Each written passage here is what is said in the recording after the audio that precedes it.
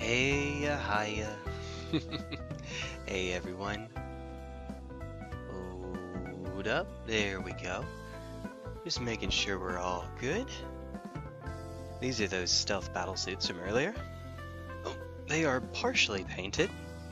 A little bit. Just a tiny little bit. But well, we still have more to do on them. So, shtick is, in order to get them battle ready, in order to get them ready, or any model for that matter in this game, ready to actually be played at an official event, or most bigger tournaments, without taking any sort of penalty. In order to do that, you have to have at least three colors on them, and they have to be based in some way, meaning that you have to do something to their base to make them more than just this disc with nothing on it, but a little bit of color. So I'm going to be working on that today. Now these already have the what would you say, what is it, Granite Steel I think is the color? Yeah, Granite Steel on them. Cool, well and good. Hold on just a moment where I can actually see. Hi everyone. I can now see my dashboard. Oh, good times. Yeah, these do have their bases on them already. Cool, well and good. Not at the bases, they have one color. However, I need to get two, but I would rather do one color for everything that needs it first, and then do the second color for everything that needs it. And then I'll work on basing, which will be done probably all at the same time. These are Fire Warriors. Oh, this is a specific... Hey, what's up, CJ? Kind of Fire Warrior. These are the strike team. They're the long riflemen. They're not snipers, although they are TOW, so they kind of feel like it. That's a different unit, which I will work on as well at some point, but I need to decide what exactly I would like to do with them. What this scheme is going to be.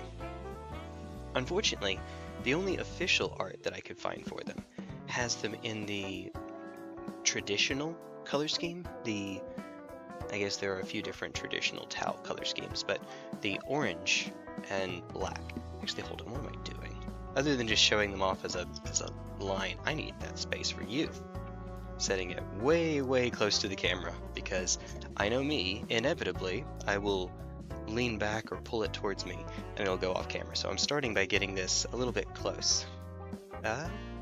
Oh, what'd you do, CJ? What did you do? Wait, over the weekend? We've just started the weekend. How? Okay. Oh, and you have Pyron Noct as your pal on stream. That is pretty cool. Now if we want to start with the long riflemen, let me get my... this should be fine. For me, this feels like a medium brush. I don't use big brushes all that much at all. Just for more control. Still only Friday. Oh, over the last weekend, I guess you mean to say. Oh, fair. I guess you know what I mean. I guess you mean over this previous weekend. See, I think of Friday as being the start of the weekend. Semantics. Ooh, okay, I am pretty close. Canoptic Circle. That's a... Goodness, which one is that? I know it's Necrons, but... Canoptic Circle. Canoptex. Let me just... Canoptech Circle. There we go. Oh, the kill team! Oh, okay. Is the actual unit itself called the kill team? Or called the Canoptic Circle? So TOW, for example, have their kill team, one of their kill teams is called wow, I'm reading something on the screen. Goodness, I need a nap. Is called a Pathfinder team. The actual unit is called a Pathfinder team. It just has a kill team named after the unit. Features the same models as the unit, just different styles, Imperial Agents have one as well called Imperial Agents. That is also the name of one of their units, Imperial Agents. I wonder if Canoptic Circle is an actual unit in the army, or if it's just what the kill team is called. Well, it's out of stock, actually. Kill team Canoptic Circle. Beats me? Well, there's a neat little way to find out. Let me take this, and let me plug it in as a separate search without the words kill team, and the answer is no. Okay, cool, well and good. And then just to double check it, Nope, it is just a kill team. Okay. Still, they look pretty cool. I wonder what they are a function of, as far as the units themselves are concerned. So for example, with the Tau and the Imperial Agents kill teams, they double as actual units in the army, so you're buying a more expensive version of that same unit. Not that it necessarily matters all that much, but you buy a more expensive version, but then you can still play it in the regular game. These are Relentless Counting Circle Operatives in games of Kill Team, Fielded Necron Army in games of Warhammer 40k. Doesn't say as the kit builds 1 Geomancer, 2 Tomb Crawlers, 5 Macrosite Warriors. I guess that would be them. I guess. Huh. Huh. Huh. Neat. Oh, did you see, by the way, that there is a kill team rule for Imperial Knights, where they just run, and Chaos Knights as well, they just run 2 Armigers or War Dogs, respectively. This is, by the way, the least efficient way to shake it, but oh well.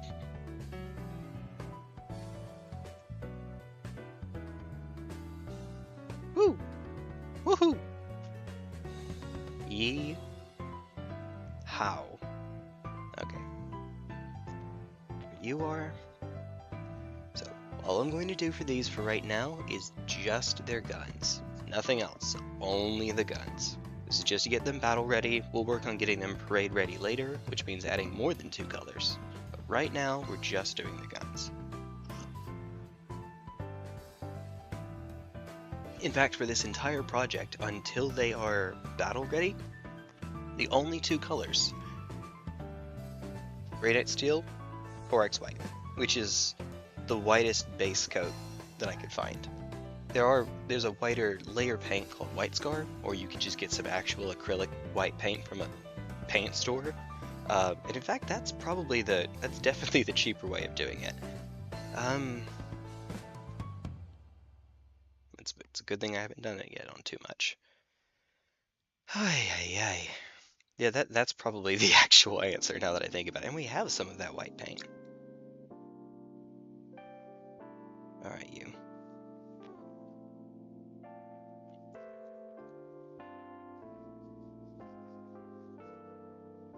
So what are you doing on here? What are you doing? Get off. I was cleaning earlier.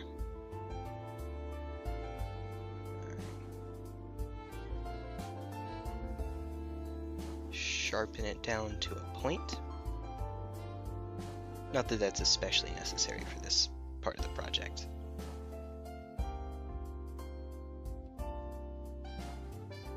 I also grossly underestimated how much time this is going to take. Unless I feel like just slap chopping it, and I don't. Let me do a neat little trick. You put your wrists together as a way of making sure that your hands are more stable. Sorry, one moment, Arkham's Knight. One moment, please. With you in just a sec. Now, do you need anywhere near this level of detail? No, but it's me. It's me. I'm the guy that agonizes over optimization and mulatto. I'm bound to. This is just how I play the game, I guess. Alright. Painting Tau models. The movie, the game, the trading card game featuring Dante from the Devil May Cry series and Knuckles HD, remaster, reimagined, now with new Funky Kong mode. Yeah, I couldn't decide what to name the stream, so I just named it Yes. It is all the things.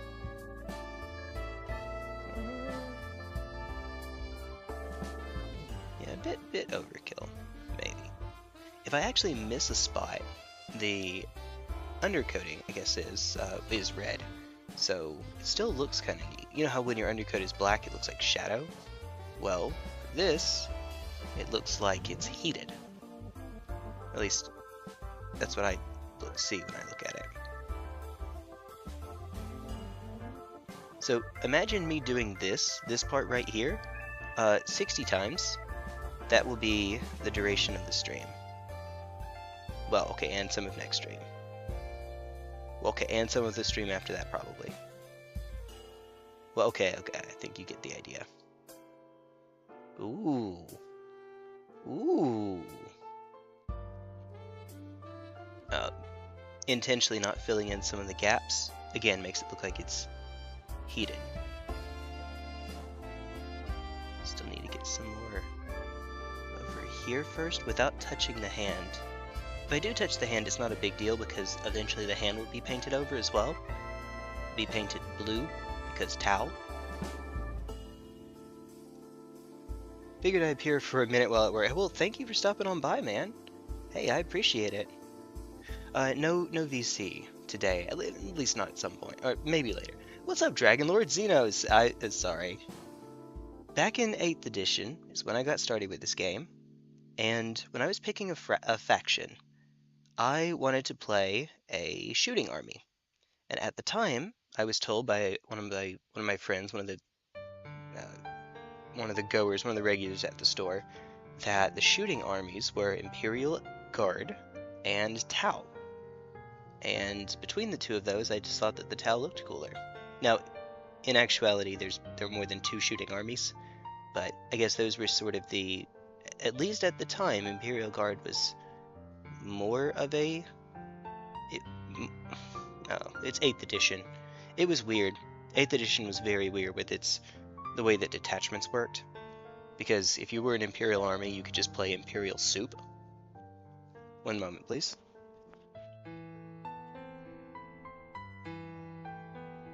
I feel like I have to sneeze, just a sec. Oh my goodness. I did in fact have to sneeze. Okay, well, so Imperial Soup, or just a soup army generally, is an army that uses basically this and that and the other from different factions, and throws them together in one list. Nowadays, this is usually not possible. There are some exceptions.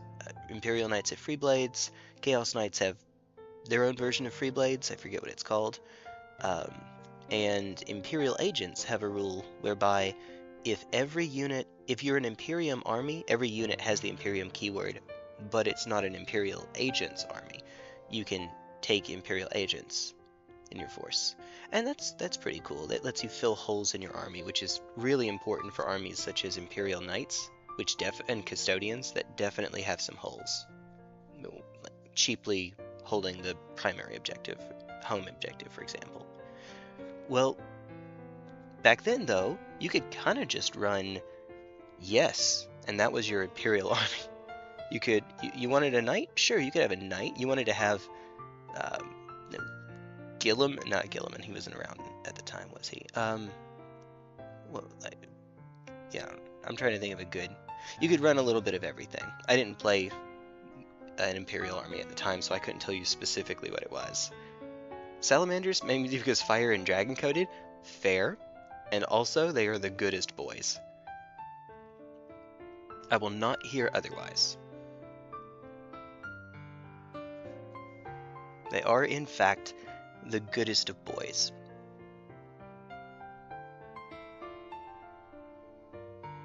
I know that 40k, Grimdark, Salamanders, if it's too grim and dark, it might be a little one-dimensional, a little one-note. So Salamanders being the Hope faction, I guess, sub-faction, feels appropriate, I think. And also that one, what would you say, the 40k animation that nobody actually watches for real, but everyone pirates. I haven't seen it, but I don't know. It's a Salamander, an Ultramarine, and a sister fight Necrons.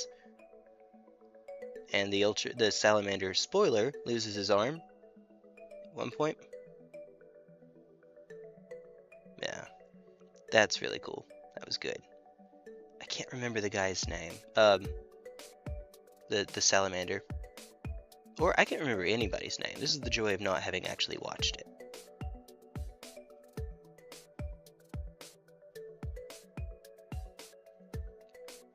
Not a huge deal if I mess this part up because it's going to get painted over eventually anyway. There's a certain emblem that you find as sort of a theme on tau units. It's a circle with a line bisecting it.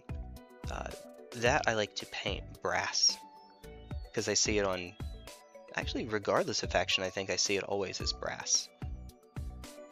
So it's just an easy one. Oh no, I'm hiding details. Oh no. Ooh, it was called Sakan, that's the name. You are 100% correct. Sakan, D's. No. No. He deserves better than that. No. Yeah, Sakan is cool.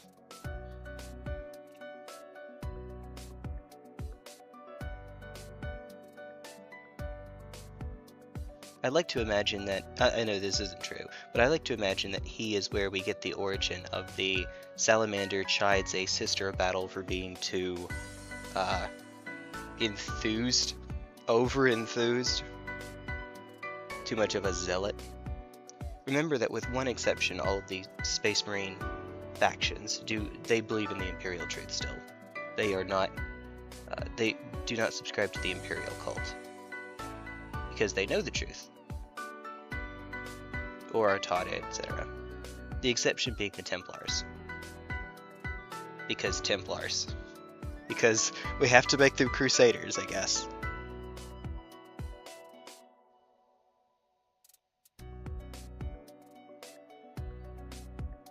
Here.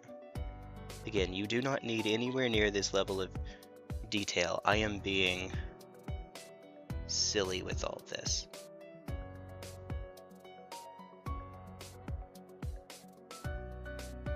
Especially, remember, I have to do this 58 more times.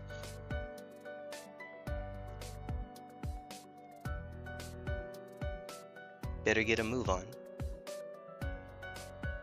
I can tell you for sure that Monday's stream is going to consist of me doing this as well. I'm going to try to make Saturday and Sunday Hades 2 because those will be long days. My only long streams, by long I mean 12-hour. Streams that I can do now are ones on weekends when I don't have kiddo, which is, I'd rather spend time with her on the weekends when I do have her, and maybe do a short stream in the evening. Otherwise, I can live without.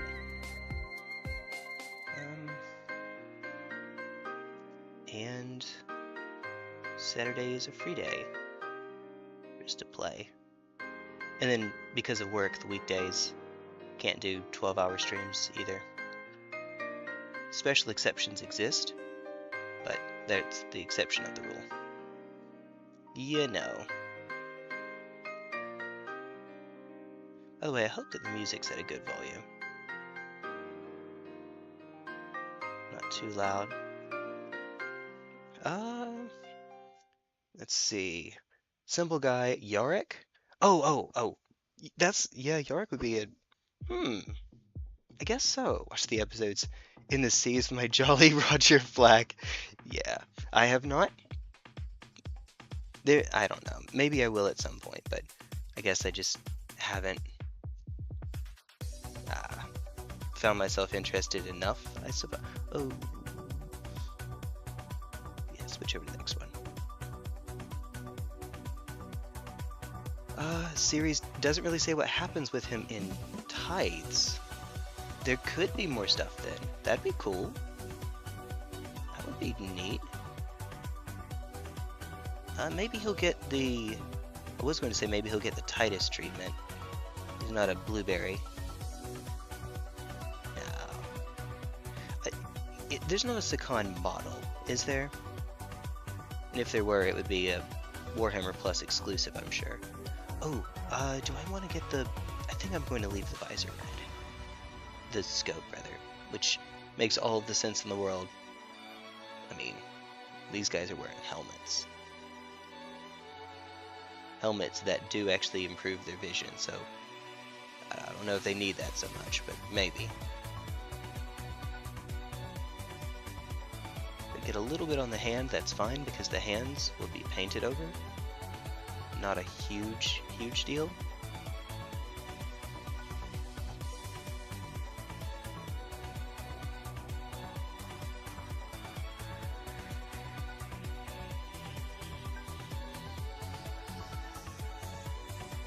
I believe that you are right. I don't think there's a model. Unfortunately, I believe that you are correct.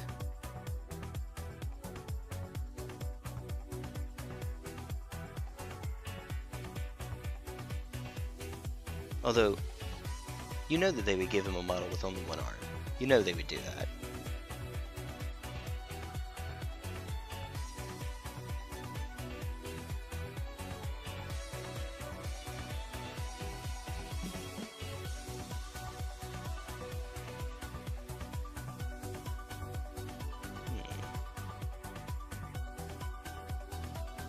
After this one, I'll shake the steel again.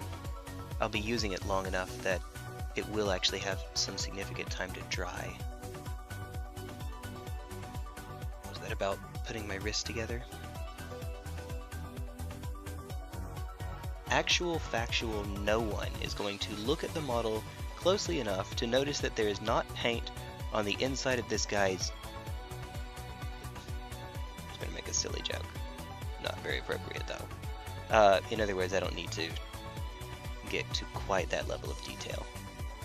However, I cannot help myself. I am T1 GlistenerElf. I am an achievement hunter. I will make this thing perfect. I will make it complete. I'm contractually obligated to. Oh, hey, what's up, Lilith? Just Lilith. This effect would make me trip so hard. You know what? I believe that.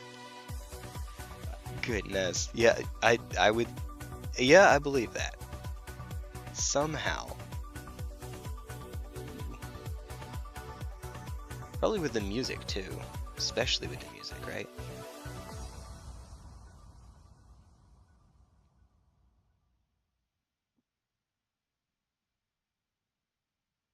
So if I can not clip the hand, whatever.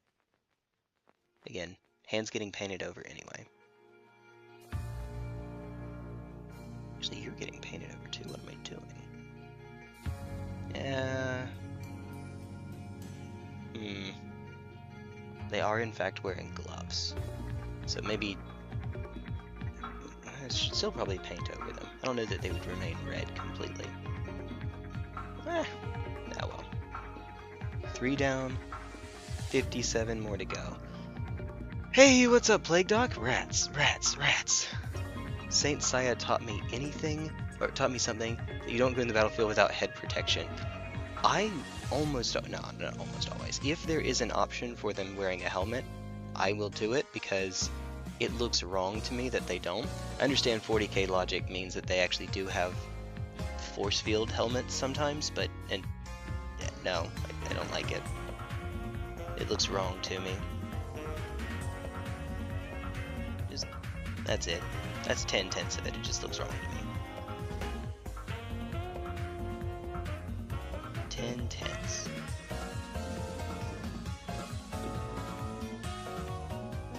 Also, I'm supposed to be staying dead center of the camera, if I can help it. Vertically, that is. Because I am on the shorts feed as well. So if I can, I should try to stay somewhere in the center here. Now, only one time did I ever actually get, as far as I'm aware, a boost in views from the shorts feed. As far as I'm aware. But, you know what? That you can't take advantage of the opportunity if you don't leave yourself open to it. Which reminds me, at some point, I need to try to put some rule lines on my view on OBS. Just in case.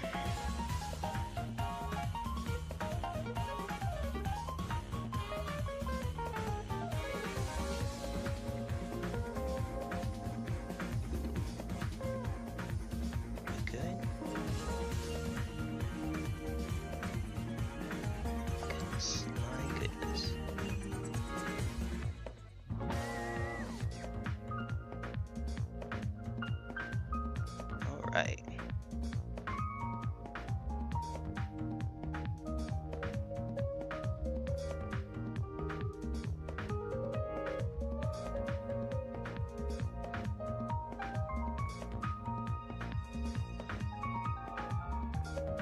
Hope everyone's had a good day so far. Done with work. Glad that the day is over. Except for night. Night is at work still. I hope you have a great day later. When all is said and done.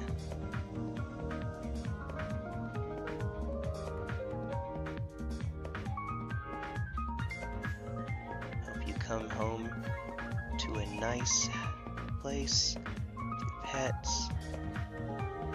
Which I can't remember off the top of my head. I think you said you have a dog, but I don't remember. It's been a while.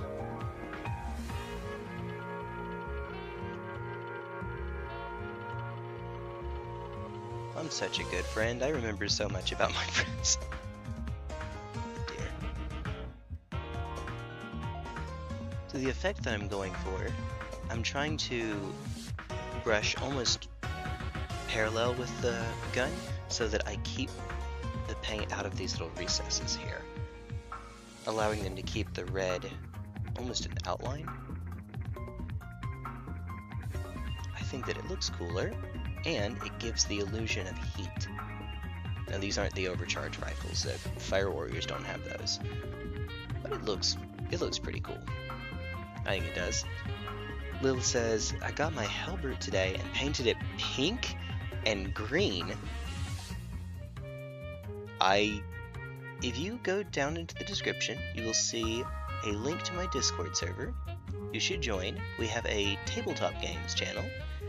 If you would like to post that, I'd like to see how that actually works, because my first impression is pink and green, that doesn't sound right, but then Hellbrute, so maybe it's a toxic look, maybe? Kind of cool, I think. I don't know, I kind of want to see it. Applies to all, oh! Crap, I forgot to post. That reminds me. I forgot to post my pictures of my previous models that I finished in the Tabletop Games channel. Well, not finished. Yeah, okay, some are finished, but realistically, most of them are just works in progress. Blasphemy for a Hellbrute it might work? Maybe? Maybe? Je ne sais pas? I don't know. I'm trying to think of how that would look. See, I'm looking at a Hellbrute now and trying to impose a color scheme on it, and green makes me think Death Guard, and pink maybe could be a noxious stomach acid pink, perhaps? Maybe? Yee, so, oh, okay. Hey, there we go. Fair enough. Yes. And also... click. I know you can't see, but just a sec. Give me just a moment. Alright, there we go. Ta-da! Bonking bots. As one does. Okay. Close it up for a moment. Have a bit of a drink, and then I'll shake it up again. Go for a shake. Alright. My Yu-Gi-Oh! 5G's cup. It has the... not 5G's, GX. 5G's, goodness. It has the copyright year 2004 on it. This cup is 22 years old.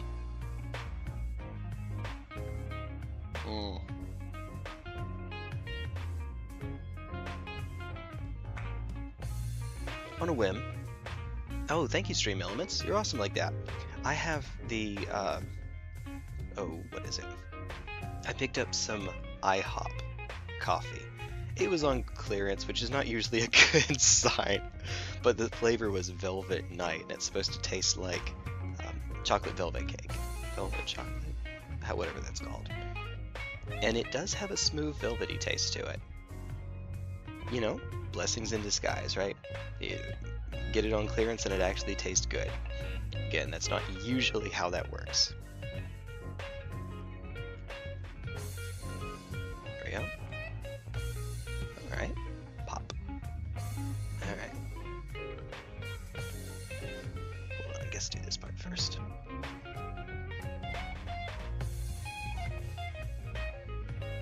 little bit of water. Just a wee little bit. Check. What?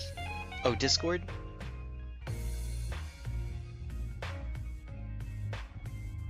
I don't actually know what you were meaning to write there. Meaning to type there. You know what I mean. You know what I mean. My mouse run off too. Well, I have a... my mouse is right in front of... It's on the actual keyboard itself. Look, I know exactly what I'm doing. I know precisely what I'm doing. I know... Look. Oh goodness. Oh Lilith, you've been on here for 10 years? Nice. Hey there. Oh goodness. Alright. Let's see. That should be good now. Dragon Lord says, usually stuff that's about to expire doesn't really expire at the date they say. True. The thing that is not such a good sign about it though, is that people seemed to not like it enough to not buy it. Now with seasonal coffees and teas and whatnot, that might just be that they ordered too much. Well, I mean, I guess that's true in this case as well, but you know what I mean. It might be that people didn't come back to buy more, is the idea. So it's probably not great. But sometimes it is not in fact how it works. And we like those. We take those. Ooh, yeah, the brush is too wet.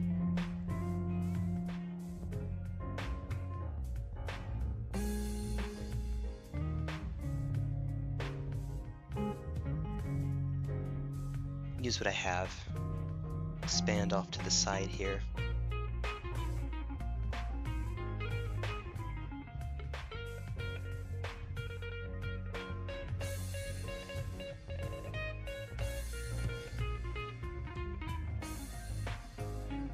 Then paint the sections that don't actually matter. If the paint is too wet, then what I'm worried about is that I'll lose some of the detail from the recesses. Now, whether that's actually founded or not may not be the case, because when it dries, it'll thin out a little bit. But I don't know until it actually happens. Yeah, okay. The other issue is that it ends up showing it. It's like I turned into a layer paint. That's what layer paints are, effectively. I'm just going to use this area right here.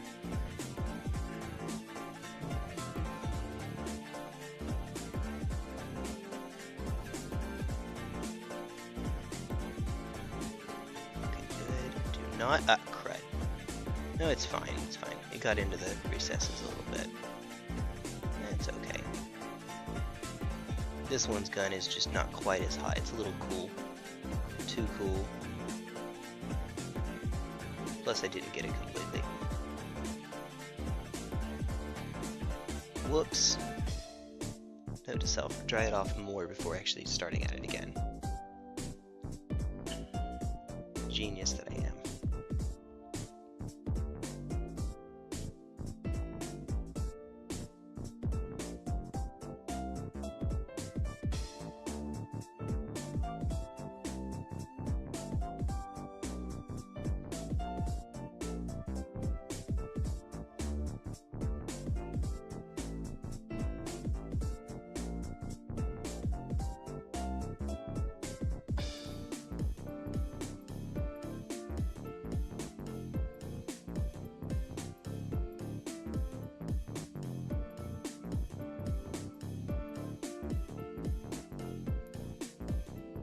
Forward to having to do another code. My temptation is to say I just won't worry about it, but I know me. I know me. Unfortunately. I mean, what?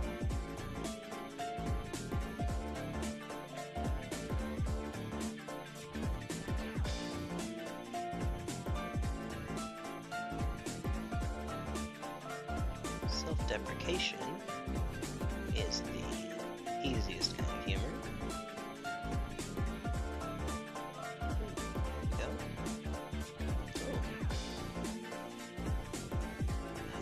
somewhat salvaged. A little bit, a wee little bit.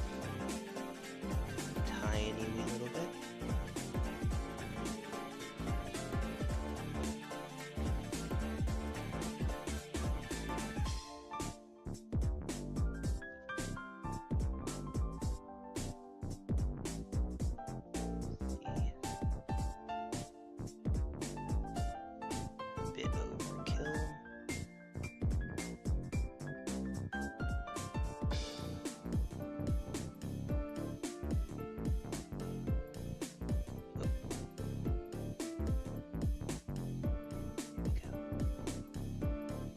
Turn into an ASMR streamer if I'm not careful. I'm sure somebody out there would like that.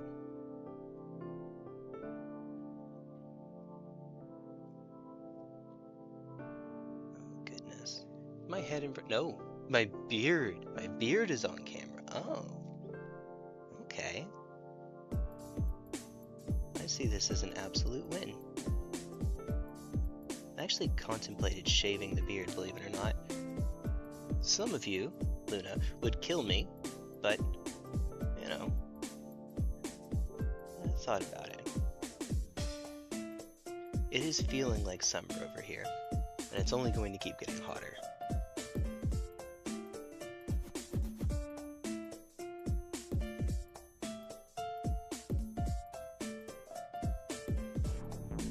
Touch up.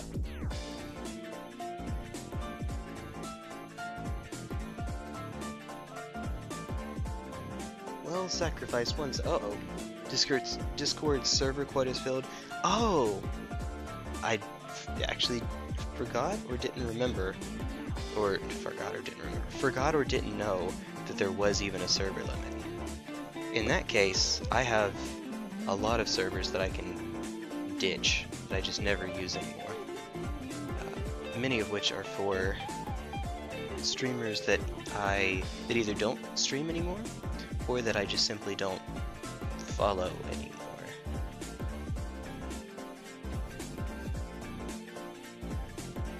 Well, thank you though. You are more than welcome. Come on in.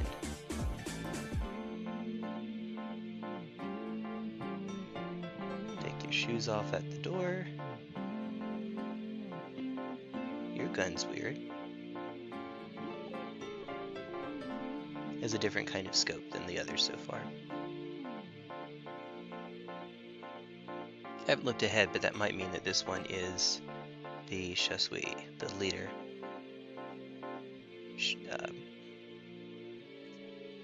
It used to be that there was and sometimes there is, a mechanical difference between the units, based on which one is the leader and which ones are not.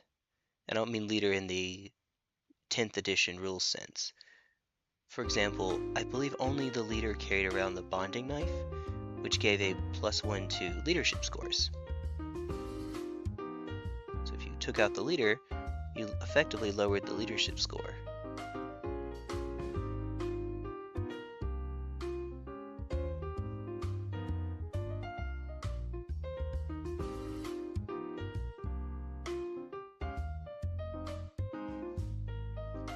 Let's get a bit more back on it.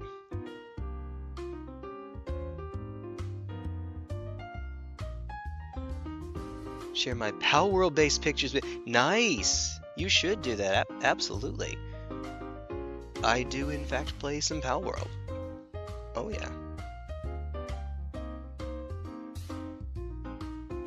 As you know. You might have been there, maybe. Might have seen you around in there somewhere. It is one of my favorite games. Oh, oops. Okay, got too much in there. Let me remove some of this. Never mind. I need the push pin for that. Oops. Oh well. Some of the paint got into the vent. Oh no, it's venting! Amogus.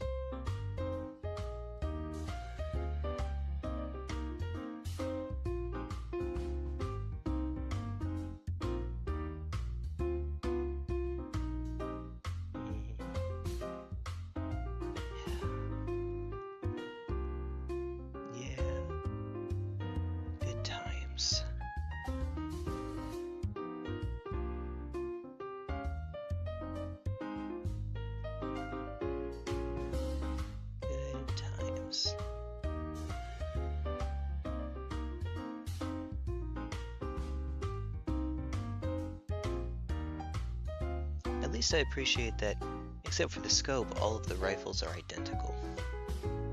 Actually, I had enough. Ah well, done is done.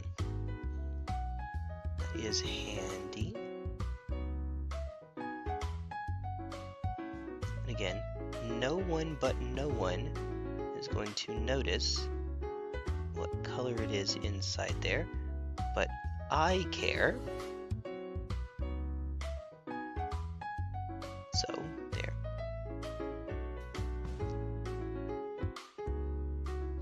Can't even see that from the tabletop, I imagine.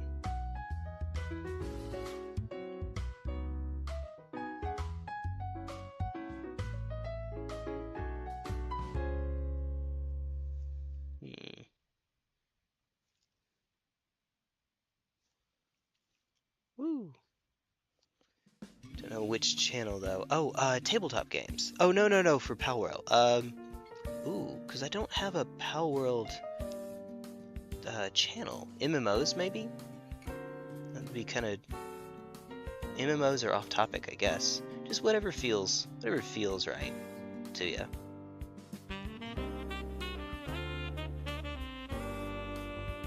When in doubt, off topic. Should be near the bottom, just above the voice channels.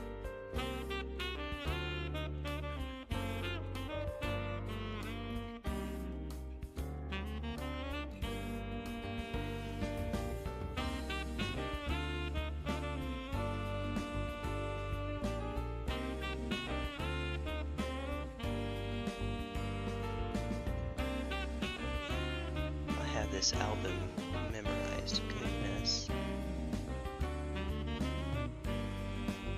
I thought I was missing something.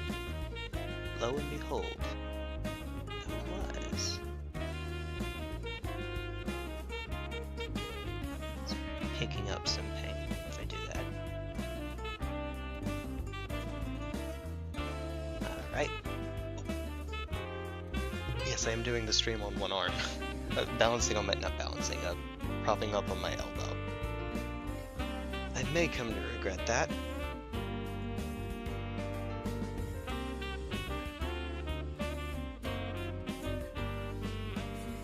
I'd like to think I mean, for a guy my size, I'd like to think I'm decently strong.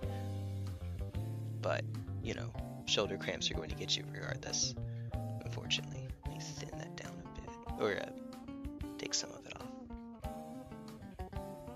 Too much of a good thing at all.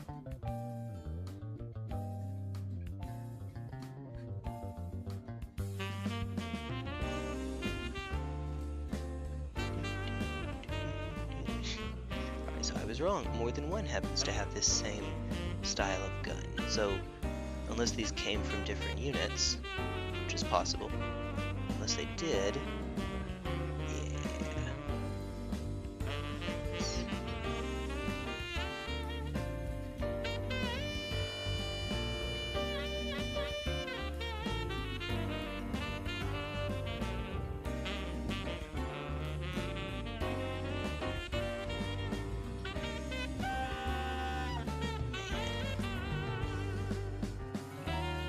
Sound.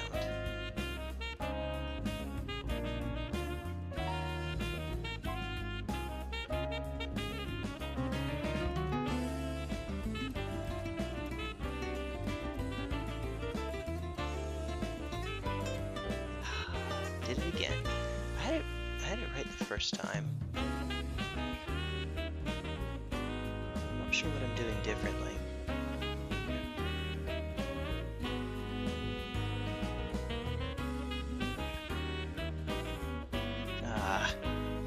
Already in there.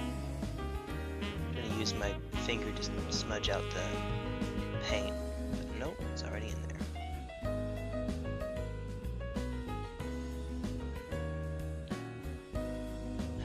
Well, too much paint on the brush still, I guess. There's a reason I was trying to hit everything else first, before I got back to that part.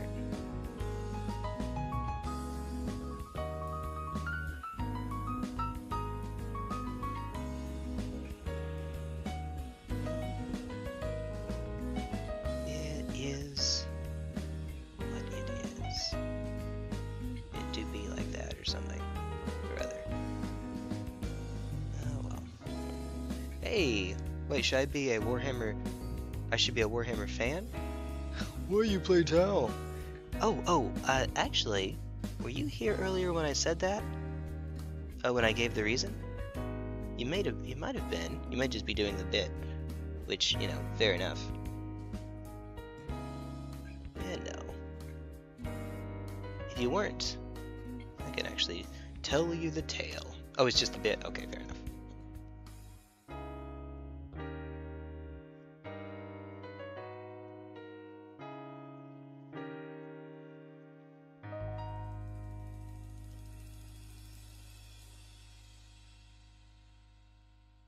The entire all of the albums back to back would be a little over 5 hours and 20 minutes. And use that to time how long the stream is. Was it loop? Yep, nice. Was it loops back to the beginning? It will have been about that long. I say about because I had to take out 2 songs. Not for lyrics, but because YouTube thinks those songs are a cover of a cover. So, whoops.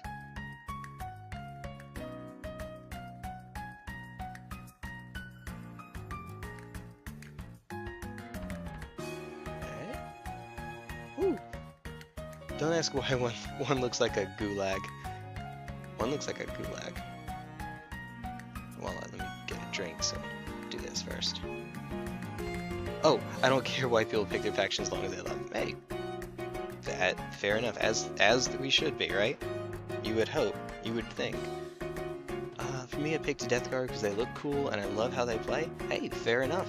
Why won't you die? Nano machine, son, or feel no pain, son. Dear, someone just disappeared off the screen. I am just now realizing Stream Avatars does not look at YouTube and Twitch, does it? It only looks at YouTube for picking out pals for people, I think. In that case, it would be Plague Doc? I think it was Plague Doc that just disappeared. It's if you go without chatting for a while. So if you're looking, but you're not chatting, then your pal disappears after, I want to say it's 10 minutes, I think. So whatever I set it to.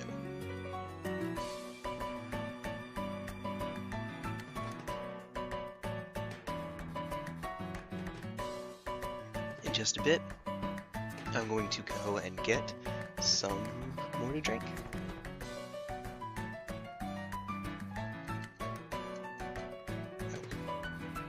Oops. Just getting rid of the excess water by sweeping. Maybe be a little bit gentler with the brush. Maybe. Just a bit, T1.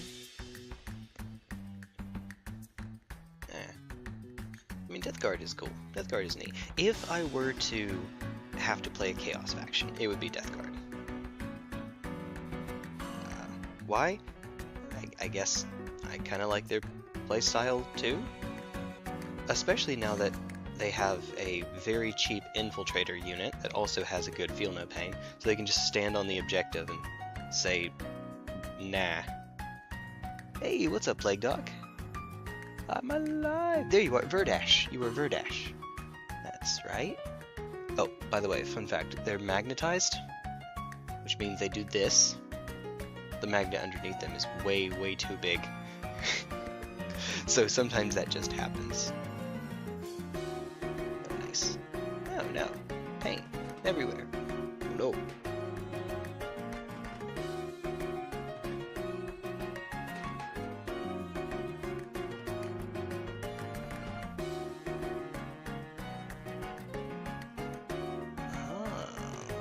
What I did.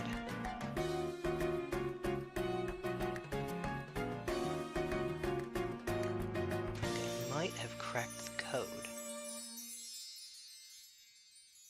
Well, okay.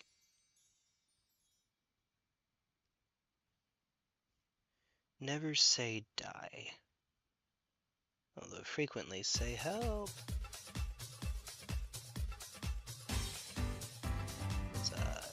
Thief and the Cobbler, I think, is where I got that from. Jonathan Winters. What a guy. a Disney movie that started production before Aladdin and actually came out after Aladdin. Also set in Arabia. And back, news about the Thunder Barons. All of them will have at least one trophy.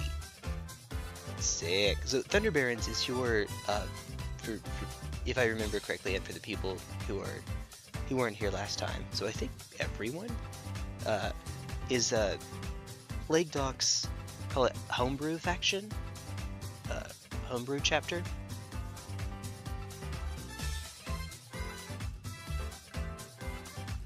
Did I say that correctly? I hope. Maybe. Hopefully. Name it still, but everything else is Homebrew. Oh yeah, that's right.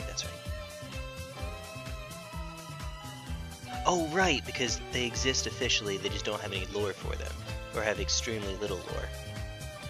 That's right.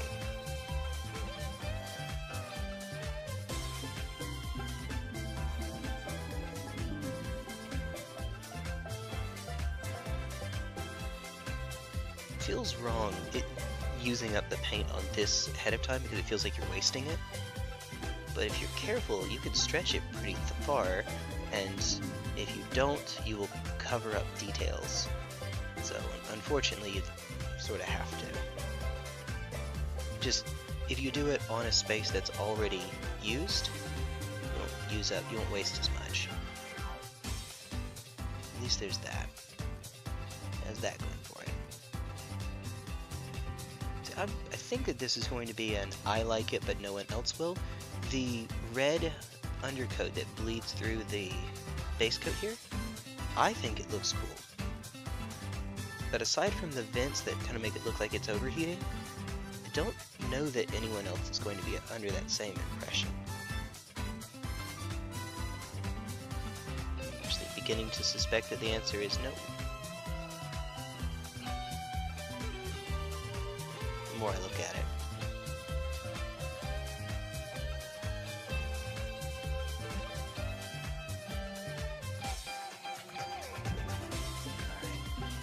No color scheme, no lore, no nothing, just single passage talking about them with a hammer on a snowy front after a battle. What that means is hammer time. But yes, you are going to have them rocking hammers.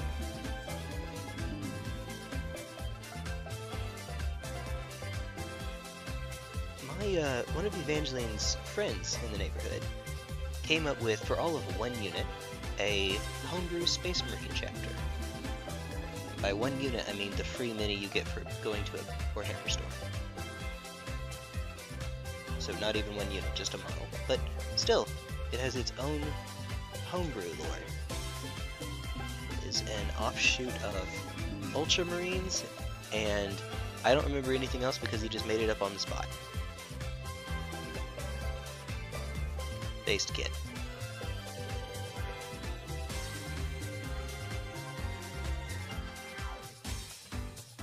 I am this close to just getting out the toothpick to make sure I don't smudge it. Oh, helps if you do the other side first too, actually. I hear that's pretty important. Okay. My goodness. Make it where people can totally see.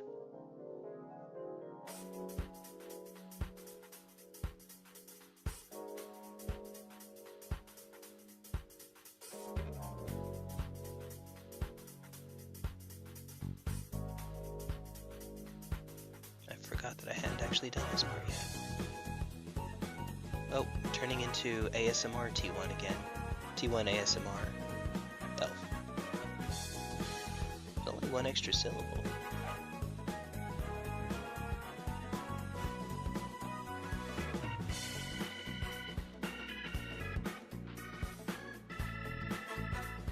Use the parts that don't have any detail to thin it a bit before I get to the parts that do.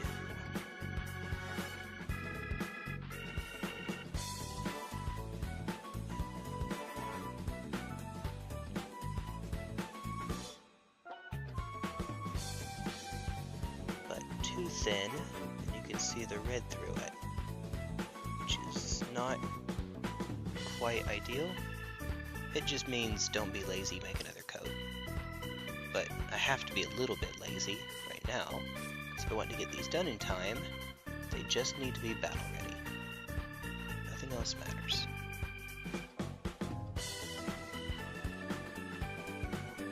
No one is going to look under there, T1. Actual, factual, no one. And yet, never guess who can't help himself. Okay. Alright. Wish there were more lore about the black dragons. They seem neat. Well, they do have the word dragon in their name, so I'd imagine you would think so. That's not a dig at you. That's cool. They're cool, I'm sure. You're cool. Steal some Space Wolf stuff for extra trophies. I can't say that I like it being... I like Space Wolves. But they're probably a pretty accessible faction from which to get decent trophies. I say decent because, you know, Imperial Guard heads, 4 trillion of them. There's also... No, Lilith, that's slightly different. Yeah, no, I'm picking up what you're putting down. All of it. The whole thing. Oh my, it's a lot. Ha ha ha.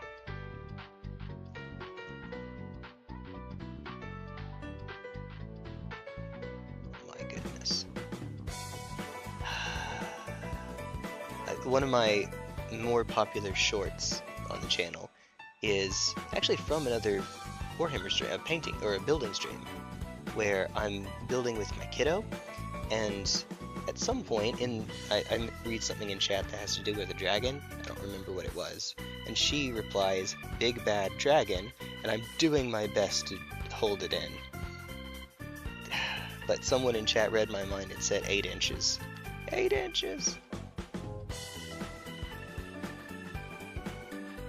So, perfectly innocent little kiddo. And then me dying of hold it in itis.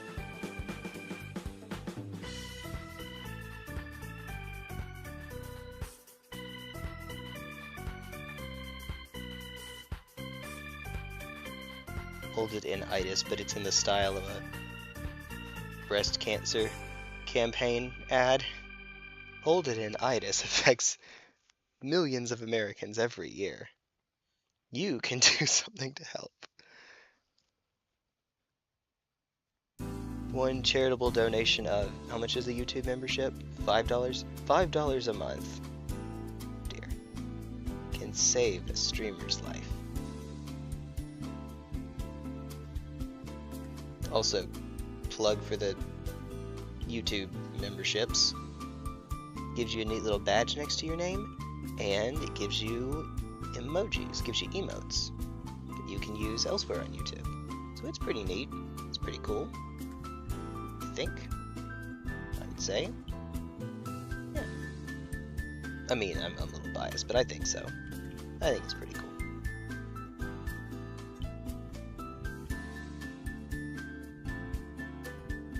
It's something to consider if you like helping out the channel at all. It's, I guess it's more paint pots, because goodness knows this don't come cheaply. Although, thankfully, this is actually the only paint pot that I'll be using on any of these T'au that didn't come in one of those combo sets, because instead of using lead belcher, I prefer the cleaner look of granite steel. So, you know, those packs that contain 10 or 13, or depends on which one, how many paints they have, and then something else, the cutters or some Infernus Marines or what have you. I think some of them are just paints, but I think most of them have something else along with them.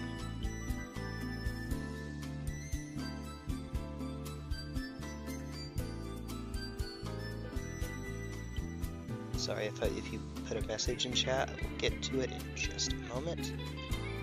Just please be patient with me while I am doing some completely unnecessary painting in a spot that no one is ever going to look, but I cannot help myself. Please, for the love of goodness, stop. T1, T1, your heart. Let's give my shoulder a good stretch.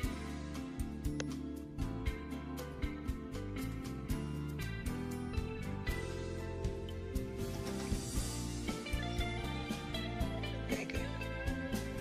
Very good. Wow. Oh dear. Not like them. It's not that I like them because they're dragons. No, sir. No way. Totally, definitely, maybe. You're making the is that Praetor from my Saturnine box in their general? Oh, that's right.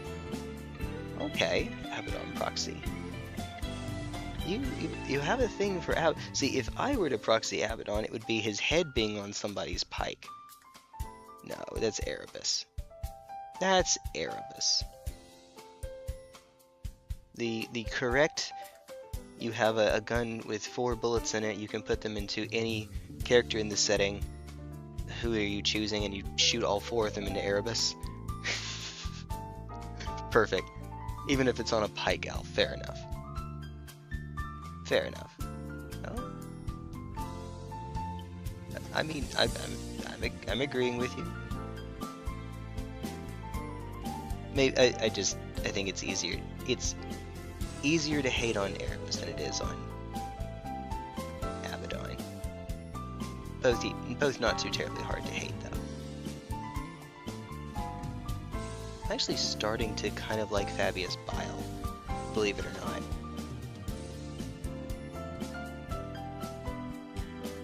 It means I'm cringe. I like his characterization. I like the "this could have been you" call vibe. Oh god. He's turning into a zoomer.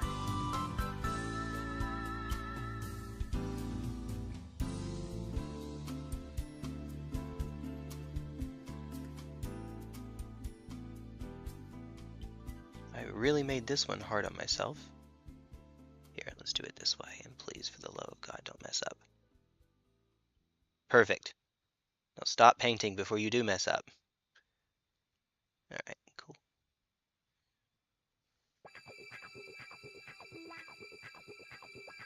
What do you mean? There's no such thing as too much of a good thing. As the beard creeps onto camera. There's no such thing.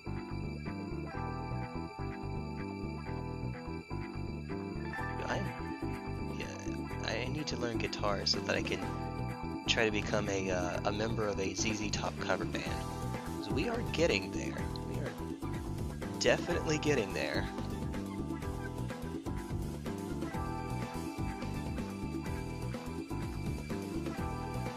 Dear. Alright. Okay. Quick sec. I know I missed chat. Just a moment.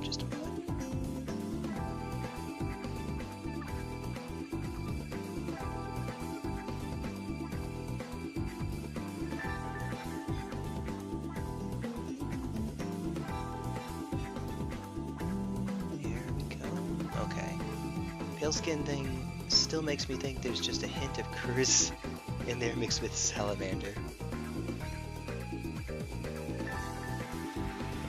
You know, I didn't think about that, but naturally he would have to be portrayed with pale skin.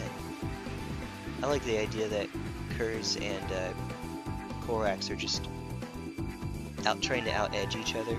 Not like that. Not like that!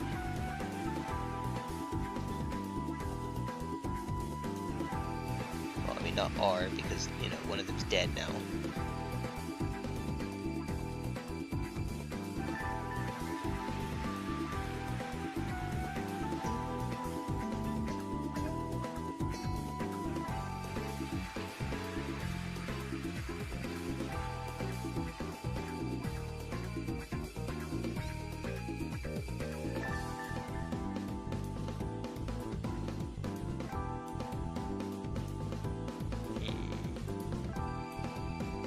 Maybe I should, it's a little late now, but maybe I should actually make all of the scopes steel as well. The plan was to make them white.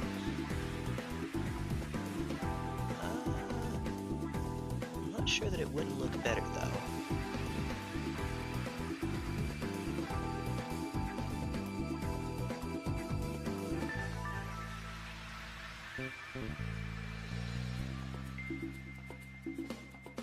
Huh?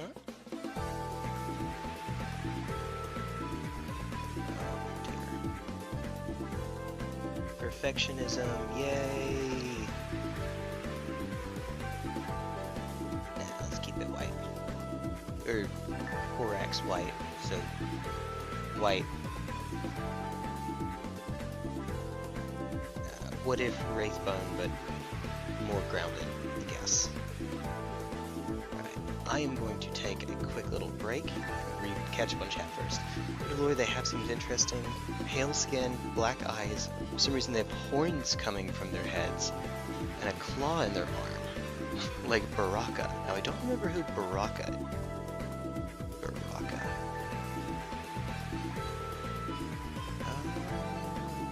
Oh, Mortal Kombat!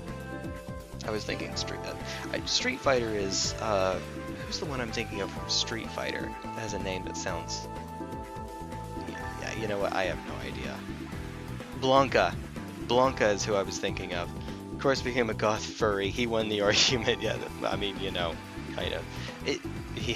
A furry that turns into a bat. No, he's not a bat. He's a...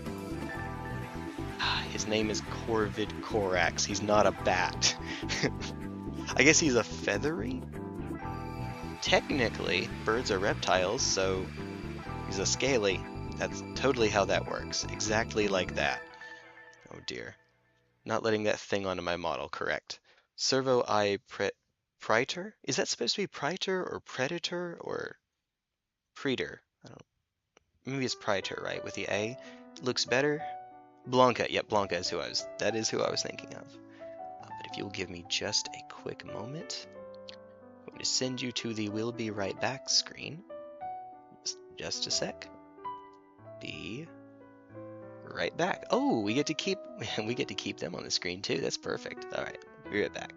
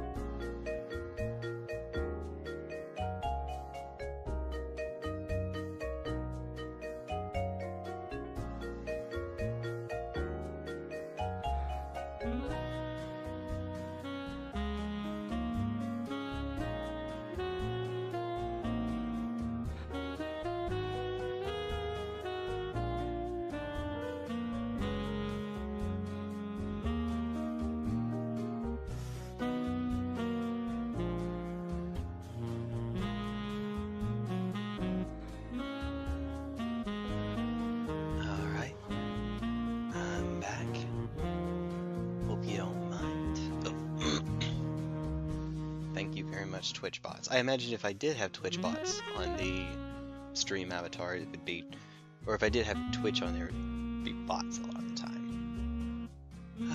Good times. Hello? I cannot stress this enough. How? Alright. Good times. Rush. Okay, so these... I mean, I could always do more touch-up, of course, but these are fine for right now. These are good. Let me set these up right here. Yeah, sure, why not?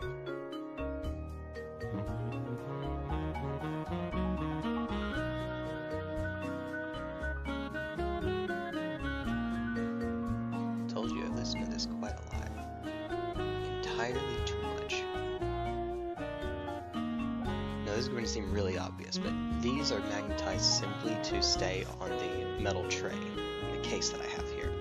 However, my battlesuits, well, stealth battlesuits notwithstanding, are magnetized such that they can switch their weapon loadouts, which is always handy.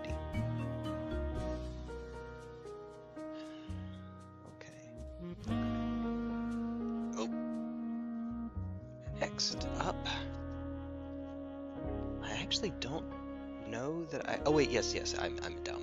Hold on, wait a sec. There's some breachers over there, but there are actually more... Oh my goodness. Hold on, my wired headset's dragging at the units. Just a moment.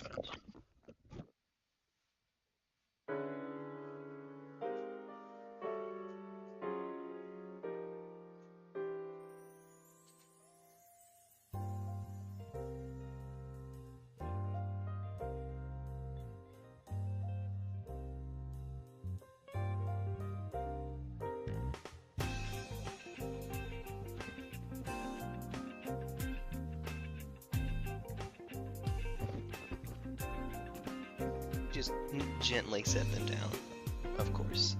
Oh, here you are. This is where the leaders went off to. Whoops. Okay, so one of you is getting swapped out. This guy. This guy at the end, I suppose. One moment. Hey, what's up, Bat Shark? More painting indeed. Only a lot. So, in order to... I don't know if I mentioned this around you, but if you were to play at an official Warhammer tournament or one of the bigger tournaments, your units have to be what's called battle ready. Otherwise, you suffer a point penalty, making it harder for you to win games. Yes, that painting is essentially required at a competitive level. Battle ready, however, only means it's pretty minimalistic. It means 3 colors, at least 3 colors, and they have to be based. So something. It doesn't mean they have to have their opinions on Twitter. It doesn't mean that kind of bait now. It means they have to have something done to their base. It's the drip bonus. Oh, it's more like the dripless penalty, but yes, pretty much. Oh dear goodness. Yeah. So, I don't think that simply having the base be a certain color like this counts. But that's fine, I was expecting to do something anyway. Dripless bonus. Oh dear. You win by either totaling your opponent's army, they have nothing left on the field, or you have more points, more victory points, basically by scoring objectives and then whatever the secondary mission happens to be. And you lose points. You lose 10 points at the start by not having them painted. So, good times. Good times. It is still possible to win a tournament even with this penalty. I'm only familiar with that having happened one time, and it was for a relatively recent, in the grand scheme of things, recent event. I believe it was about a year ago when Orcs got a really stupid detachment called Mordaka. Long story short, without getting into the weeds, without getting into the math, it doubled the number of their shots that went through. It's a shooting-focused Orc detachment. Orcs have terrible, terrible shooting, the grunts only usually hit on a 5 or a 6. 6 obviously is a crit, so it always hits. But they're doing 5-ups for hits. That's pretty bad. But if you make it where if they get a 6, they get sustained hits too. Sustained hits means they get an extra hit added to the pile. 2, so they were already only hitting 2 out of 6 times, but 1/6 of the time they get 2 extra hits. What that means is that you've doubled on average their shooting. Yeah, it's fantastic. It was definitely not balanced at all. And somebody, not terribly far from where I live, a couple states over, won a tournament, presumably having just bought the army, and so they weren't even painted yet. But you know, when you're that broken, yeah, that will do it. I guess I am a little bit surprised that this is someone who won against other people who presumably did have their army painted, but this might have just been so early to the detachment's release that unless you already had the army just by happenstance, you would be out of luck. Oh dear, only play casual kill tape? Fair enough. Fitting of orcs. It is in fact very fitting of orcs. Yeah, you're not kidding. Yeah. Orcs being the silly little big guys that they are. Silly big guys. Alright. Actually, I was going to make a joke. Never mind. Okay, mine. Silly big guy is Tyberos, actually. Let's see.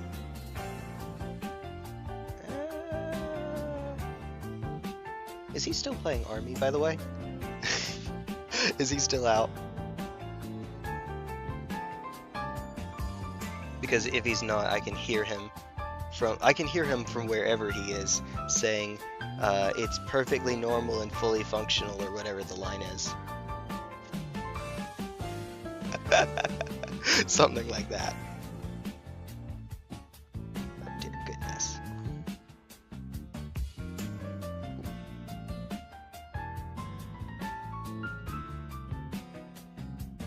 I know what I'm doing. I think I actually did use up all the paint that was connecting the lid and the base of the wall.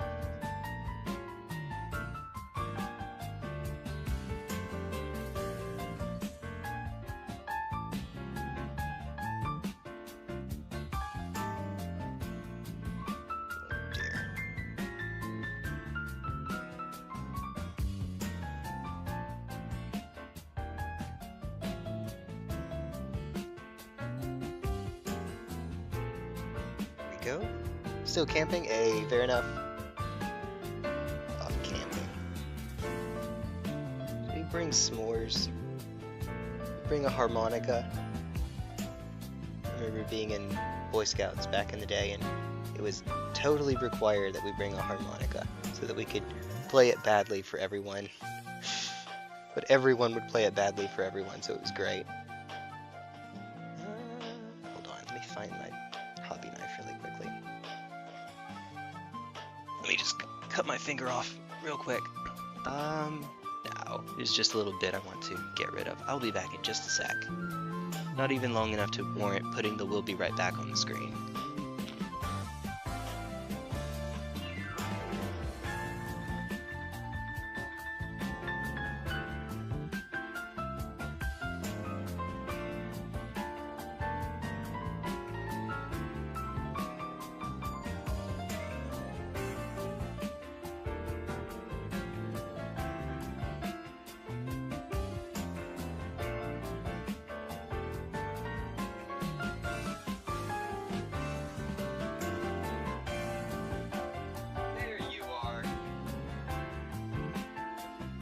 You're not.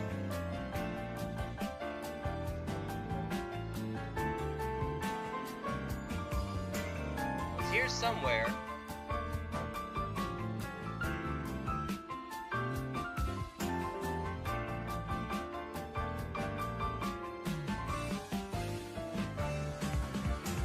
Aha.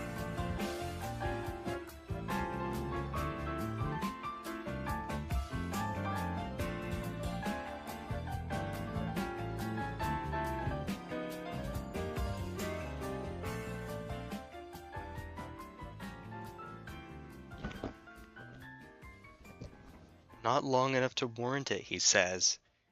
Jinx himself, he does. Oh, are we just in between songs?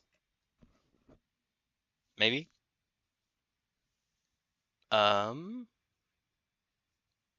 Did the song? There it goes. My timing is perfect. It must have just ended. Alright. Here we go.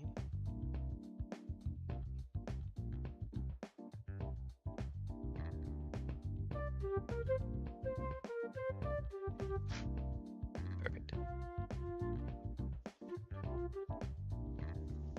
I'm sure I missed a chance to use it earlier as well. Alright, so that my back doesn't, you know, turn into a pretzel, I'm going to switch positions. Oh dear goodness.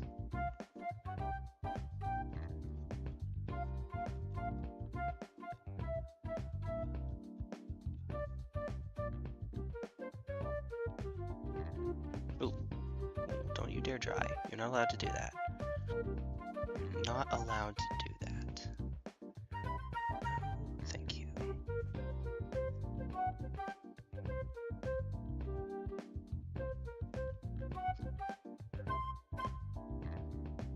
I am 100% not going to bother painting that.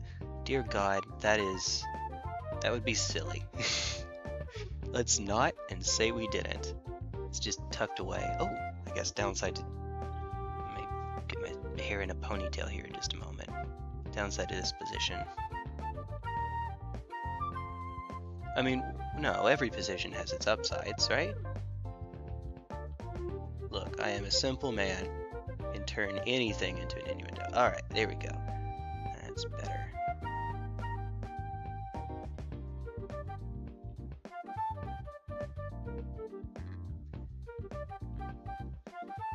You know what I should totally do? I should totally go into the voice chat in Discord, in my Discord server, so we can have all the unhinged conversations.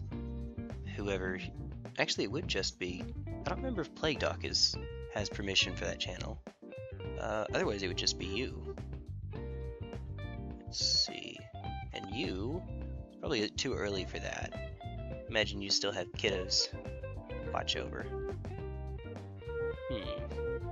Arkham Knight is still at work. Crusader, I have no idea what he's up to.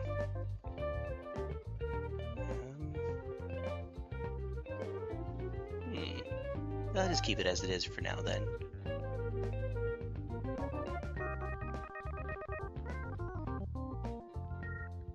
Yeah. Oh yeah.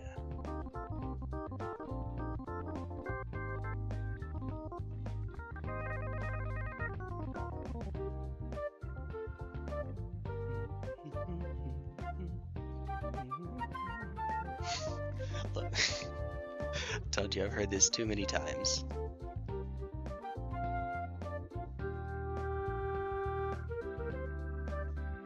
Let's see. Try to be extra careful to only touch the gun and not touch anything else. Ha ha ha ha ha. Yeah, this side too, because I love Tempting Fate. Tempting Fate is my favorite pastime. By that I mean I'm bound to actually hit another part of the model. This isn't the most detailed brush that I have, and the tip is starting to curve. Not starting. It is curved. I'm using it as long as I can because it kind of helps sometimes in some places. Curve lets me put just a tiny bit of detail on a section that I might not be able to reach otherwise, but it definitely is more of an obstacle. So what you can do is you can cut the tip off, and when it curves again you cut the tip off, and so on and so forth, until it runs too small. But that takes a while, of course.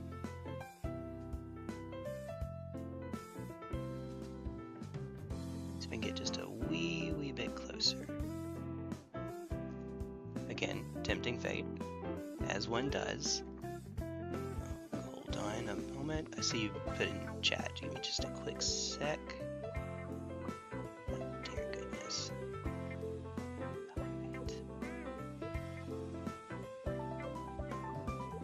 T1 turns into an ASMR streamer. The movie, the game. Kids go to bed in 20 minutes, double check all the stream stuff. By myself and paranoid about wrecking. Oh no! Oh no! Hey, fair enough. You do what you gotta do. I don't think I've actually caught up on your more recent shorts, or I haven't seen a short from you in a bit, which I think is YouTube's fault, because I assume that doesn't mean that you've stopped putting up shorts. It just means they haven't shown up for me. It also might be that I've watched enough other kinds of shorts that it's pushed those to become priorities in my feed. I'm the kind of person that instead of watching shorts on my phone where I just scroll and scroll and scroll, I watch them on my desktop. You know, look down just a bit, you see a row of 5, scroll down a bit further, you see another row of 5, pick one of the 10, watch it, then either hit back or home. So, it's just easy, I don't know, it's just how I prefer. I don't use my phone for... Actually, probably the thing I use my phone for the most out of everything is as a monitoring screen for my stream. I hardly call, I hardly text, hardly use... Oh, wait a minute, no, that's not true. It's for, nowadays the most common purpose is probably New Recruit, the app that you use for army building for games like 40K.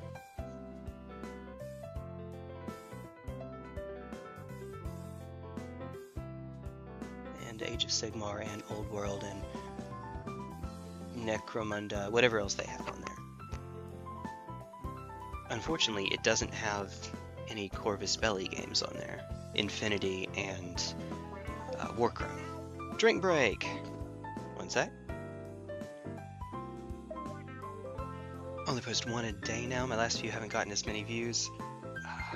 I'm sorry.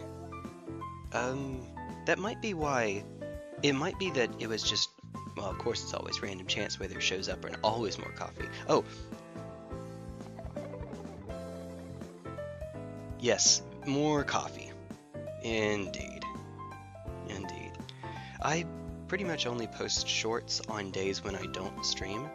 I have not a backlog. I have a backlog from which I can post. So they're available to go out, and I save them until something comes up. Sometimes an absence is predictable, but because I stream so much, I try to actually stream. Ideally, though, here's a do as I say, not as I do. I should be doing what you do, which is shorts and streams. Both. BOFA. Make sure to have BOFA. Oh, hold on. Let me get moved out of the way. Here we go. The fearless leader. The leader is good, the leader is great. Surrender our will as of this date. Na na na na na na na na. That's not how that goes. Leader. Old Simpsons was good. I would say. I like it.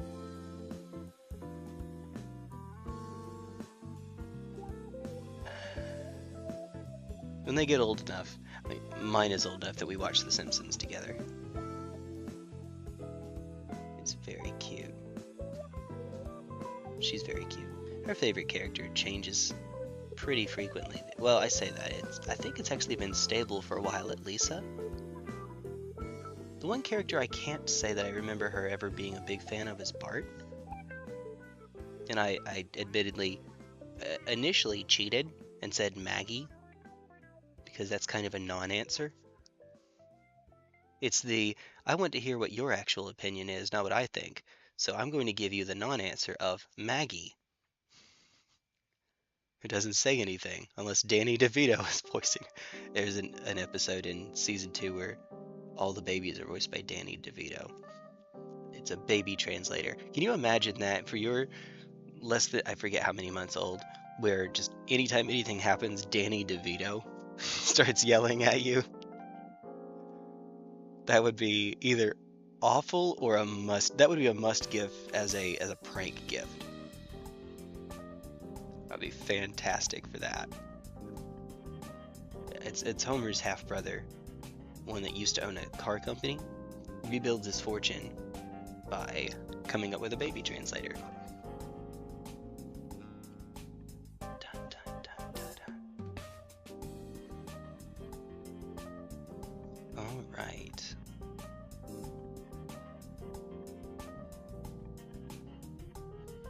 Yeah, this is a one-man podcast when I do these. You're welcome to come on later. Then it'll become a VTuber and FleshTuber podcast. There we go. Hey, I mean, 2 VTubers, totally. This model is just really that intricate. Jeez, putting Philly into shame over there. Everyone's favorite Filipino boy. I don't know where that meme got started, but or that meme, that trope, that running joke. There we go. Ooh, I actually already got most of it. Alright, so let me just cover up everything going on this side of the model, because of course, every single... What on earth are you doing, T1? I will catch up with chat. I apologize, I'm getting there. Slowly but surely.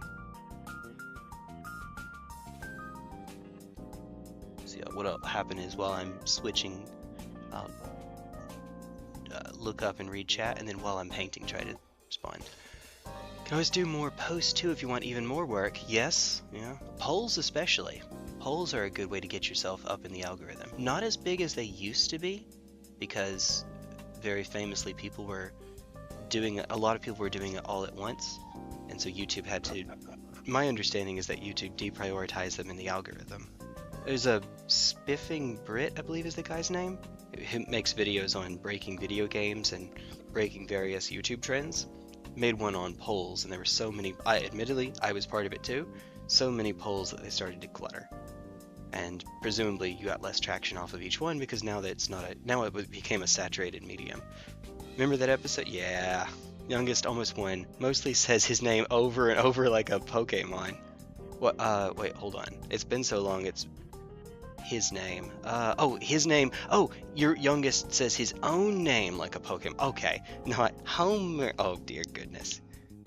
Yeah, my kid does the, from the episode where Bart and Lisa are much younger, Maggie's not in the picture yet, and Bart thinks that his parents are paying all attention to Lisa, but Lisa looks up to Bart, so her first word is Bart, and she gets around to Daddy, Domer. Daddy, Domer. Oh dear.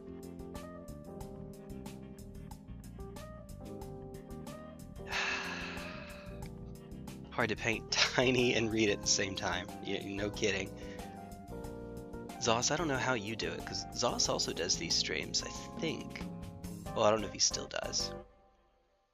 Lately, I've only seen the updates in my tabletop games channel, my Discord server. When I say Zoss, that is VTuber Zosimus Tarkus, who is a history and tabletop game nerd. And I think nowadays mostly post shorts and regular videos rather than streams. At least from what I've seen. And I say that with some knowledge because I used to be in the collab streams. I'd say used to. I don't think we just kind of stopped doing them, I think. Or we do them so infrequently that it feels like it. But Zoss is cool. I remember Zoss and Tyberos having a history conversation, actually in this very, not this very stream, but in another painting stream like this. That was cool. Also, yes, Tyberos, I am getting around to reading the Odyssey at some point. Some employment prospects have recently changed, and once that is more stable, I will have more free time. And I do plan on, like with Hades 1 inspiring me to reread the Iliad, I will go and actually read the Odyssey. Unlike the Iliad, I didn't read it way back in the day in high school. So this will be my first go at it. I mean, I know some of the parts, some of the things that happen in it, but is different when it's, when you're actually reading the story yourself, I suppose. Rather than just take cultural osmosis. Alright. Cultural osmosis, I like that. Do I not? Oh, no I don't.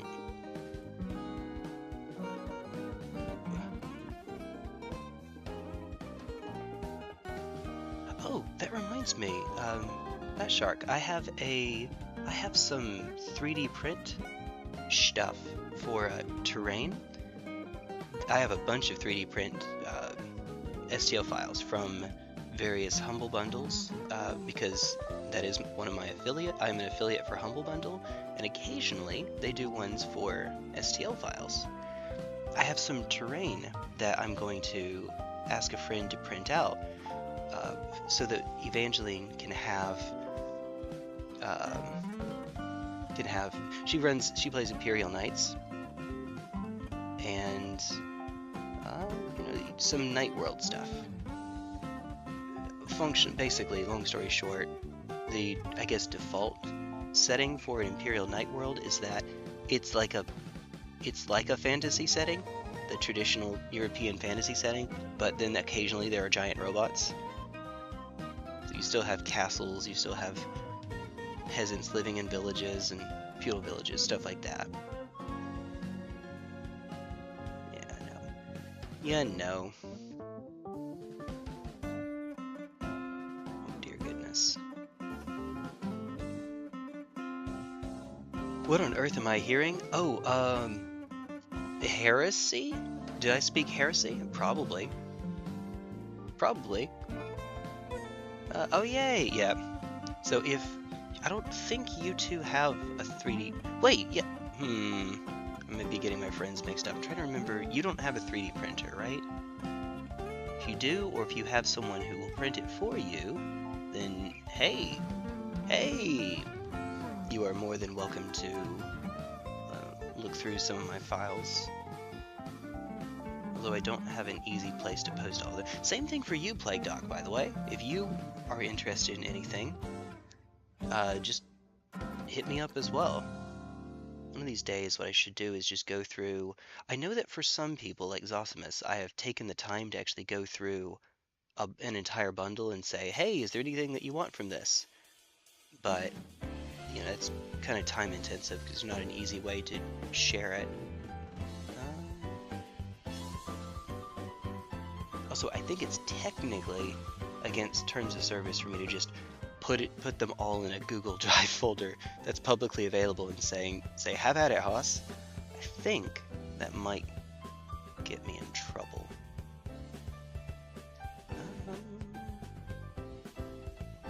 Well, by get me in trouble, I think that means that functionally that means I'll either they'll just remove my permissions to still see them, maybe, if I don't have them already downloaded. Maybe I would get bonked. Realistically, I don't think I would get sued over it, but I think that would be something they'd be allowed to do. Oh well.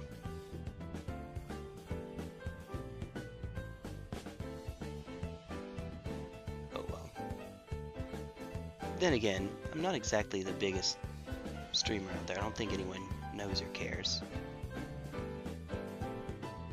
In a single channel, I don't know. Maybe just share the link, right? I don't know. We have. Oh, you have two. Okay. Try to mention it to Typers. Okay, sweet. So in at least your case, what I can do is I can just go onto I can screen share and just show all of them, like scroll through. That'd be a whole lot faster than itemizing them or taking screenshots of each and then sending them that way.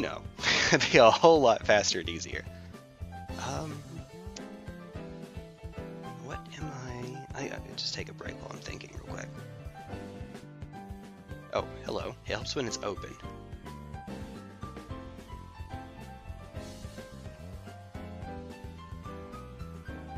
That's right.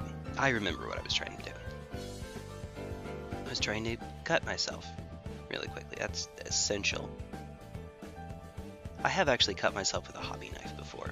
It wasn't terribly deep, but it's fun. It's always fun. Not even once.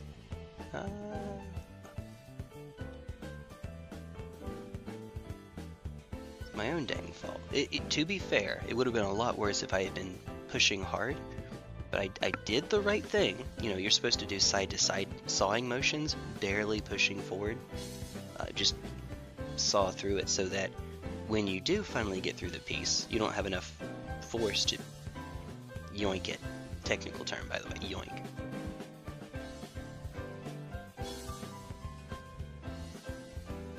When I was first building these, I did not pay special attention to these little bits that come up off of them.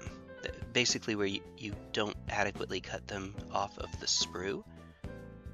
I did not pay enough attention until, of all the ways to find out, I was building for a friend. Shouts to Taylor, he's really cool. And I didn't even, it didn't register to me. You know, I was trying to be really careful with the model in other ways, but this just, maybe it's because it doesn't bother me, and so it didn't even show up on my radar. Oh dear. Also, he was having me build a, what's it called, the Eldar vehicle. It's a Viper, I want to say. It's a craft. I swear, the windshields for those are the most evil things to put together. I could not get it to stay. It's supposed to be, if you don't cement it such that it stays down or stays up, if you want it to be convertible, oh my god, the part that attaches, the axis was impossible to get cut enough that it would stay down without cutting too much off. I hated that. I'm sorry, that model was evil. Just God. It's a sin.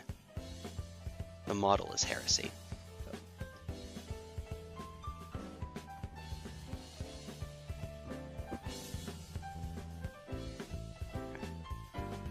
I'm gonna switch back really quickly. The joy of floor gaming, or in this case, floor painting. Oh dear. Oh dear.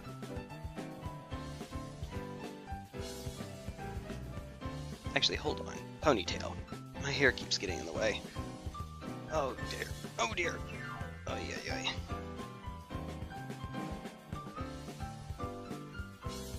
There we go.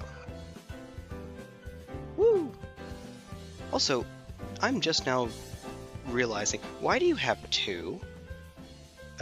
Presumably that's two 3D printers, right? Is one an upgrade? Or did one break and we're still counting it? Or why do we have two? Oh dear. Ooh. There we go. Why relax when we can give ourselves an ab workout? Ooh. Oh, perfect. Oh! Nailed it!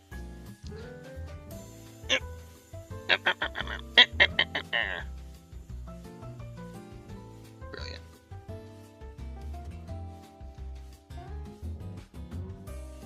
I'm sure you couldn't see, but you all know what just happened. Ah, good times. Okay. Alright. Got him one for Christmas and let him upgrade the next. Hey, there we go.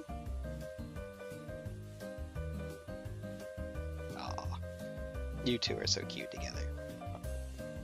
Reminds me, back when I was married, my wife got an N64 for me because we had one growing up. I don't actually remember what happened to the old one. If I think about it long enough, I might, but I think it might have been that my brother had it, maybe? I'm not positive about that, but I think he might have had it. And, yeah, so I didn't, but she got me an N64. And Ocarina of Time.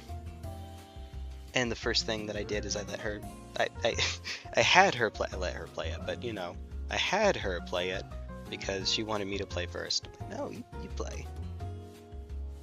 Turns out she actually really liked Link when she was younger. As you do, I guess. Oh, as you do.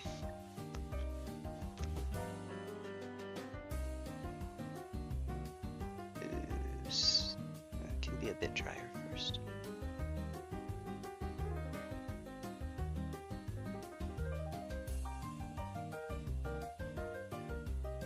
Funnily enough, I think the only thing that Link and I have in common aesthetically is long hair. Ooh, this is a great idea, by the way. I don't know what to do with this. Let's just set it over here and hope I don't knock it over. Nah. Oh, here's a fun little fact. My sister thought that Link was a girl. To be fair, Link is, especially in the older art style, kind of androgynous. Which makes sense, makes it a better self-insert. Girls play too. I mean, you name the character whatever you want in Ocarina of Time. Link's the canon name, but, you know. And then there was that dad that did a mod of Wind Waker to make Link a girl and Link's little brother a sister, because again they look kind of androgynous, so it can just be whatever. Okay, messed that one up. Ah, well, you get to join the... I'm going to make 2 sections of these. One for the ones that get their vent covered up by paint, and then the other that doesn't.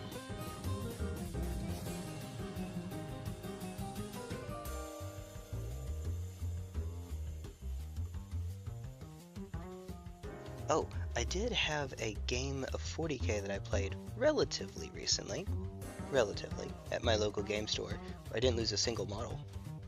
Now, I would have if the game had gone on for longer, but my opponent forfeited. I did the whole infiltrator spam thing, and set basically my entire army on my opponent's front door, so that was fun. And I got the first turn. So, yay! You can imagine how that might have gone from there. Link is like every gamer girl's first crush. You say that, and I think you're largely right, but because the PlayStation 1 sold so much better than the N64 did, I think it was actually Cloud or Sephiroth for a lot of them. Final Fantasy VII did gangbusters, but that's the one that I more remember, I guess, from when I was about that age. Now, granted, well, wait a minute. I guess I'm showing my age a little bit, because Link has been a thing since then, and you're younger than I am, whereas Final Fantasy keeps changing the protagonist. It was definitely, you know, Sephiroth the L'Oreal commercial, and Cloud the hair gel commercial. I don't know any hair gels. I don't know. If I ever got into hair gel, I could make myself look like I'm 8 feet tall with as long as my hair is. If I just spiked it up. Oh no. Oh dear. Here's some more made-up VTuber lore for me. Because when I sit in front of the camera, my hair goes below the camera, it means that it could be any length, which means that it might as well be infinitely long, so therefore my hair is infinitely long. There we go. Because you never actually see the bottom. You don't know. Oh dear goodness. Some of the VTuber lore is made up by the folks in my chat on the channel, but that one is me, which is why it's so dumb. You can blame me for that one. Hey Crusader! Brother, why are you not in a Discord call I can crash into? I was trying to...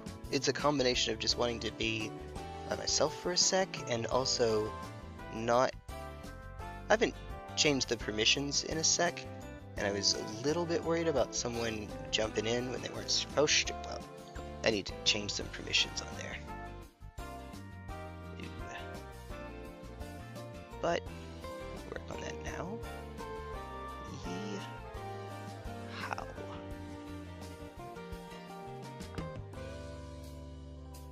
And also just the main actual reason is wanting to do it by myself for a little while. Just, it's a bit zen.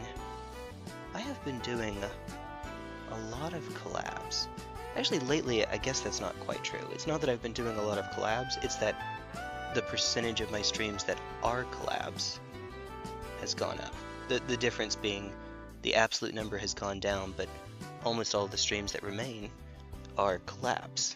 The exceptions being Hades 2 lately.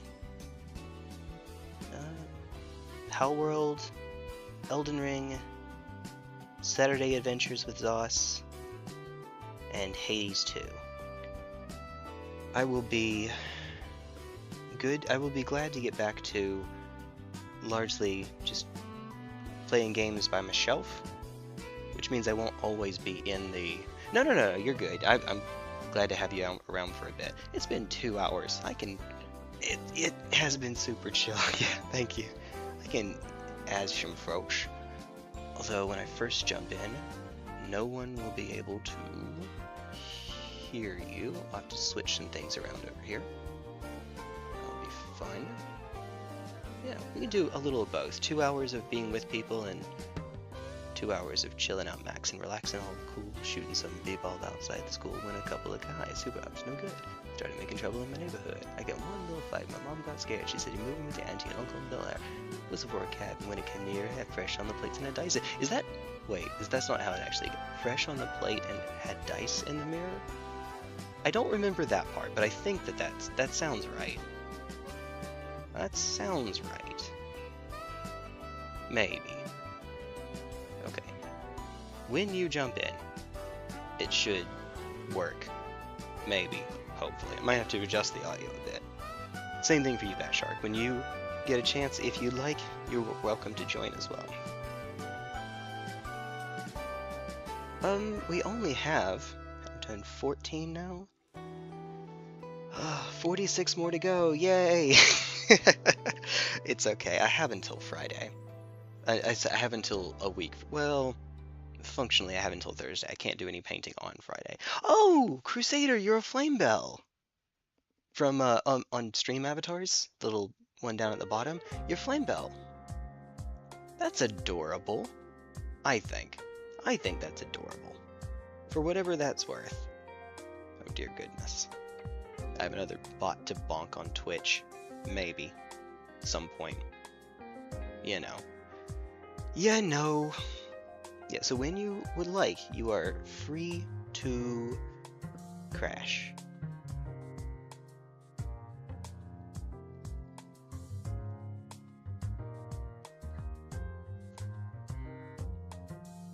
Also trying to make sure that I keep myself in the middle.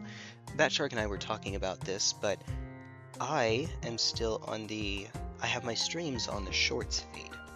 I haven't had anything go absurd like their 1,600 something person stream, but I have had one go into the 100, or go over 100.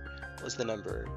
I think it was one... It's been a while, so I don't remember, but I think it was 120 is the most that I saw.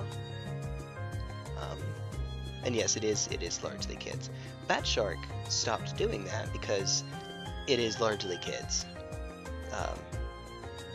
which probably should not be using YouTube or are just barely at the age where they can. And you get different comments, let's say. You get wildly different comments on those.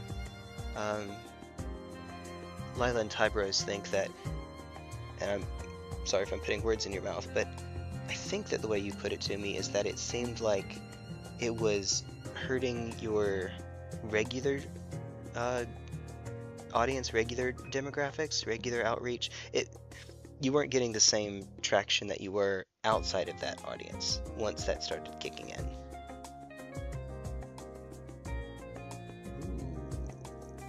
Ooh, I like that. Hey! I believe it was a knife ear that put up the banner of aid. Something like that. Hey, good to see you, bro. Oh, you are... Good to see you. How would you do, man? You are big on here. I had to make sure to clarify on here because otherwise I'm very mature. Hi! There we go. I'm massive. Thank you very much. Hey. What's the Tybros line? It's perfectly it's normal size and perfectly fully functional. Whatever he said. I don't know. Guys, when anyone mentions anything about length, hey, you know, an inch is huge, actually. You know, you don't know how large an inch actually is. Goodness.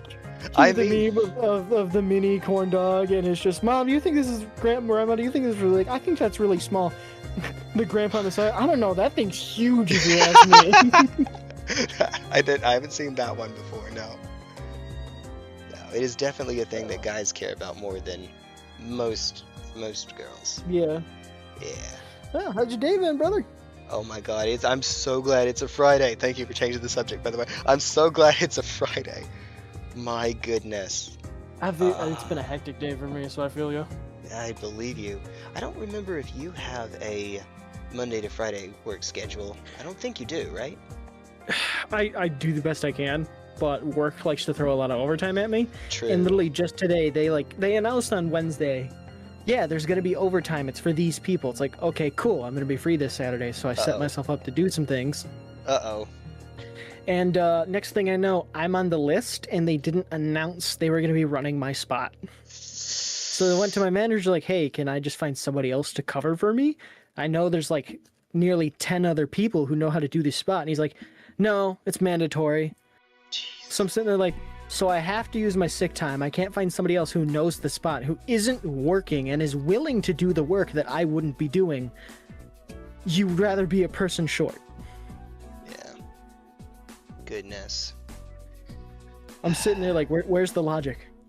I see no logic in this. Where is it? I'm amazed that they don't plan those. Oh, I know. I guess I shouldn't be amazed that they don't plan them out in greater advance. How many? It's that the doesn't leave automotive you much. industry. Yeah, it moves quickly, I'm sure. Towards the summer, yeah. Yeah, it's a good problem to have, I guess, because overtime is more pay. At least that's something. Yeah. But Well, I'm just not gonna be surprised if they throw me on the line that's supposedly on 12 hours until further notice, because I call in on Saturday, and I've never called in on a Saturday. I've gotten sick midway through the workday. I'm like, look, dude, I just want to go home. Yeah. And they're like, yeah, you can use your sick time and go home. But like, if they retaliate against me for it, I'm gonna be like, I think this is retaliation. Yep. I'm going to HR. It does. I've had no problems with anybody. It puts you in a bad spot because if they do something like that and you take it as retaliation and then you go to either HR. Oh my God, paint. Oh, okay, no paint spilled. Whew. You go to either HR or what would you say, the Department of Labor, which if it gets bad enough you can do that, then either way that can put you in a position where they're going to treat you differently. Yeah, and that just lingers with you, even if it's entirely their fault, for the rest of the time that you're there. At that point, when something like that happens, you kind of just have to start looking for another job, because you're damned if you do, damned if you don't. I've been trying to save for a car, because that's what I need in order to go everywhere. I need to go for a better job. Oof. Well, let's talk off stream, so we don't get into personal details or anything. I don't mind talking about that kind of thing. Oh, I was. It doesn't bother me. Ask I keep my personal life and my work life separate. Yeah, I meant talking about like qualifications that I might use to help you find something, that sort of thing. Oh, which I don't think you want that. I have plenty of qualifications to get a car. The problem is lack of money. A job, the job thing. Job. Yeah, like there's plenty of places. I don't have it. I'm looking into getting into HVAC. The problem is no car plus expensive. True. Yes. It makes up. It pays for itself, but you have to actually make money to make money. Yeah. Yeah. But there's a place nearby that I can go to classes for it. But I'm debating on if I just want to try and find online classes to do. For HVAC? Just so it's easier. Yeah. Because a lot of that has to be hands-on, right? I would think. A little bit, yeah. As far as I know. From what I know. I don't know everything. I'm still very new to it. I don't know very much. For trades like that, I tend to think of them as being hands-on required. And again, I could be wrong. That's never happened before in the history of the last minute. But I mean, you look at a lot of jobs you can do online that you think would be hands-on, like a personal chef. Yeah, fair. Like I can attend a culinary college online and somehow Yeah, I can still be a personal chef. that is a fair point. It doesn't seem like that's how it should work, but it does. Yeah, and then you sit there like, what do you mean? Ooh, that is a bad position for my neck. I don't think I'm going to keep doing that. Let's not. Based on the fact that your mic actually picked up that crack, I would agree. Yeah. Oh my goodness, I didn't think it was that loud. It actually, the mic actually, I heard a. I was like, "What is that?" They just said, "This is a bad position for my neck." I was like, "Oh God." Man. The joy of floor gaming, floor painting, all that jazz. Let me scooch this all a wee bit forward. Scooch. Oh, goodness. Man, oh man. So, have you seen the Steam sale that's on right now? The Medieval Fest? I have not really looked at it. I'm currently trying to figure out how to look at your account right now. Oh, yeah. So I can see your games. There we go. View profile. Oh, yeah, the ones that we each follow, whatever. Yeah, just what games you have. I mean, it's a lot. Funnily enough, there are a couple of different numbers. If you go onto my profile page, you see one number, then you go on the actual games page and you see a higher number. My understanding is that the profile page doesn't count ones that have profile features limited, which is a lot of free games. It apparently doesn't even show your games to me. Oh. It shows me you've gotten all the achievements for Hollow Knight, you crazy maniac. Yeah. I keep trying to see if I can rope some of my friends that have played the game into getting all achievements, but some of those are really stupid. I made a video of myself going through the boss rush that includes all the bosses in the game, called the Pantheon of Hallownest. I mean, you know this, but for people that don't, there's a boss rush that's 41 bosses in a or 40. I actually did accidentally make it harder on myself because there's one boss that you can leave out of it, and it is one of the bosses that killed me. It's Zote. Grey Prince Zote you actually can leave out. Oh no. So my first attempt at it, I died to the Collector, the boss that doesn't actually do much itself, but throws a bunch of ads at you the whole fight. And then I died to Zote because I hate Zote. Dying to the Collector is what made me change my build to have more nail damage, so I could one-shot some of the ads. And Zote because, God, I hate that boss so much. It's just annoying. It feels like a troll, because it is. It's Zote. Then I died to Abzrad, and then I beat... I only attempted the Pantheon 4 times. Which sounds crazy, that sounds really good, until you realize that I practiced for hours on the individual bosses before each attempt. Yeah. That stuff can get pretty crazy. I think my favorite clip I've seen of something like that is a dude trying to get all achievements, and he's doing the Radiant Gauntlet, and he gets to the very end where you fight the Radiants, and he's never seen it before. He's never gotten that fire before. So he gets to the Radiants, and he goes, What am I gonna do? Am I gonna fight the sun? Oh yeah. And then it cuts to the sun awakening, and you just see his slow motion zoom on his face as he starts screaming. That's awesome. I admit that is one of the very few things that was spoiled for me, so if I had given that reaction, it wouldn't have been genuine. And I guess because of that perspective, I sort of wonder if...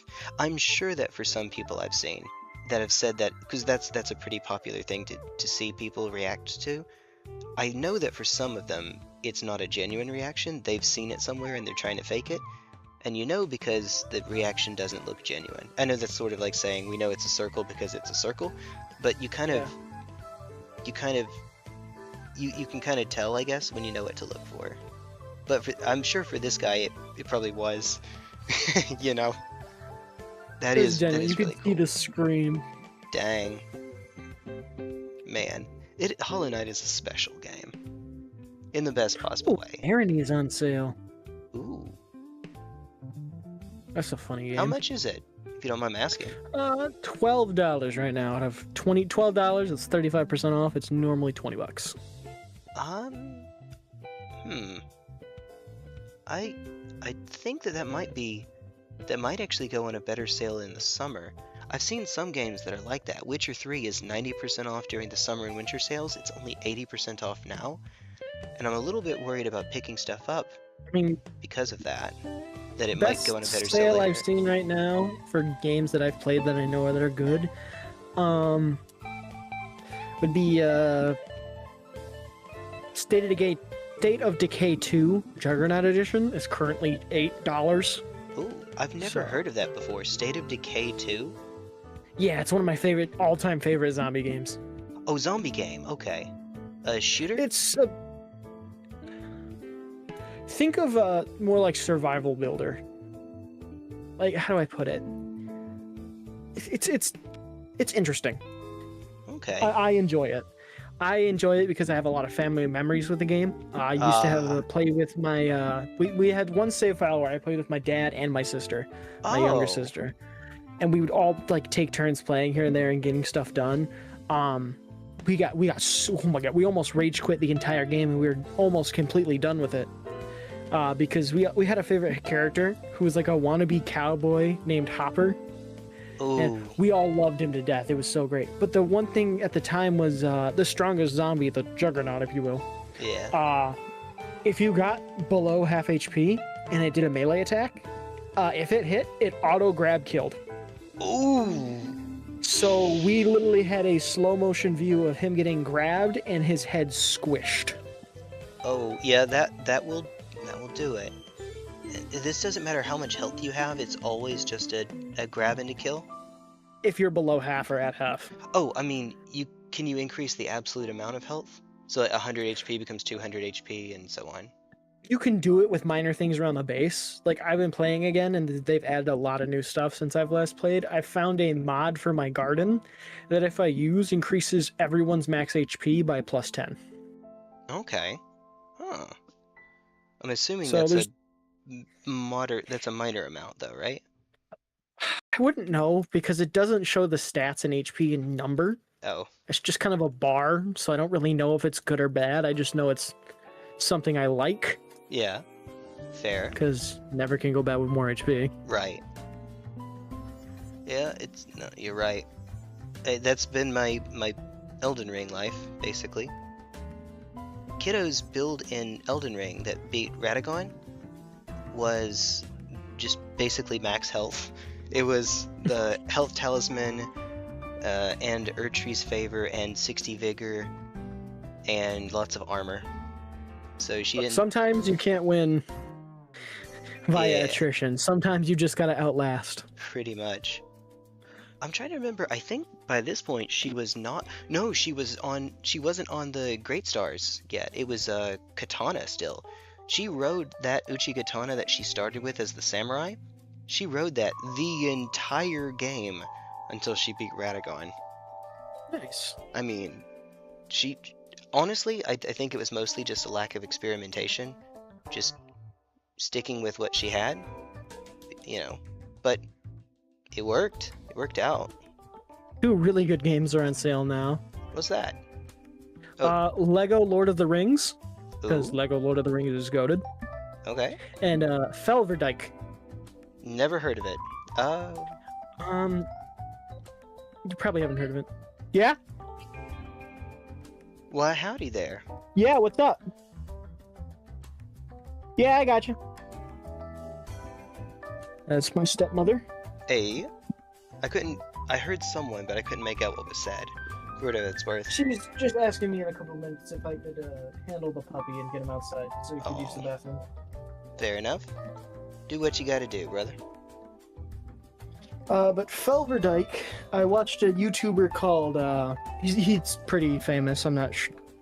I won't go into category of how famous, because that's a whole debate in and of itself. Yeah. And I'd rather not get into it.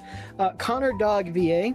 Oh yeah, he's the token flesh tuber around a bunch of VTubers. He's like me! He's like me! The one always around Iron Mouse. Yeah. That's Personal right. favorite YouTuber of mine. Hey, there we go. But he played the game, and it's like a comedy medieval game. Okay. You play as a knight, a drunk night because your wife left you, and Of the course. goal is to pretty much solve a cult problem that's been going on while trying to find your wife. Oh. Okay. But some of the comedy I've seen in the game it's pretty funny. It's pretty good, I won't lie. Good. I think my favorite scene, I'm not sure if you'll play it or not. It's $7 right now. It's on the 40% sale. Nice. From like $11 to $7. Okay. But my favorite scene is early on. Eventually you see like a demonic like demon crawl in through your window, and he fell asleep in his armor. Ooh. So you see him wake up, be surprised he looked at it, and then grab his bottle of alcohol and chuck it off its head, and the demon's like holding his head like, ow, you bastard! Nice. It's great. Brilliant. It's got just these tiny little comedy moments that just are so golden. I cast throw bottle. Be prepare to meet God. I guess alcoholic father memory go. Ooh. Woo. I mean, true though. I mean, what? No. I don't know what you're talking about. I do not have an alcoholic father. I am the alcoholic. No. Okay, no. You should not say that. I should not. Someone is going. It's a joke. Someone's going to take that for real. Oh dear, no. Lego Hobbit is 80% off. Oh. See, I'll be honest. I haven't played any of the Lego license games. Lego Star Wars, Lego Hobbit. Wait. I've been told that they're good. Are you? All right, I'll be up in a minute. I'll be up in a moment. I'm surprised to hear that. I won't lie. That is something I'd be absolutely willing to play with you. Okay. They're hilarious. Well, I believe you. They're not meant to be like they're not meant to be taken seriously. It's played off stories. There's no words or anything as far as I remember. Oh. But just from like the generalization alone, you can tell really what's going on.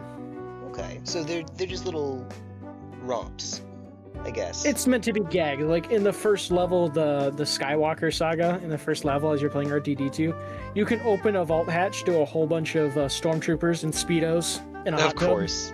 Oh, that kind of game. Nice. Hey, Dragonlord, gotta go talk to you. Hey, take care. I'll see you next time around. Hopefully I'll see you tomorrow when we play Hades for 12 hours. Crusader, after I get done with the thing I was talking to you about. I get you. That'll be cool. 12-hour Hades stream. Let's go. I'll probably sit in with you. Oh, sweet. I got nothing better to do. I do have D&D and some other stuff. Yeah, not for 12 hours. Don't do that to yourself. I got I'll be right you, back. though. I'm going to get the dog out, and I'm also going to take care of the little bit of dishes that are left for dinner. Answering the age-old question, who let the dogs out? Of course. It would be the Crusader. I needed a noble steed.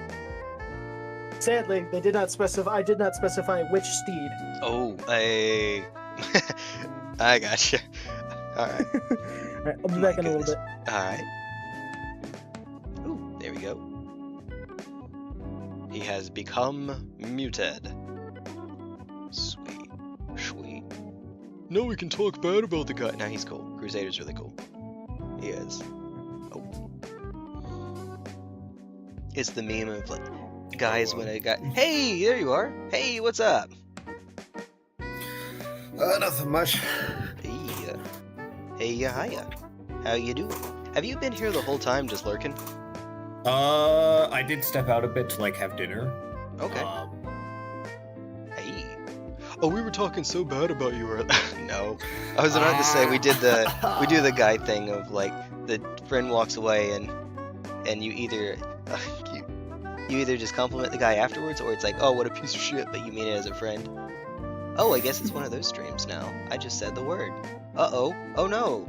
The entire flavor of the stream can now change. No. Oh dear. And it wasn't even me this time. No, it was you. It was. It probably wasn't quite under my breath enough, so it probably did get picked up. I think. Probably. Maybe. Oh, let me get down. Ha. Even further. Ha. Alright, there we go.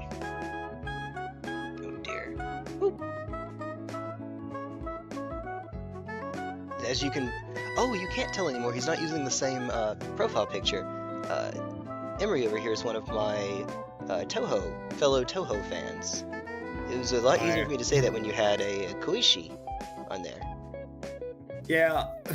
Hey, you're good though. It's still Toho inspired, right? Kind of, sort of. Loosely, yes. I did make the OC back when I was still really into Toho. Yeah. The overall design does take inspiration from Doremi. Yeah, that's right. That's right. It took me until you pointed that out. I remember I didn't think about it until you pointed out that it was everything's obvious once you know the answer. Yep. To take a It's break stream here just today a as sec. well in like 30 minutes. Okay. Minecraft? No, it was actually going to be Endfield. Oh, okay. Hey, go for it. Goo. You don't mind if I do it in here? I kind of do. That's okay. That's fine. I'll just leave then. No, not right now. You don't leave now. Well, no, I'm not going to leave right now. Okay. Like I said, I was going to stream in like 30 minutes. When we were doing the last one where it was you were doing Minecraft and Tim was doing Sekiro and I was doing this, it was kind of all over the place. That's fair. Nothing against it in general, just, you know. No. That's understandable. I get it. No, Emery. You're getting this now. We are making a jingle for you. We're making a stream sting. Jesus Christ. Yes? Well, maybe let's not do one that's just a ripoff of Batman. Right. Oh dear. Earlier I did The Simpsons. No, leader. He did say Batman first too, so you know. It is the same spirit. Ooh. Woohoo. Painting some Tau Fire Warriors, by the way. The right. strike team. I'm looking at your stream. They all look very similar to each other. I hope so. They better be. Because they're all red with silver guns right now. Yeah. Instead of doing something like Lead Belcher, that darker gray. Hey, you gotta go do stream prep. Nice. Oh, hey, take care, Batshark. When you said stream prep, I guess yeah, fair enough. Whoops. If you still are around when you get done, you are welcome to come join chat as well. But yeah, stream first. Bye. How long are you going to be painting? The plan is to go on until midnight. I think 6 hours of this is about all I can do. This is not one of those things where I can play, where I can do it as...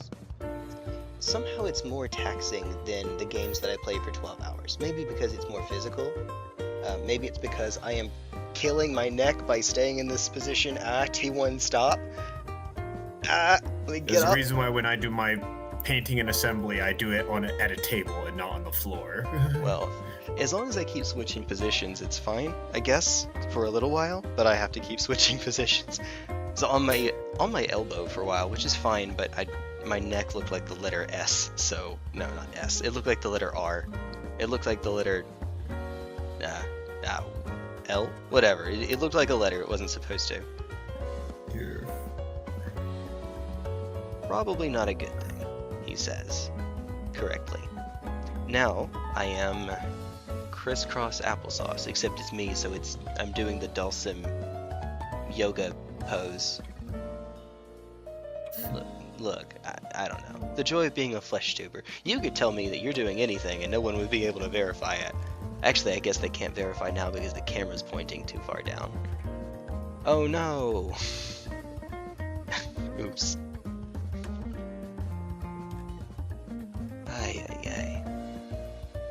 Have you gotten anything from the Steam sale, by the way? No. No, or not yet? Well, I mean, I have not. Okay. The medieval sale that's going on right now? Yes. I have not gotten anything. Okay. The only thing I would have gotten if I hadn't already would be Dark Souls 1, 2, and 3. Yeah, I saw. I'm not sure if you're aware, but 50. I already own those games. Right, just a little bit. Put Prepare to Die back on Steam, you coward. No. I still don't have the original on Steam.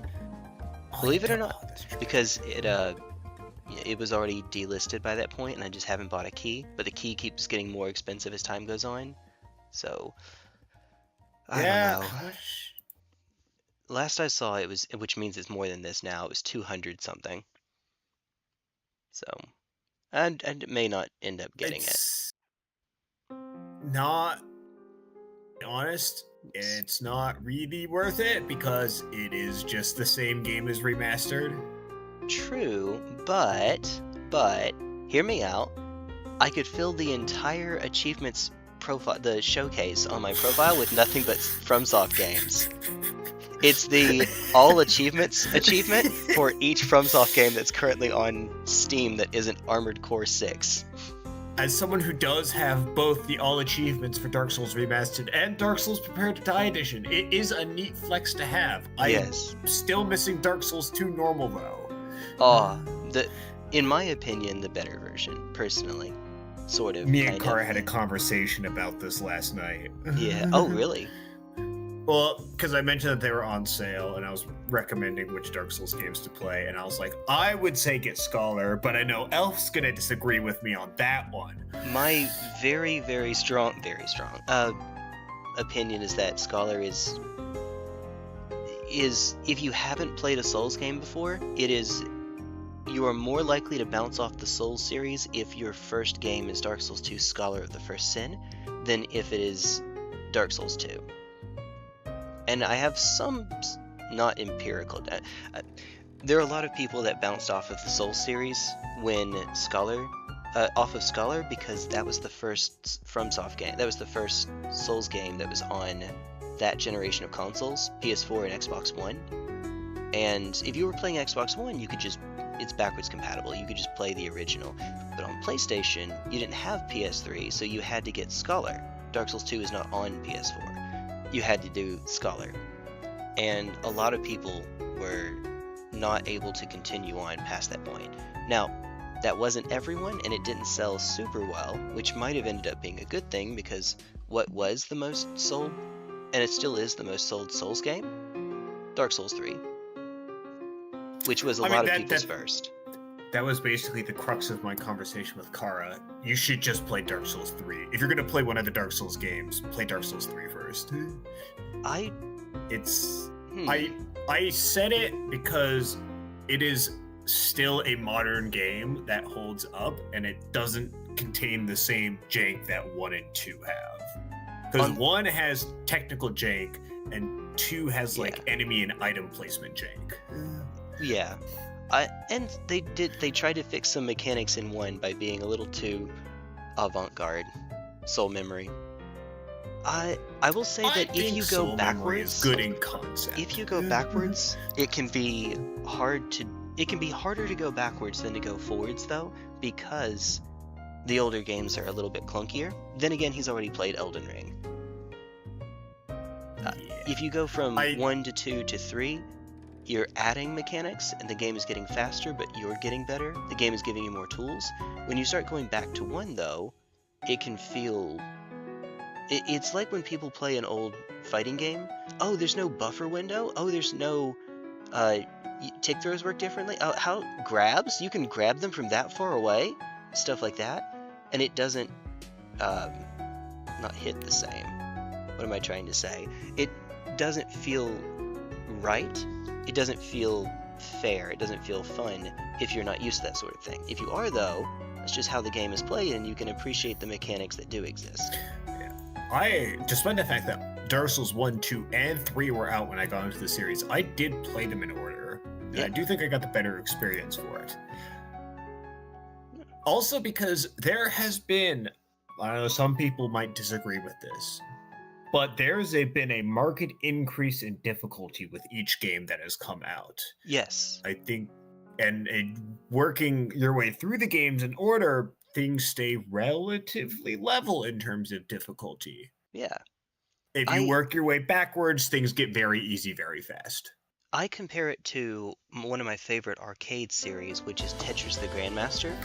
It is meant to be hard. It's an arcade Tetris. So it's obviously going to try to eat your coins. But the first one, there's a difficult or a title called Grandmaster for each of these. You'll never guess how the game got its name. Never guess ever. But on the first game, it's however many tens of thousands of people that have gotten that title, because it's the easiest of them. 2 is harder, but it gives you more tools to work with that difficulty. So for example, you finally get a hold piece. Tetris the Grandmaster 1 doesn't give you a hold piece, but you do in the Grandmaster 2. But as a result of it being harder, you get fewer people that actually have the title. And by the time you get to Tetris the Grandmaster 3, I think we are now finally in the double digits for the number of people that have that title. When it was last run at not Speed Demos Archive, at a Games Done Quick, because yeah, you speedrun Tetris the Grandmaster. When last it was run, there were 6 people that had the title in the world, and only one of them was outside of Japan. Yeah. Good times, man. My without making analogies to other games, my case study for why it just gets easier the further you go back is just I when I played through Demon's Souls, which has I think like 30 bosses roughly. Yeah. I died to 3 of those bosses, and each of those deaths was one time. Yeah. Well, that's fair. Well, I make the comparison because in the Souls games you get more mechanics, but the games also get faster. We were talking, I know, about you can only run in one direction when you're locked on. You can only roll in forward. But when you're unlocked, in Dark Souls 1, you can only run forward. You can't. I guess I never played locked on in Dark Souls 1 because I know it's a foolish idea. It's natural for a lot of people aren't even running when they're fighting. They're just walking. Walking. Yeah. This is not Dark Souls 3 PvP tactics over here. here. Let's go. What? No, No, we're talking about Dark Souls 1. I know, but that's why I'm saying nobody's running around to fight because it's not Dark Souls 3. Yeah. The trickiest thing that I found when starting to run, and it definitely got me hit a lot because I played 1 and 2 first, was you can run while you're locked on, but your character will turn, which means you might not be covering yourself with your shield anymore. And the vast majority of people will do their first playthrough with a shield because it's the safe thing to do. I am not getting through 60 of these tonight. I don't know how many I am, but I am not. Oh, it's only been 2 hours and 40 minutes. Maybe I am getting through 60 of these tonight. I shouldn't. I mean, it depends on how complex you're gonna go in with the paint jobs. Like, that many Necrons would take me all day. So, right now I am doing the... Have you ever had one of those homework assignments where, you could do, say you have to write a sentence, and the sentence is 10 words long. You have to write that sentence however many times, like handwriting practice, for example, calligraphy. Instead of doing the whole sentence and then the whole sentence again, you do the first word for each of them, and then the second word for each of them, and then I am doing that with my painting. I'm doing all of the Grey Knight steel on the guns first, and then I'll do the Corex white decorations after that. So when I say doing 60, I'm not even going to be doing all of them, just the first color. But I have several more days. These have to be done by Thursday evening. But that means I have almost a week.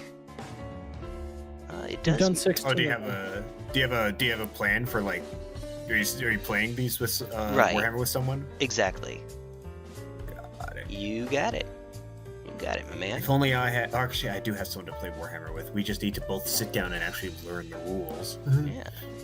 Hey, fair enough. Also, on top of that, there is a... if you have an actual Games Workshop store, a million miniature challenge or whatever, and if I get 100 of those done, I think that they give me prizes. Something like that. I live about, like, 30 minutes away from an actual Games Workshop store. Hey, same. It is not the same store, I promise you folks. It is not the same store. Surprise, surprise! My 30 minutes away is actually hopping in a portal down south to go meet up. Alright. I don't know that people know where you live, but people know I live in Georgia. That's as much as I give. And also that I went to UGA Go Dogs. See, I'm contractually obligated to do that every time. It's my alma mater. It was in the contract. You gave them so much money, but you gotta give them The degree was You actually pay a so much contract. money, you might as well. Yeah, it's the you know the if you What's stay that, in this sunk room cost for fallacy? 15 seconds, you have actually read the contract in Helldivers. It's that. Yeah. It's more than that. I think it's just with being within like 30 feet of it or something like that. Man, all nearsighted people are forced to sign the contract. Perfect. That was a good laugh. We take those. Hey. Crusader, you have... I can't remember which of my friends have played Helldivers 2 and which haven't. You have, right? Oh yeah, I used to play that religiously. Nice. There we go. I will get back to it at some point. I am, at the very, very least, going to play it until I have all achievements. Which, you know, does mean I need to play it a bit more. But knowing me, it'll be a fun game to just keep installed, to play whenever people are just having fun. Section 6, General Provisions, Subsection 4, the contract shall be considered binding upon being read in whole or in part. For the purposes of the elimination of doubt, the enlisted spending 1 second within 15 meters of a copy of the contract shall be interpreted as the contract being read. Let me 1 guess, second, the hallway 15 meters. The hallway is 14 meters wide, isn't it? Actually, no, looking at it, it looks like it's like 10. Oh man. Maybe less. So you can't get by it without. I played it on PlayStation. It was I was playing it way before I got my hands on a PC. Oh, nice. As much as I may not be a big fan of some of the Sony shenanigans, if I'm not mistaken, aren't the Helldivers 2 is still region locked to only places that have PlayStation Plus, right? That's over now. That's over now? Okay, thank goodness. Yeah, that was... Yeah, that now the got problem overturned is a what bit ago. Sony's doing now. What's that now? What's Sony doing now?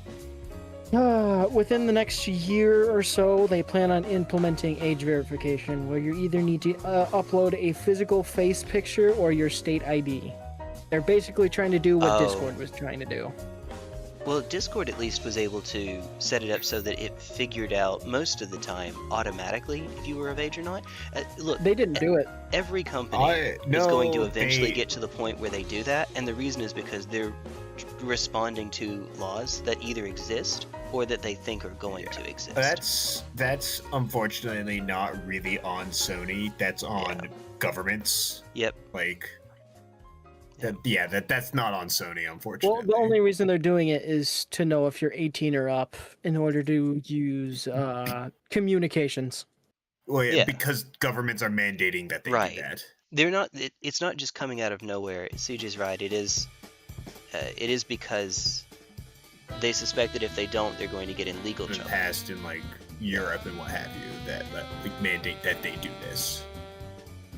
They don't have a choice in the matter.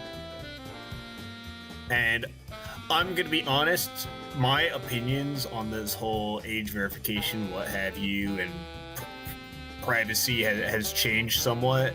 Yeah. Basically, I've come to terms with the fact that, like, all these companies and governments already know everything they want to know about you.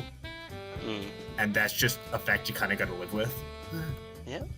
Unironically, even when we have this law in the US that's abbreviated COPPA, C-O-P-P-A, it's you have to be at least 13 years old in order for websites to legally track information about you law. And YouTube got in trouble because without people giving that information away, they were tracking what under 13-year-olds were doing. And we know this because some of their own presentations featured data about their demographics under that age. And that's not something we gave them. They still were able to figure it out, though. Unfortunately, CJ's right. When you get... And that was also pre-AI or very early AI, so it's not like they were they've using AI to figure it out. Unfortunately, that is just the world we live in. Unfortunately, privacy died a long time ago. It started... I can tell you what year it started dying, at least in America, and that would be 2001. Oh, Patriot Act? Basically, yeah. I mean, you're not wrong. Right around that time that plane hit those towers. This is right when Tyberos, even though he's away, spawns into the voice chat to start telling me about his thoughts, his intimate, deep thoughts on the Patriot Act. Oh dear goodness. Get him on that rant again. Yeah. Oh, But dear. privacy is dead. Privacy died a long time ago. Amazing what laws have been passed under the banner of national security. Well, we have And a few more. you can protection- look up maps. Yeah. Sorry. No, you go on. You I can look said at you maps. can look up maps to see all the cameras they have that are just out there to basically look at people's faces and track where people are. There's a lot more of those cameras floating around than you might think there are. Like, Yeah. there's a lot of the surveillance cameras floating around. We live in a surveillance state. We do, in fact, live in a society, in a surveillance state. He's not wrong, though. Yeah, I forgot what I was going to say. Oh, never. Sorry. Oh, no, you're good. I remember now. We also live in the U.S. We have a constitution that provides for some measure of protection against even just, I was about to say, it's your Fourth Amendment. That gives you some level of privacy, more than you would find in a lot of other countries. Now, there are every right has its limitation. None of the rights are completely unlimited, and the Fourth Amendment is no exception. So you don't have an unlimited expectation of privacy. For example, if you're out in public, which is where a lot of this can happen. And our handy little, it makes it sound dismissive. The Supreme Court does allow some surveillance if it is, what's the term, minimally intrusive, I think, or a minimal inconvenience. It's something to that effect. It's the same reason that police officers that are behind you can check your tag without having to stop you and then use that to stop you, because it's not considered an inconvenience yet. They don't actually slow you down. They don't do anything to make your driving harder until they actually do pull you over. I don't know why I just got onto that little tangent, but I rather. This is turning into a Bat Shark stream. Oh no! Well, it is a podcast. We were having the last Pow World stream that we did with the VTubers, that crew, and he said our streams start out as Pow World and end up as podcast, which is kind of what we're up to. That's all the best streams do. Yeah. Oh, right. Oh dear. I'm going I appreciate getting to step talk with out you all. soon All right. to stream myself. I'm really just doing setup for that right now. Go for it. Fair enough. Which is that. Which is right, at least right now, I'm picking an aspect ratio for Enfield that lets me actually see multiple things. I tried Enfield. I see why people like it. It's not my thing. That's fair. I mean, it's a gacha game. If you don't like gacha games, you're gonna have a tough time. Also, if you're not a fan of... I play gacha games. Oh, yeah. I was also gonna say, if you're not a Yeah. fan of factory games, that's also gonna be a problem. I don't mind factory games. It's just the story did not entice me. Oh, okay. We're only one version into the story. I'm gonna give it more time. Like, is it We're one 3 season? versions in now. Story. So okay, when a new gacha game, I'll briefly go over this before. So Okay. when a new gacha game releases, generally speaking, for all these gacha games, the story is split into arcs, which are set in different regions. At least all the gacha games I've played. Okay. And most gacha games, when they release with one full, complete arc in the starting region, and then like half of an arc in a second region, usually some kind of China region, because all these games are out of China. Yeah, of course. Ooh, Hoyoverse, yay. Well, I know that it's not all Hoyoverse, but you play a lot of Hoyoverse stuff. Hoyoverse, Hypergraph is also out of China. Most gacha games are made from out of Chinese companies. Which is funny because of how much fan service there is in a lot of the modern ones now. It makes money. It does make money. It's just a I little funny that it myself- gets past the censors. Yeah? I myself like Zenless Zone Zero. I've been playing that one for quite some time now. Okay, so you're one of those people. You No. two will get along just fine. Peachy. No, I'm not into it for that kind of thing. I actually have found myself to really enjoy the story. For a gacha game, I thought I'll try it just because I want to try a gacha game, and I thought Genshin was not good. Just because I didn't like its mechanics, and that's a me thing. I was invested in Genshin, and then Natland. Ah. That abortion of a story. Tell us how you really feel. I like it. I didn't mind it until there was the Geo Dragon. You two go off for a bit. I'm going to take a quick restroom break, and then I'll be right back. So go talk to us about it. Yeah. In fact, I'm going to make you... I need to rant, but I also go to stream soon, so I'll rant for a little bit. Alright. So, like, it's like, the story's fine, or it's not fine, because, like, how can you establish stakes in a story if you keep telling everyone, oh, don't worry, we have this big machine that will bring everyone back from the dead after the fact? I never got that far into it. That's Natland's story. The newest character I played was the Thunder Cow girl. That like doesn't shoot. She is from Natland. Inhales it. I wasn't around that area. I was in the little like Geo area with the Geo Dragon. I was only playing it because my girlfriend at the then time was into it, and I wanted to get into it to have more things in common with her. If you want to give it another shot, Genshin's story is really good when you get to the plant and water areas, like the Dendro and the Hydro nations. Both have really good stories. I just couldn't get into it after me and her split.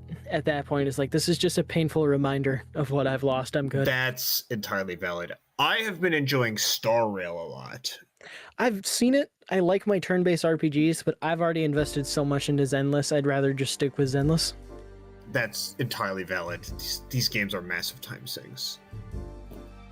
Yeah, well, I'm just excited because the newest character they just announced coming to Zenless would be the S rank of one of my all-time favorite characters for that game. Oh, Billy?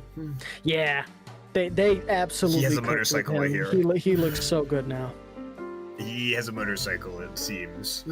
He does. Yeah, I stopped playing right around the time like 2.1 and 2.2 were dropping. Wasn't that I played through 2.0. It's Phylum Heights, isn't it? 2.0. I don't remember exactly. That's just when I stopped playing. Who was the newest character when you were playing? Alice was, I think, the newest character I have. Okay, so I did not play through her story. You were I didn't play through that part of the story. You were in like 2.3. If she was. Yeah, that's when I stopped playing. I didn't play that story though. The furthest I got in the main story was 2.0. Oh, okay. So you were in the update version of 2.3 then around that time. Yeah. If you ever want to try it again, I have a guild if you want to be in. Probably not. Fair enough. Like I said, not for everybody. Just between Star Rail and Enfield, that's 2 gacha games is already a lot to juggle. Fair. Can't argue with that. Yeah. Can't argue with that. Oh my gosh, I just saw. Yeah, I only gacha I play is Zenless. It's the only one I've really found myself enjoying. That's fair. If you like Zenless, you might like Honkai Impact, which was a progenitor for many of the systems of Zenless. And from what I hear, has a really good story.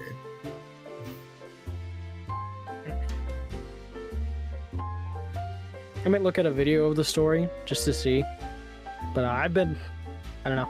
For me, for gacha games, it's coming really hard for me to look at a gacha and be like, that might have a better story than Zenless. And I don't say that because I've played it for so long. I say that because that's genuinely how I feel. Okay, so I can tell you which gacha game almost certainly does have a better story than Zenless, just because it's touted as having the best story, like among all the gacha games, and that's OG Arknights. I almost played it, and then my friend ruined it for me, and is like, well, now I don't want to play it anymore. See, I just can't get behind the tower defense gameplay. See, that doesn't bother me. The thing is I had a favorite character. What's her name? I think her name was Paranamix. Just the little like snow leopard girl with the bell.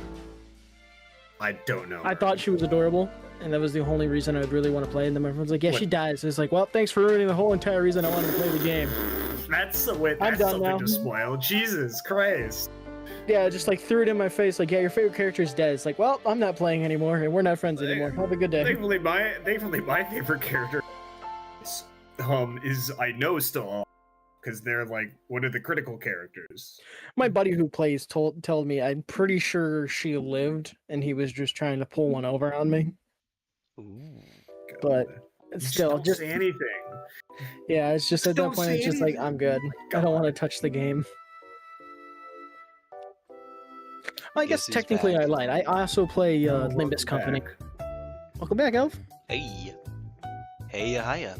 We had a wonderful conversation about gotcha games that you could definitely go back and listen to, but I gotta leave now because I have my own stream to get to. Catch you later.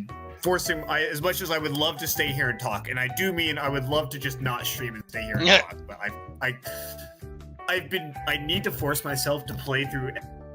I want to keep up to date, and I don't want to get really far behind. And I told myself I was going to stream it, so we're streaming it. Do it. Fair I gotta enough. get back into streaming myself. It's about time I wrap up Kanto 3 for Limbus. That's right. Yeah. Man. I still I have to will actually get around to Limbus at some point. Me looking at your wish list library? Huh. I don't think that'll ever happen. Yeah. I will Oh. see you guys next time, whenever that is. Take care. Catch you later. See Knowing my you, I man. might still be. Depending on how long this story takes, I might still be streaming when you stop. So Dang. we'll see. Well, Feel free, hey, to, maybe. feel free to hop by, swing Woo. by. I will definitely be sending something self-promotions channel though. Go for it, Hey, yeah. wait a second. I wonder if that game's on sale. Alright, see y'all. Take care. Wait. For what it's worth, Crusader, the wish list on Steam is not my actual... It is a holding list, basically, for when things go on sale. So unfortunately, if someone looks at my wish list, there's a lot of stuff on there that's not a I really, really, really want this. It's a I'll keep it on here so that if it goes 90% off, I'll pick it up. I gotcha. Yeah. You know. You know, that's a game I might get you and say we play together. Because you said you've never played Terraria, yeah? Oh, I think I already have it. Should already have Do it. you? Pretty sure. 15 friends own this game. Who owns this game? Oh, Doesn't. I'm getting old. Okay, it does say you have it. Yee. Didn't think you did. I used to have 2 copies, and I still haven't. Well, one on Steam, one on Xbox 360, and I still haven't played it yet. Get to it, T1. One of these years. Yeah, I know. Woo. Okay, Warhammer Dark Tide is not on sale. Oh no. Boo.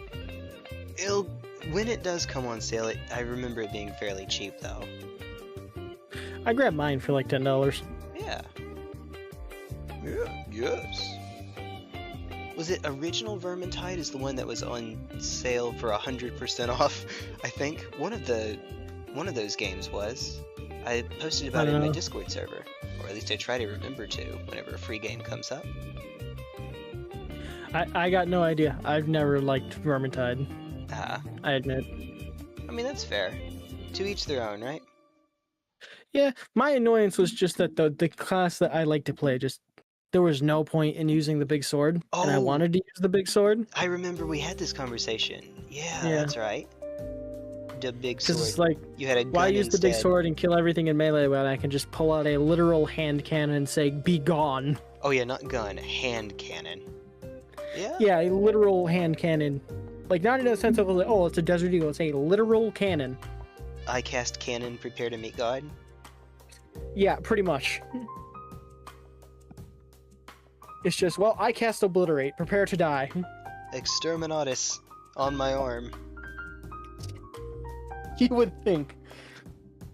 Death Guard kind of does actually have that. Exterminatus on my arm, with all the plagues they can release, that individual plague marines can release. Yeah. It's That pretty reminds me- dumb. Yeah? That reminds me. It's a short I've seen. I haven't seen it, but there's a D&D group I listen to from time to time when I'm really, really bored. Yeah. They have a Warhammer campaign they're doing, and one guy's playing the Guardsman, and the other 3 people are playing Chaos Marines. Wait, so it's not a Chaos Guardsman, it's a Guardsman. Or is it? Yeah, it's a literal, just a basic for the Emperor Guardsman. And then 3 Chaos Marines. One of these things is not like the others. One of these things should be dead. You would think. Oh dear goodness. Just maybe they won't notice me. Maybe no one will notice me. Yeah. No one is going to try to eat my soul. I was chuckling at it. I had an idea for a campaign, sort of, to do with some friends over at my local game store, but so far we've not had everyone be able to get together at the same time. So a little bit of a Warhammer lore, a little bit of backstory first. The Eldar are that's the function of High Elves in Warhammer. High Elves, but in space. Of course, their lore is pretty different than what you would expect from High Elves. I know a little bit. Yeah, I'm gonna admit, most of my Warhammer lore knowledge comes from if the Emperor had a text-to-speech device. Yes, that's pretty good. That was great.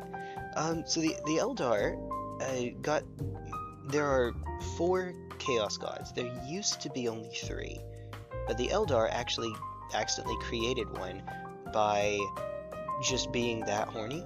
That's basically. Oh yeah, they made Slaanesh. Slaanesh, yep. And because Slaanesh is vindictive like that, or I think it's that Slaanesh gains power by doing this, whenever an Eldar dies and its soul doesn't go into a Spirit Stone or some other device, it goes straight to Slaanesh, who eats it. Yeah, so not a great way to go. And yeah, not at all. No, very much not. So, but there is a hope. There is a hope for defeating Slaanesh just with the Eldar, not with relying on the other factions, sort of. Overload? Just with the Eldar. No, not Overload. Well, kind of. There are a couple of ways that are prophesied to do it. Basically, that are prophesied to bring about the Eldar God of Death, which might take out Slaanesh. Maybe, hopefully, totally, definitely. One of them is every single Eldar dies. You can imagine that's a bit of a Pyrrhic victory. That's one way to do it. Yep. No one will be around to see the heat death of the universe sort of Pyrrhic victory. Not great. The other is collect the 5 MacGuffins. It's the 5 swords of whatever. One of them's not even a sword, but sure. This is well thought out lore. This is well thought out. 4 of them the Eldar already have. Hey, how hard can it be to get the last one? Get the 5th one? It's in Slaanesh's palace. Yeah. Now, a neat little thing about demons is that demons, chaos entities, can only see. They basically see souls. They don't see. Yeah, otherwise. they see through the warp. Right. So if you don't have a soul, they literally cannot see you. The story of a guardsman who all her comrades around her are dying, and she doesn't because she doesn't have a soul. They don't even see her. You know the perfect person for this job? Who's that? Tell Sinch the Infinite. Oh, The no. Necron who just collects everything. No, dear God. Yeah, that would do it. Send him in Perfect. I mean, technically, Necrons have enough of a soul that they can be sane, unfortunately. It would be really cool if they didn't. But that's... Oh, absolutely. But knowing him and the stuff he's pulled off, it'd be True. hilarious to watch him pull it off. And the demons will just... Yeah. What? Just gets his Pokeballs out and just waltzes in. But if you are a blank, someone who doesn't have a soul, they can't see you. Now, Eldar do not have blanks. They're kind of in the opposite direction. Their souls are bright and vibrant. So Eldar cannot waltz into the palace and not be seen sneaky around. You know who does, though? Humans. Some humans are blanks. They don't have souls, like I just mentioned about the guardsmen. Some of them are blanks and specifically trained for the purpose of taking out psychers and demons. Like the Caluxus assassin. All Caluxus assassins, they're in a type of Imperial agent, are blanks. And their shtick is that they're supposed to easily be able to defeat anything that has to do with the warp, because they're undetectable and unaffected. So, theoretically, a Caluxus assassin could just waltz into Slaaneish's palace and be completely undetected, and pick up the sword and then leave. Now, obvious problems with this. Number one, your ship still is visible, and that's not going to go well. You know, you still have to actually get your ship to Slaaneish's palace through the warp, which is kind of a problem. But supposing that you did that, Slaanesh has Emperor's Children, the Space Marines that are on Slaaneish's side, the Traitor Marines that are on Slaaneish's side, and they hang out in the palace. And this may very well be the reason why. It's to keep blanks from just waltzing in and killing everything there, because Plague Marines are not demons. Empowered though they may be, they are not actual demons, so they can still fight human invaders that come in. Yep, and if you want to support the Caluxus assassins, you're probably going to have to do it with something that has a soul, which the demons can go after. So the idea behind this little campaign is you're a team of Caluxus assassins that have to sneak around the palace and not get detected. So that's basically the gist of it. Yeah, the justification for the ship being able to make it is that the ship appears to be abandoned because the only things inside of it don't have souls. So once it gets over to Slaaneish's palace, it just runs into it and blows up, and now there's no way out. But it makes it look like it was unmanned. So hopefully that's your ticket to get in undetected. You just have to survive the crash and start making your way in. Pull a Titus and jump out the dropship. Or that, yeah. Yeah, I mean, unironically, well, dropships are visible, but Caluxuses can become invisible. True, so... dropships are invisible, but keep in mind there's also the emergency drop pods that they do upon destruction. Isn't that just jumping to hide out? as one of those. True, that's true. And I guess the wrong Marines, Emperor's Children would actually know that. I would imagine. They would. But would they also assume that anything's there if there's no soul? So, they...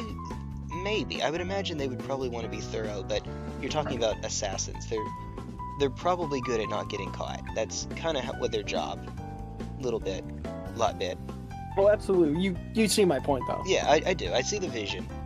Whatever the way they get off the ship, that is basically where the campaign starts. You don't have a ship to get back anymore, so, Do or good die. luck. Yep. Well, you're dying one way or another, in all likelihood, because you're not getting out. But see if you can get it. Oh, wait a minute. Hold on. There's a problem. You do actually have to get out. You need to get the weapon and leave. Ooh. Yeah, that's a problem. That looks really cool. Oh, what's cool? Oh, that's horrifying. There's a game I've been following, a survival game. Yeah. That I've been waiting on, a medieval zombie apocalypse survival. Medieval zombie apocalypse survival. That is certainly a combination of keywords. Yeah, called Blight Survival. Okay. Blight Survival. The devs just posted a sneak peek at some of the new areas they're making. Ooh. So I was looking at those because I just got the notification about them. Wait, is this an early access game, or is it DLC? Nope, no early access yet. Not even DLC for anything. It's in development. Oh, in development. Okay. So you can't actually go buy it yet. Not yet. I'm hoping they do a open beta or something. No. I've already signed up to be a beta tester and I've been approved. I'm just waiting to be told that I can play. Good luck. Good on you. I'm hoping. I managed to get into the Elden Ring Night Rain beta test. Heck yeah. Oh, the network test or the beta test? The beta test. Ooh. Like, technically the network test is the beta, because that's the only time they were really doing quote-unquote beta testing. Right. I did not do it when it was live. Fun fact, I did the network test after it already... Well, right as it was ending, because I had a jailbroken PS4. So I just... Yeah, you can't connect to the internet to do the actual network test proper. And even if you could, I didn't have PlayStation Plus, so I didn't have online access. So I just downloaded the jailbroken version. Do what you gotta do. Yeah. Yeah. I had a bunch of fun playing it. I wish they kept the Wilder glitch that was in the beta because it was absolutely hilarious. Which one is this? Depending on if you jumped at the correct time as you hit a ledge with your grapple, it would fling you all the way to the other end of the map. Ooh. It was hilarious. That sounds pretty sick. It happened to me a few times. It was pretty funny. It did suck though when I was trying to run from the storm and then I'd overshoot and be on the other end Of course. of the map. Oh, man.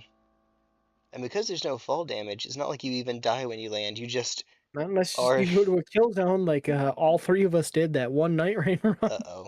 Uh-oh. Wait, all hit a kill plane? Yeah, me, you, and Tim all fell off the cliff, Uh, and that was the one we managed to win against the balancers.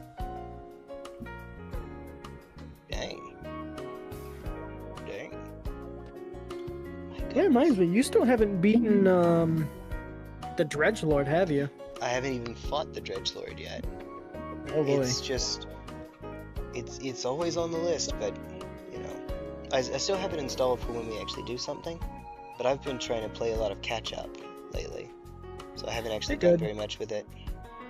It's like Yeah, it's all Helldivers 2. good. It's a keep it installed for if people want to collab sort of game. Alright, two Yeah, I'd say you more. could I'll also have- do it if you want to chill, though.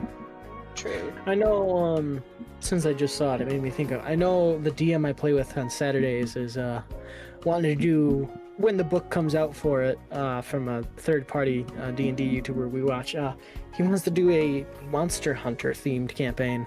Ooh. Ooh, okay. I mean, it I can't- fits. You have a lot of monsters to beat up. Well, the book is going to come with like 100+ monsters to work with, Oh, and a nice. whole like breaking and harvesting system. Breaking. Oh, that would be sick. Breaking in D&D style combat, tabletop combat. Yeah, so target different parts that have different HP, AC, and all that. You're all going to have VATs, and you're going to roll to see whether it actually hits or not. Pretty much. Oh, I can't my. decide. What I play is going to depend on what everybody else plays, but I really am itching to play probably one of my more silly characters I have, Yeah. which is a tiefling barbarian styled to be like Raider from Night Rain. Oh, okay. My Man. lore for him is he wants to be a Viking, and his Oh, yeah. mother's maid ended up reading the wrong bedtime story, and now he's just obsessed with becoming a Viking. That's awesome. Wait, what would the right story have been? Being a knight? Nope, being a demon lord. Oh, demon. Oh, okay, because tiefling. Yep. Perfect. Are you sure you want me to read this? Yes, read exactly that. Oh, okay. Well, there once was a ship that put to sea. Oh wait, that's Yep. Pretty much. I already dig it. I already dig it indeed. Dude, Raider was honestly I love probably the playing class Raider. that I had the most fun with. Not my He's the simplest, but favorite? also yeah. like one of the second most complex because you have to really understand how to tank properly. Right. Because if you overextend, you're dead. Yep. Oh yeah. Especially in you higher saw me depths. sometimes. You sat there like, "How are you alive?" And I tanked through it with my Yep. punch. I just said, "I choose not to die." It works. It's really cool that you have like endure going on whenever you do that. You can't die Yeah. to even elemental damage, which always says chip. Because it's a 99% reduction to all incoming damage. Unless it's You changed. It's do also not go down. it's also coded such that you can't go below 1 HP. Like, even if you're at 1 HP, you take the damage, and you, as long as you're in that animation, you don't actually take the damage. Yeah, It still counts as a hit for the purpose of build-up, like bleed and frost, but otherwise you absolutely. can't go below 1. Yeah, that's why I use it whenever I get low HP, or it's just like, well, I got a big punch and he's about to do a big attack, so I'm just gonna slap him and tell him, no, you Yep. don't get to do that. Yep. I think the class that I had the most The class that sings to me the most is Duchess, but I turn into an idiot when I play Duchess. You've seen me play Elden Ring. Actual Elden Ring? You know what I mean, base Elden Ring. I've never Where seen you. The only time I've seen you do that is when we were doing the cosplay. Oh, okay. Well, long story short, I am careful and slow, and I like strafing. In other words, try to get an opening without having to roll or block. And I just play carefully. But because there's a timer in Night Rain, I turn everything into a speed run, and I overextend all the freaking time. Yeah. And it gets me. It's easy to overextend. Yeah. In Night Rain. It gets me messed up. Man. And I It's feel not like a hard thing to overextend by accident in that game at all. I feel like if I'm playing slowly, then I'm playing wrong because I'm losing time to pick up other stuff. I get you, because funny enough, my first main was Recluse. Yep, that will do. Recluse funny is enough, though, kind of hard solo, but I love it in duo and trio play. What were you saying? I can't understand. I was gonna say she's just like the best all-rounder. A lot of people say she can't do much. I argue that she pretty much covers everything you need. Yep. She's very flexible. Having the S scaling in Int and Faith, she can kind of do a little. My first kill on Healster was with Recluse using a Great Shield and one of the magic swords, the Carian swords. It was crazy. Oh, is Car in chat? Yeah, Car just hopped in. I don't see his icon. I saw the notification at the top of my chat. Oh, you just got raided by Kara. It says Kara. Yeah. Hey, there we go. What's up, Kara? There it is now. Oh, I see. It's weird that I saw it before you. Yeah. So on OBS for the multi-chat from Stream Elements, it doesn't show raid messages. Huh. It's fun. But hey, thank you, Kara. Appreciate it. You're awesome like that, dude. Dude. Like... Whoa, what was I talking about? Now we just need to get Tim in here, and we'll have everyone from yesterday's stream. I forget what I was talking about. I forget what I was talking about. So you were talking about... Oh, dear goodness. Monster Hunter. Monster Hunter Tabletop. Thank you, Car Raid. Hey. Right. You were saying it's going to come out with over 100 monsters. Yeah, over 100 or so monsters. We were talking about breaking. Oh, after that, we were talking about Night Rain. That's right. I don't know why, but apparently the most broken build I found for Recluse is just get as much mana as possible. I have a clip somewhere on my phone where we went to the bottom of the magma hole, and I just held one button and we won the fight. Nice. I did like a collective of like over 20k damage because I had Meteorite of Estelle. Oh, not even Common Azure, Meteorite, dude. I had Meteorite of Estelle and I popped my ult, and for some reason the way the ult works is it restores stamina as well for Recluse. Right. So I could sit there and endlessly hold the button while getting massive amounts back. Oh, and apparently what you get in return is proportionate to the damage. Yep. So I just kept getting infinite mana and stamina. So it's just like, why would I let go of this button? Correct. That is exactly the right response. I now have monkey brain. Every button is kill. Yep. My goodness. That is always fun to do. Speedruns that I'll have use to find Recluse. the clip and send it to you. If you find Common Azure, you can just delete bosses, and that's part of HAL. That's a lot of HAL. If you find that clip, by all means, send it over. Love to return to Night Rain one of these days, my man. We gotta talk at some point, but yeah, one of these days that'd be cool. That'd be sick. Get the crew together. Ooh, we gotta I thought talk about first. trying to make a Elden Ring based D&D campaign. I think that it exists, I'm sure that fan versions of that exist already, but if you want to make your own, by all means, go ahead. I mean, Roll20 did it. Yeah. They did a one-shot of it. Hold on. Okay. I'm sorry, I'm sorting my models out. So they did a one-shot of Elden Ring. Okay. Yeah. I believe they called the campaign Ye of Little Faith. I wonder what everyone else is playing. I could not possibly imagine. No way. Oh, hold on. Now they're doing a whole other Vox Machina or Mighty 9. I don't really watch Roll20, I just know because I've seen it on my recommended while I was scrolling through YouTube. Sure, that's fair. I don't blame you. What am I doing? What am I doing? What are any of us doing? Why are we here? I mean, Just to honestly, suffer? it's Friday night. Everybody's just kind of chilling. I've had the beer I wanted tonight. I had some dinner. I've gotten to take care of my chores. I'm chilling. Right. Hold on. Yep. That reminds me. I can get some myself. I should get some myself. Be right back. I mean, are you sure? Are you sure it's a good idea to drink right before you have this big thing coming in? I'm saying this from a friend standpoint, not because I want to lecture you.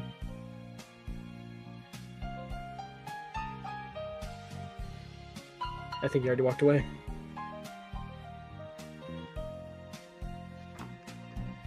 All right. Got my. Did you hear what I said or no? No, the last thing I heard was you were chilling with your beer, and then that reminded me. Oh yeah, I had beer. Yeah, well, what I was saying is, are you sure that's a good idea to have right before you have this thing coming in tomorrow?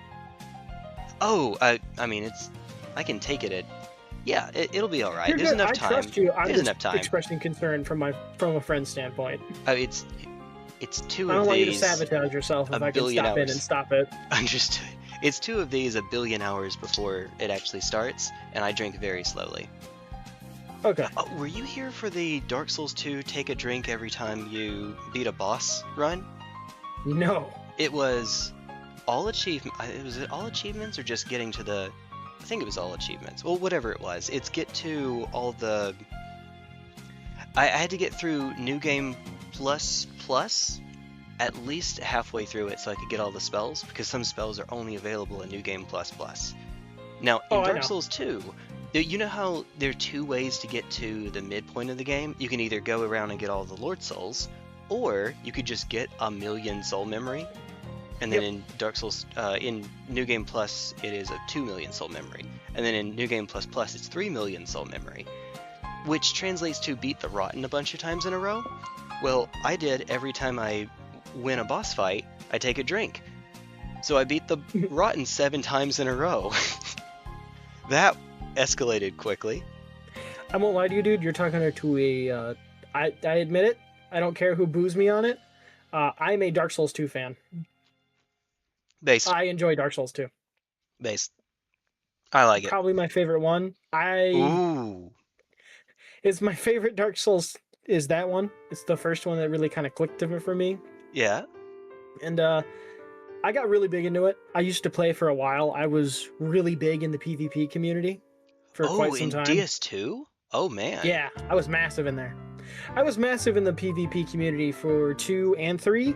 I believe in 2, it might be lower, but this is what I remember. In 3, when the arena games first came out with the DLC, I'm pretty sure I managed to get into the top ranks for my state. I'm pretty sure I was like number 8. Oh man, I didn't even know that they had, unless you mean tournaments, I didn't know they had state ranks. Not tournaments, they had a whole rank system for it, and I'm pretty sure I was number 8 on there. Man, PvP in DS2 was interesting because instead of being level or weapon based, it's soul memory based. So max level or max stat, there is an actual meta for max stat. I know. PvP, which is unique. I don't think the others really have that, at least not to my knowledge. Not really, but I always say this, and I will always keep saying this because it is the truth in my opinion. Doesn't matter how many levels you have, if someone's more skilled than you in Dark Souls 2, they are going to win. Oh yeah, for sure. I just find it unique that phenomenon exists in that game. Technically, I know it exists in Elden Ring too, but I don't think anyone actually does max level PvP. A lot of people do, actually. Really? Okay. Oh. Yeah, a lot of people do max level. I mean, I know it's not literally no one, but I didn't know that it was enough people that you'd actually find someone. That's neat. Yeah, you can find a lot of people. I'm gonna admit it, I didn't like the PvP for Elden Ring. Okay. And I know people are better than me, but it feels like there's a difference between knowing somebody's better than you and just running into every single cheesy build you can think of. Yeah, the downside to so much flexibility is that you can run into anything, and some of that can be Yeah. pretty cheesy. Like with Dark Souls 2, I could theme my builds and still do really well with them. In Elden Ring, it feels like I can't really theme my build because then I lack on everything else I need. You know what it reminds me of? Here I am making wild comparisons to competitive Pokemon again. It reminds me of the difference between open and closed team sheet tournaments. I mean, in DS2 or DS3, if you see an opponent's weapon, you know what they're using unless it's spells, because their spells aren't visible to you. But say I'm playing DS3, if you run a club, I know that it has, or whichever club it is, I know that that thing has Endure on it. That is your... It was the mace, rather. That's the one that is... You know, I know for a fact that you have that until you swap to a different weapon. Then I know the one that one has, and so on and so forth. In Elden Ring, if I see you running a standard weapon, I have no idea what your Ash of War is. In fact, you might have multiple versions of that same weapon with different Ashes of War that you can switch to. For whenever the situation arises. It's like the difference between open and closed team sheets in competitive Pokemon. Open, I can see what moves you have. Closed, I just know your Pokemon. That's it. And I have to try to infer it from there's what I see. There's also factoring in what is it called? The element, because they could look like a non-caster build and still be running magic or cold. True. Yep. Especially at high level builds. You know, if you're doing max level PvP, you can actually be anything because you have the stats for everything. So you have to prepare for everything. Most people run the same build at max level, though. Unfortunately, I believe it. I mean, you have max endurance, so you can rock the heaviest armor with the most absorption. Yeah. There's literally the build that just tanks everything. Yep. Oh dear. What did they call that build again? They call it the wall because of the shield. Nothing on earth can make you fall. The wall. Which is also a PvP build in DS3, so what goes around comes around, right? Yeah. But in Dark Souls 2, I had a build for pretty much... I had a PvP build for every build you could do in that game. Was it because of the... what was the Blood Covenant? Back when they had Covenants? The one that runs you to PvP? I didn't do those. Oh. But I did eventually get rank 2 at one point, which is probably the hardest thing I've ever done in Dark Souls 2. Is hitting rank 2 in Brotherhood of Blood requires you to win 500 consecutive invasions. Consecutive? 500 in a row. How? Lots of skill and patience. 500 in a row? Yes. Jeez, if that were an achievement, I would just... I could be wrong. Stop. I would just quit. I would not do that. That is great. I think my favorite invasion moment has got to be... You remember the dragon area, yeah? Yeah, oh yeah. Where there's the dragon soldiers and the Drake warrior? Oh yeah. Well, I was fighting against a high-level mage and a dude wearing full hovels, like full tank build. Right. And I was like, well, they're covering each other really well. I can't get one or the other. But eventually, the spellcaster just keeps spamming spells. So I'm like, I wonder if I can. And I stood right in front of the dragon guard, and he hit the dragon guard, the dragon guard with a crystal spear, and I see all of them proceed to dogpile. That's okay. The first thing I see is the spellcaster get one-shotted by a backstab from the one right behind him, and I was just laughing. It's like, yes, my minions, slaughter them, slaughter them. That's great. Awesome. You got ads. It's just great. Yeah, keep tag teaming. Here's my tag team, the entire map aggro. Did you just at that point emote, do the sleep emote or something because they could do all the work for you? Because they were trying to run away and get out of the aggro zone, and I was playing my paladin build with a sunlight spear with a maxed out catalyst. So it's just like, yeah, go ahead, run and heal. Prepare for this 2k damage sunlight spear to the face. Jeez. It was actually pretty fast in DS2. Lightning was, for a hot second, a little bit viable. Little bit. It was the best magic in the game whenever it first came out, because one slot of lightning spear was 22 casts, and Oh. it was doing like 400 damage off rip.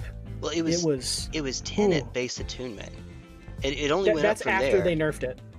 Well, on the unpatched version of the game, I say, I don't mean to sound rude by starting with no, but sorry, I came out wrong.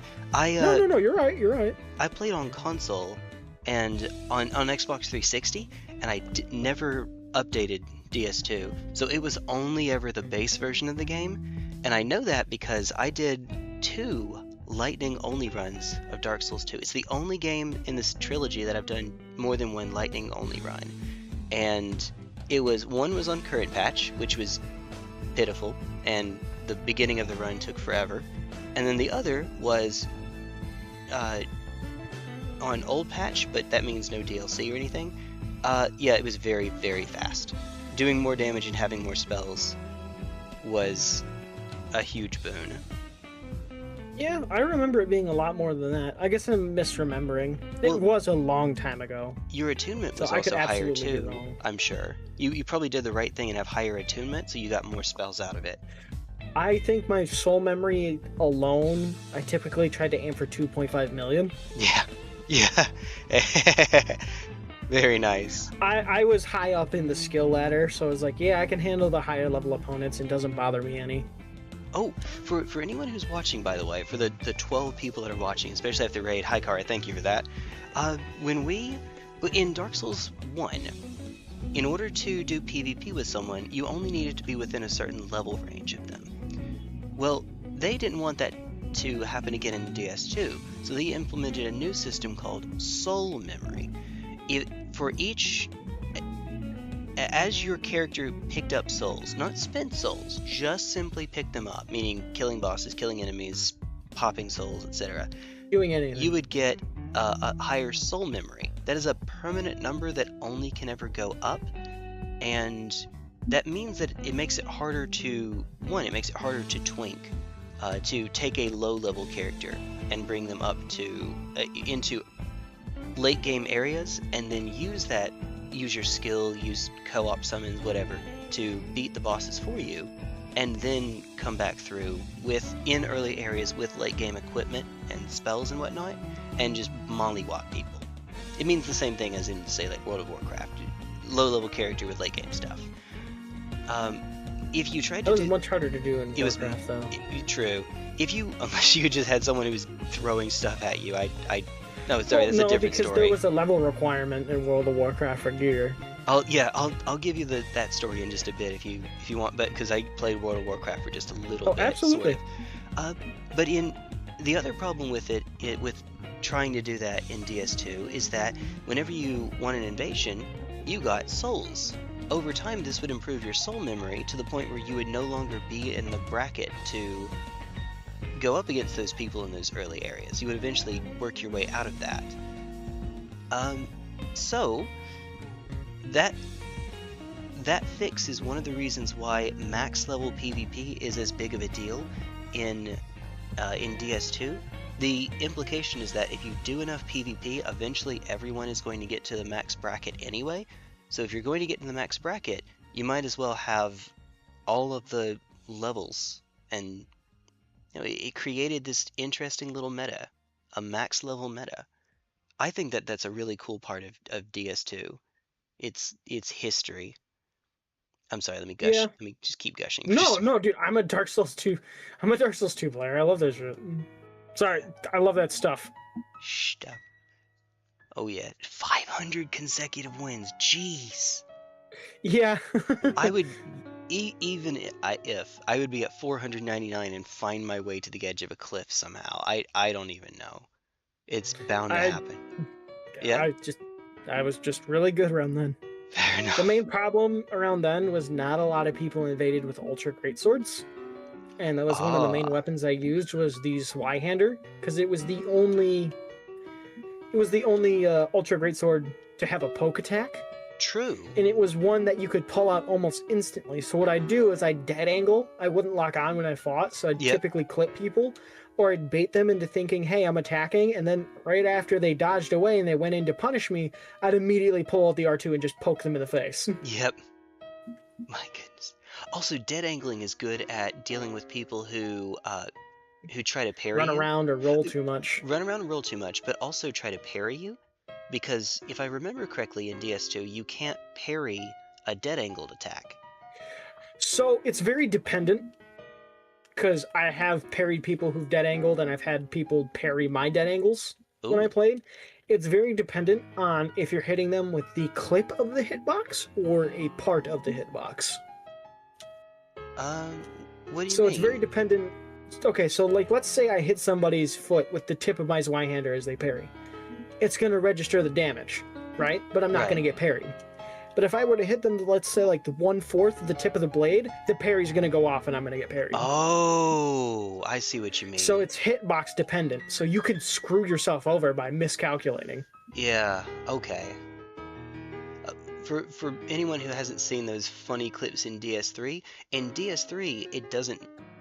I guess it was to prevent you from having that, from being able to make it where you could parry even dead angle attacks. You can That parry. was in Dark Souls 2, not 3. Well, I'm skipping ahead to Dark Souls 3.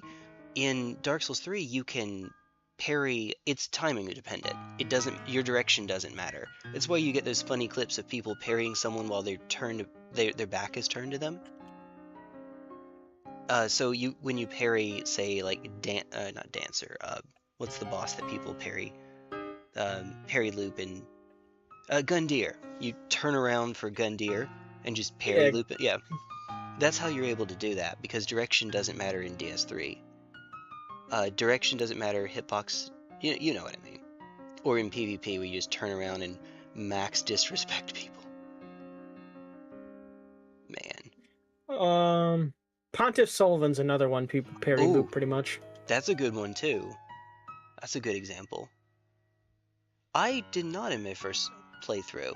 I think I did for Gundyr in my first playthrough, but I didn't for Pontiff. I hardly parried I parried much of Gundyr. anything. I did not know, like some of the bosses people parry, I never knew they were parryable till years Right. later. Like, I had no idea you could parry Yorm. I was mind boggled by the fact you could parry Yorm the Last Giant. I was like, you can do that?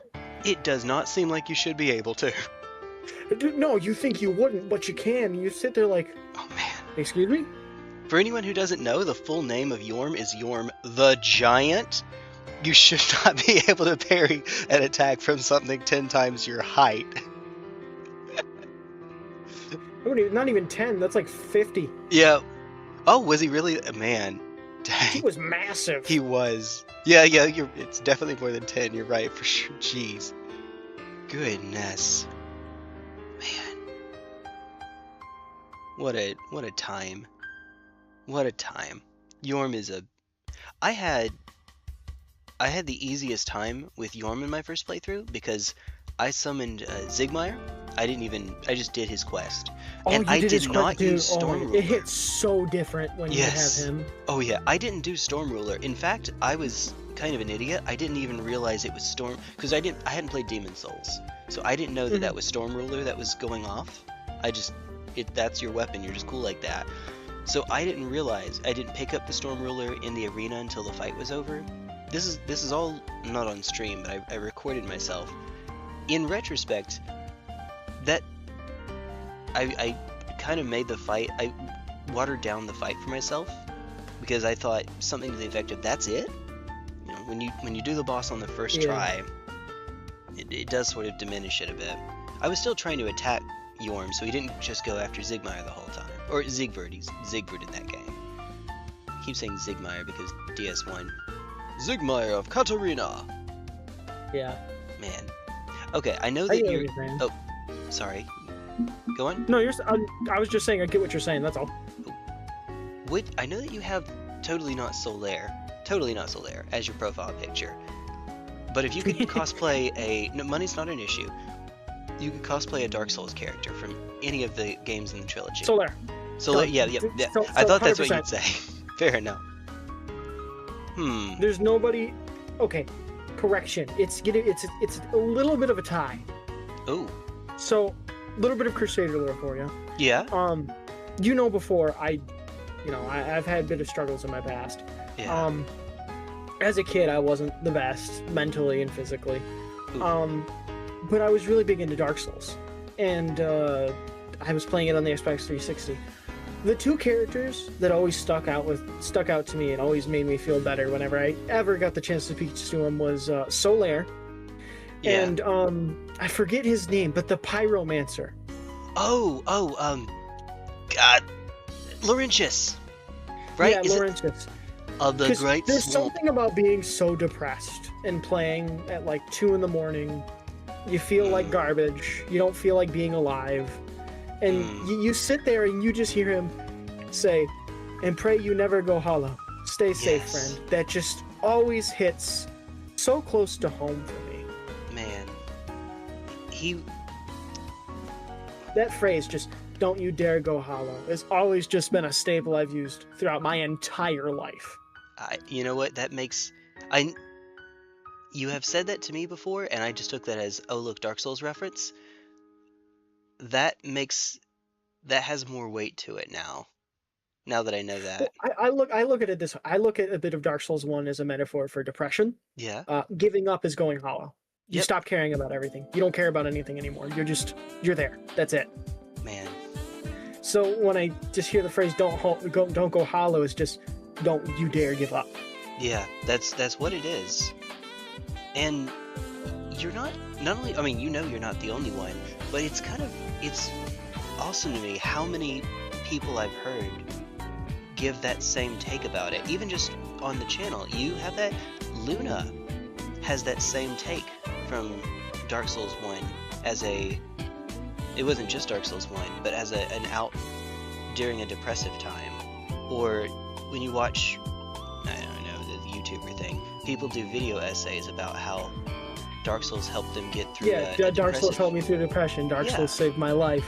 This and this and this. I know exactly what you're referencing. Yeah. I am fortunate that I have not been in that mindset, that state myself. But I can imagine that if I were, that it would probably have helped me out as well. I can imagine. Because I never was in that mindset, I took Don't You Dare Go Hollow as giving up playing the game. That when you stop playing the game, that's your character going hollow because you've given up on it.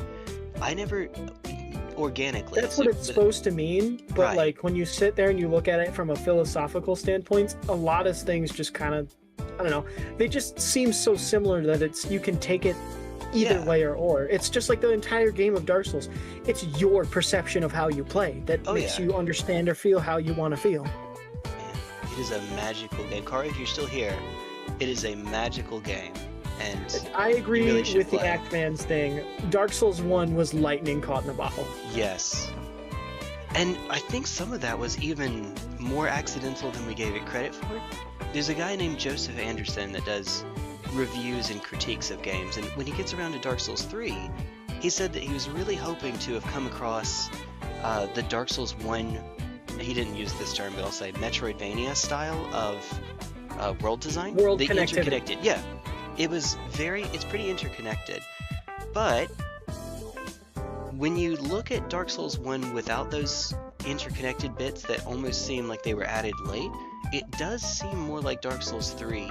It's especially after you get the Lord Vessel, it seems fairly linear. His impression is that, and I don't know that I believe this, but I might, is that Dark Souls 1's interconnectivity was either a late addition or an accident.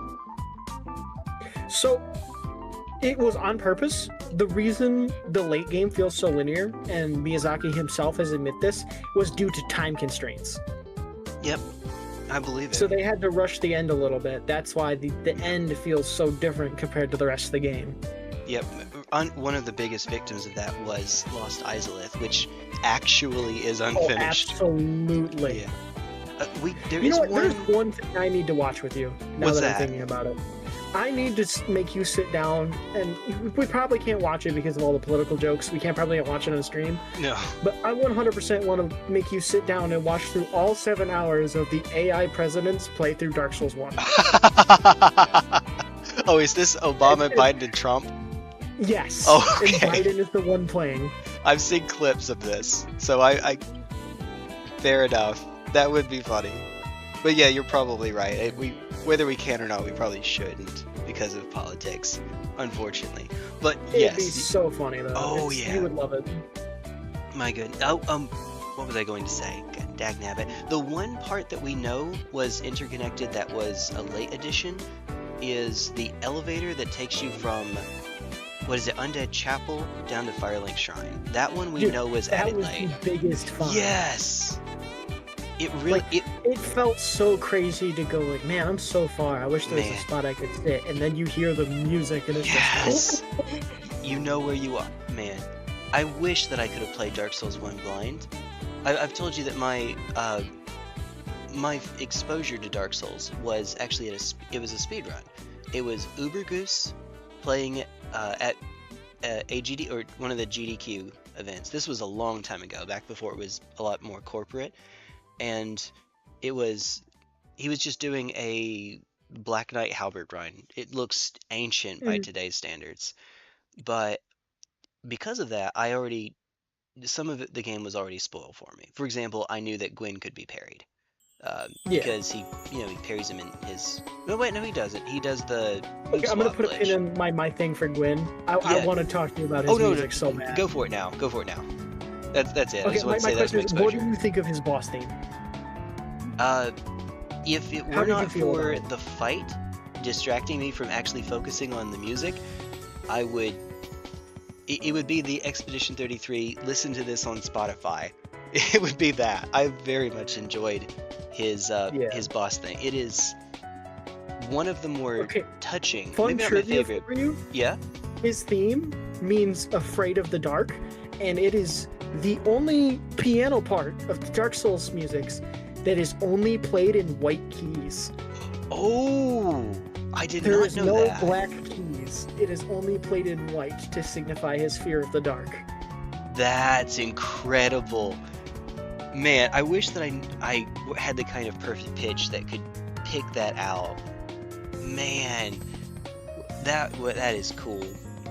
That is really cool. It's probably one of my favorite lore trivia bits to always pull out. Dude, I did not know. All right, man, I've played easily over 1,000 hours of Dark Souls 1, and you just blew my mind with that, dude. Because I did not know that. Oh, that reminds me. Yeah. I'm not sure. I'm sure you've probably heard that Elden Ring is getting a live-action movie. Yeah. Oh, dude, I saw they just announced the cast for that. I didn't, but my introduction to it was someone found America's Church, a Church of LA or one of those. Out in a field. Like, this is clearly where the movie's being filmed. Yep. Man, I did not. Just need a photo of it. Yeah. All right. Okay, who's on the cast list? Please tell me Henry Cavill's on there.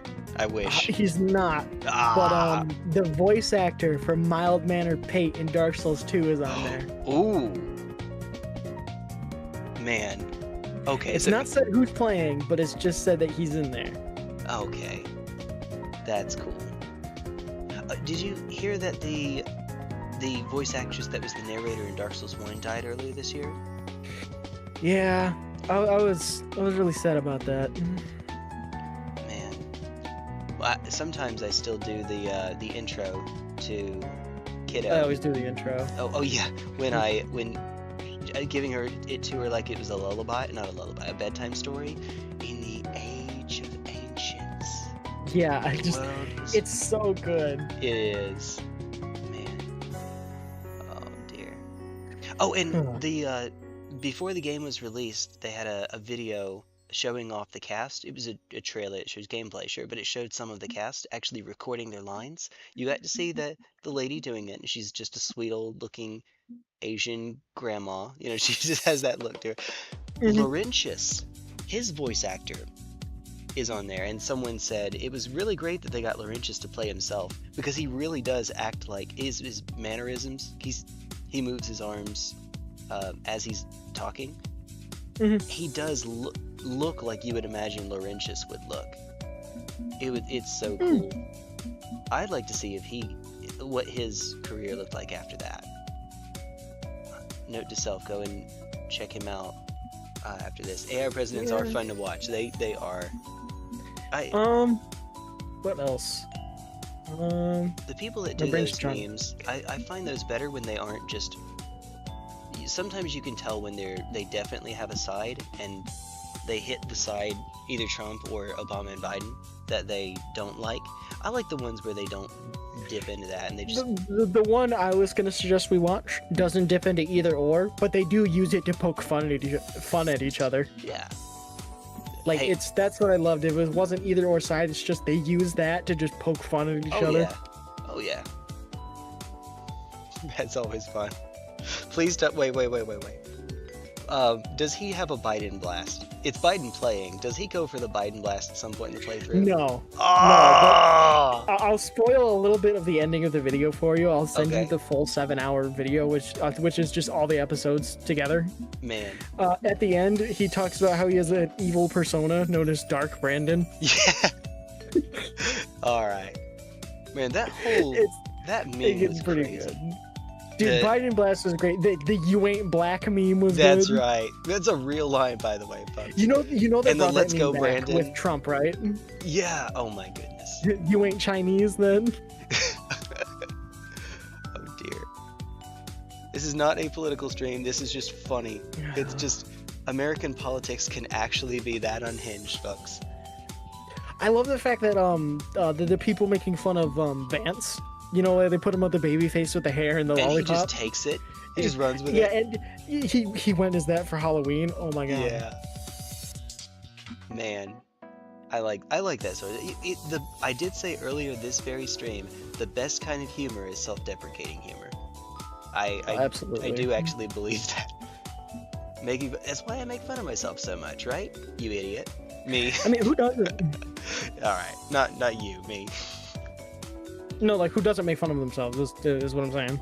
People that have an ego that won't allow themselves to make fun of themselves. Like, unironically, you can use it as something of a litmus test for a person's personality if they allow themselves to be made fun of, especially if they make fun of themselves. Unironically, I do think that there is something, there is something to that. I can Yeah. agree to that. I don't know. It's a higher version of the can you take a joke? Yeah, I Can get you you. make a joke about yourself?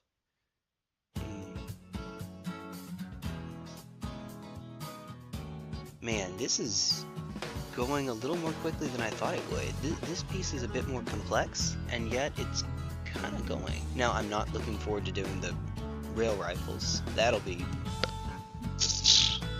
fun.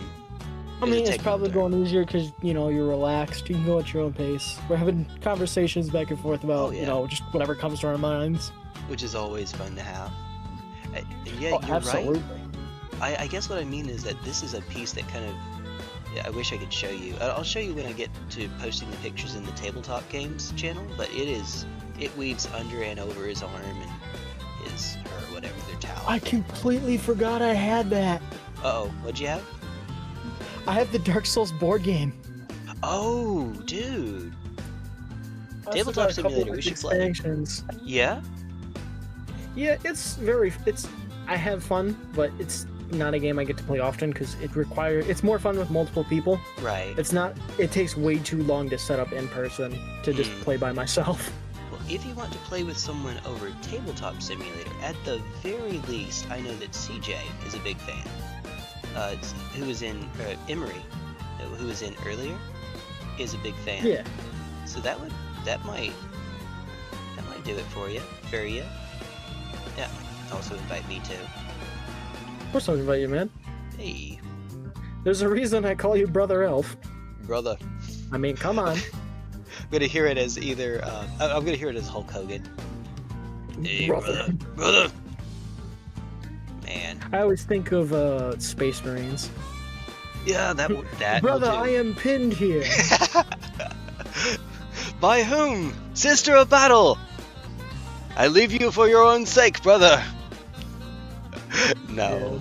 No, I would not. I would My never. face is my shield. That's right. World Eater Anthem. I will make this place your tomb. Now we're just sounding like StarCraft quotes.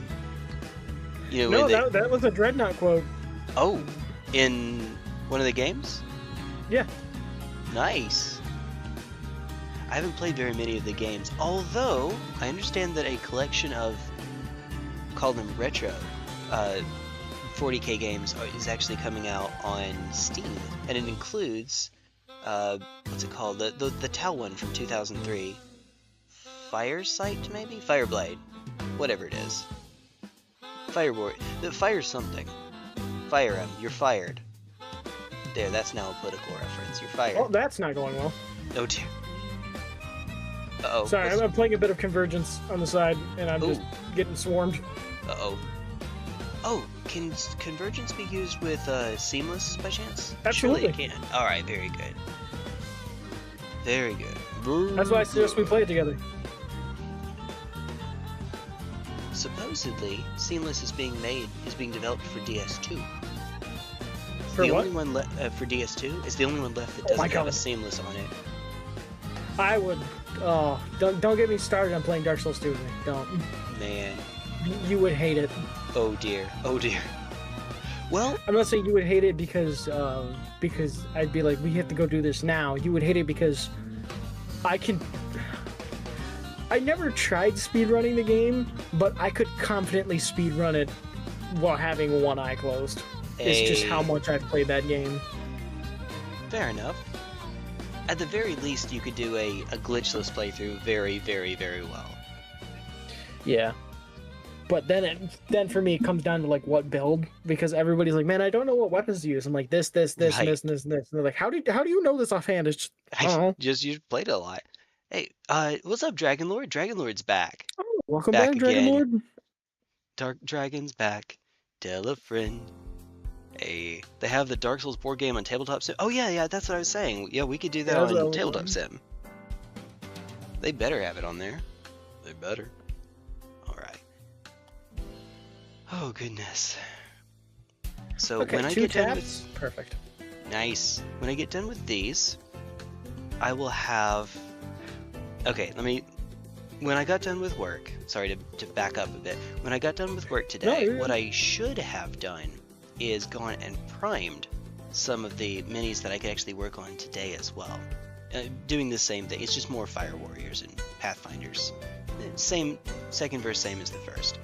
It would be nice because I could knock all of them out today. However, I was really tired from work and got a nap. That's why instead of starting at my early workday time, I started at 6. I don't remember your time zone, but 6 Eastern Standard. I'm sorry, I can't help myself from making this reference. Do it. Second verse, same as the Hearst. Now play them where I can, so I can put them in a Hearst.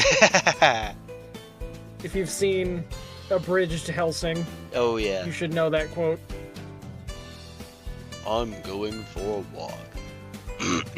No, you're not. Police girl. Jesus wants a hug. Dude. Okay, first off, I was minding my own business. I was. Perfect. Police girl. Get in the... No, actually, never mind. Stopping that one right there. Yeah, it's not one you want to say on the street. Yeah, no. Oh dear. Police girl, you should totally get in here and help us. It's like House of the Dead, but like 30 times cooler. Oh, this is great. That was a... Man, that voice. That was a 70-inch plasma screen TV. So, how can I help you? Oh, work the shower. No, not that one. No. I'm sorry. There. Oh, nothing. I just like to talk dirty when someone's that line. That entire line. I know what you're talking about. I've seen the whole thing. Oh man. It's a great abridged. It might actually still be my favorite abridged series. There may be higher highs than others, but overall, I think it's my favorite. Overall, that one was pretty good. I'll admit. Man, oh man, oh man. I still don't think anything beats the first abridged I ever watched, though. Yu-Gi-Oh? No. Sword Art Online? No. What is Avatar: The Last Airbender. I guess I shouldn't be surprised that there's an abridged series for it, but I did not know that. You haven't seen the abridged Avatar? I have not, no. Oh no, Go watch watch party. it in your free. Go watch it in your free time. You will have a laugh. Man, My oh, favorite man. scene is the one that happens in the first episode where they're getting Aang out of the iceberg, Yeah. and Sokka's trying to like talk Katara. He's like, "I think this is one of those ancient ice vaults monks used to hide their chocolate." And then the next scene is just her using the club in order to break it. I want my chocolate. Having not even seen it, I knew where that line was going. Oh dear. A wise man does not stand between a woman and her chocolate. Oh, absolutely. Man, oh man. Ooh, there we go. Huh. This is going alright. It's going alright, I think. Hopefully, maybe, totally, definitely. I mean, it looks good to me. I didn't get to paint my minifigures much. One thing I still would be absolutely willing to do is to host a D&D one shot for all you guys. Oh, hey. I'd be down. I'm not the best DM, I'll admit. There's still some stuff I'm kind of learning as I go. Hey, that's what practice is for. We'll be your guinea pigs. Well, you're all newbies too, so it's... Hey. Well, not all. I'm pretty sure Kara said they played before. Play D&D or just... D&D, yeah. Okay, I used to be a dungeon master on the radio back when I was in college for 4 years. Yeah, I remember you telling me about that. It was crazy. That was it. They would never let us get away with that now. Well, yeah, oh no. No, they wouldn't let us get away with that now. But it was so cool. Dragon Lord's got a question for you in Yo. the chat. That would be fun, Siskar. He says, besides painting the guys, are you planning on painting other parts and adding highlights to the armor? Oh, yes. You may not have been here when I said. So I am just trying to get them what's called battle ready. Battle ready just simply means enough that you can put them on the table and not lose points at a competitive event. Functionally, that means 3 colors and based, so something on their base. Wait, you lose points if you don't have them painted? Yeah, so at some tournaments, official tournaments, or at like bigger tournaments, so not just your local game store, but regionals and whatnot, state tournaments, etc., you will automatically lose a certain number of the points that you get from scoring objectives, or holding objectives, whatever, if you don't have your models battle ready. So 3 colors and based. What? Yeah, I know. I've never heard of this. Well, if you play in a local scene, that probably never comes up. If you're... Well, keep in mind, I don't have my army anymore. Oh, ooh, fair enough. That's right. Well, yeah, that's the gist of it. I'm just trying to get mine painted enough that I can play them without losing those points, and also getting 100 done for the million mini challenge that the official Warhammer I didn't stores even are know doing. that was a thing. Yeah, I would have pretty never silly. guessed. Well, my conspiracy theory is that the company once known, or the brand once known as Citadel, I think they're now called Warhammer Paints, is, as you can imagine from the name change, under Games Workshop. It's under that umbrella, so it's an easy way for them to make money. I know that you can get paints not just from them, but a lot of the time you'll get paints from them. Also, it just encourages people to actually paint their miniatures. Maybe makes the hobby look better when it's actually pictures are taken and whatnot. Gives people more to do with their expensive minis. Probably, but it also makes the hobby more expensive overall. It does.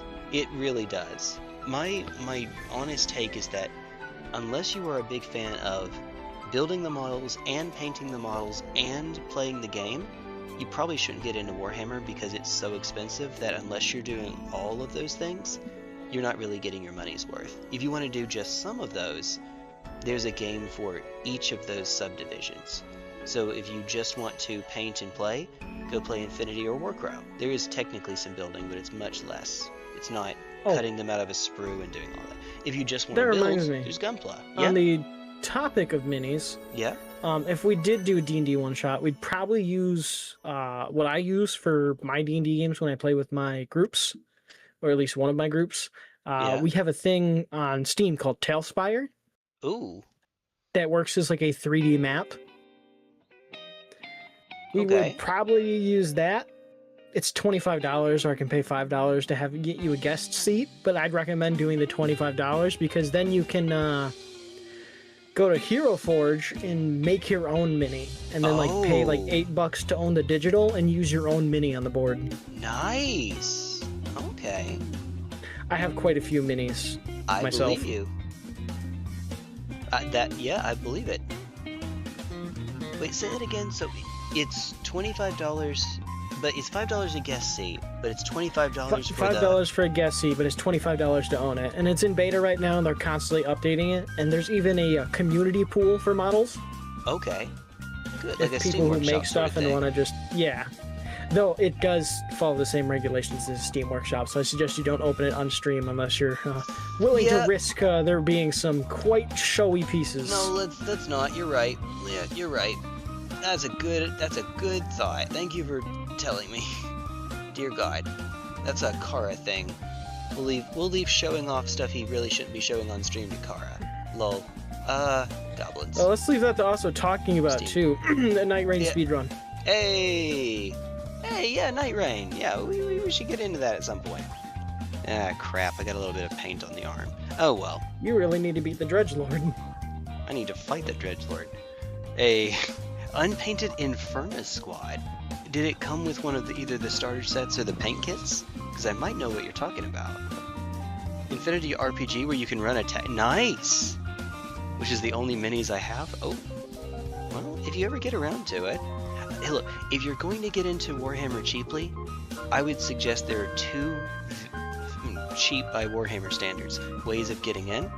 One is the cheapest army to own new by a pretty substantial margin are Custodians, Adeptus Custodes.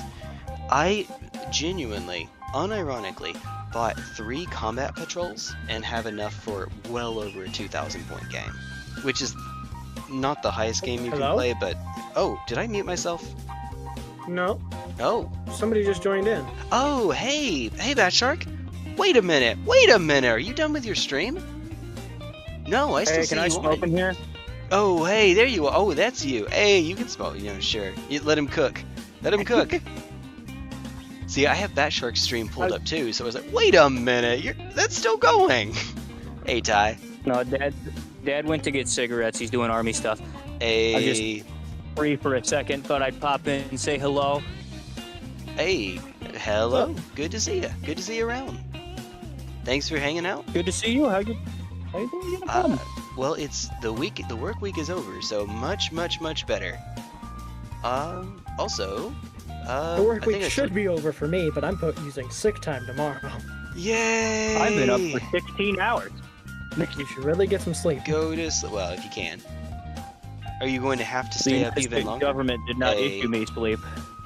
No, you're kidding me. Never. Oh dear. Never. Oh, I'm a sleeper agent. I order you to sleep. That's it. By law. Dragon Lord, I ended up picking up 3 combat patrols for Custodians, and that's what was it? I want to say it was under $450 for a whole army new, so all in box. That's a very cheap way to get yourself an army. Another is Space Marines, because there's so many, they're the default starter army. You can find them pretty cheaply on eBay. That's another way to... Dragon Lord, one of the folks in my chat, Ty, is saying that the only reason he hasn't gotten in is because he hasn't been able to afford it. I don't blame you. I would recommend. Dragon Lord says Latin America. Ooh. What were you about to say, Ty? I would say I would recommend getting a 3D printer, honestly. Yeah. I would tend to agree, but then Latin America. I don't know if those are hit by the same tariffs that every other electronic... Well, I say Latin America. Where in Latin America are you, by chance? Because you say that, and the very first thing I think is Brazil because of how many people are there, and they have some crazy tariffs. Yo! Did you immediately assuming Brazil? Please come to Brazil. Look, the last 7 million people that have said that have been from Brazil. It is, I think, still the 3rd most populous channel for my demographics. It's United States, Canada, Brazil. Which is funny because some of the regulars I know are from other countries, but they're just, there must be some lurkers. Oh wait, Yeah, Mikola. I would Yeah? say it'd still be cheaper to get a 3D printer rather than like a box set or an army set, especially in Latin America. There's a big 3D Right. printing community around like at least the Philippines I know of, or like Thailand, but different countries. But you know, Okay. In real life zombie land. Dragon Lord is from the Dominican Republic next to in real life zombie land. Haiti. Oh dear. And yes, wow. that is probably still the way to do it then. I would imagine, I don't know how eBay is with the Dominican Republic, but in general I would say probably a 3D printer. He is correct. That is probably the way to do it. One Page Rules is a system that you can use that's model agnostic. I mean, there's specific games that use One Page Rules as a foundation, but you know, you could do that, and that's easy to get people into because it's pretty easy to learn. You could also do Tabletop Simulator. I'm assuming that can't be that expensive. I know regional pricing does exist on Steam. Surely it's not that expensive to get in the DR. Hopefully, maybe. And then you can just play online with whomever, whenever. There's always a Discord group, or come to my channel's Discord group and ask in the tabletop games, hey, who wants to play a game? Zoss will play with you, CJ might play with you, someone will play with you. Please somebody play Kill Team with me.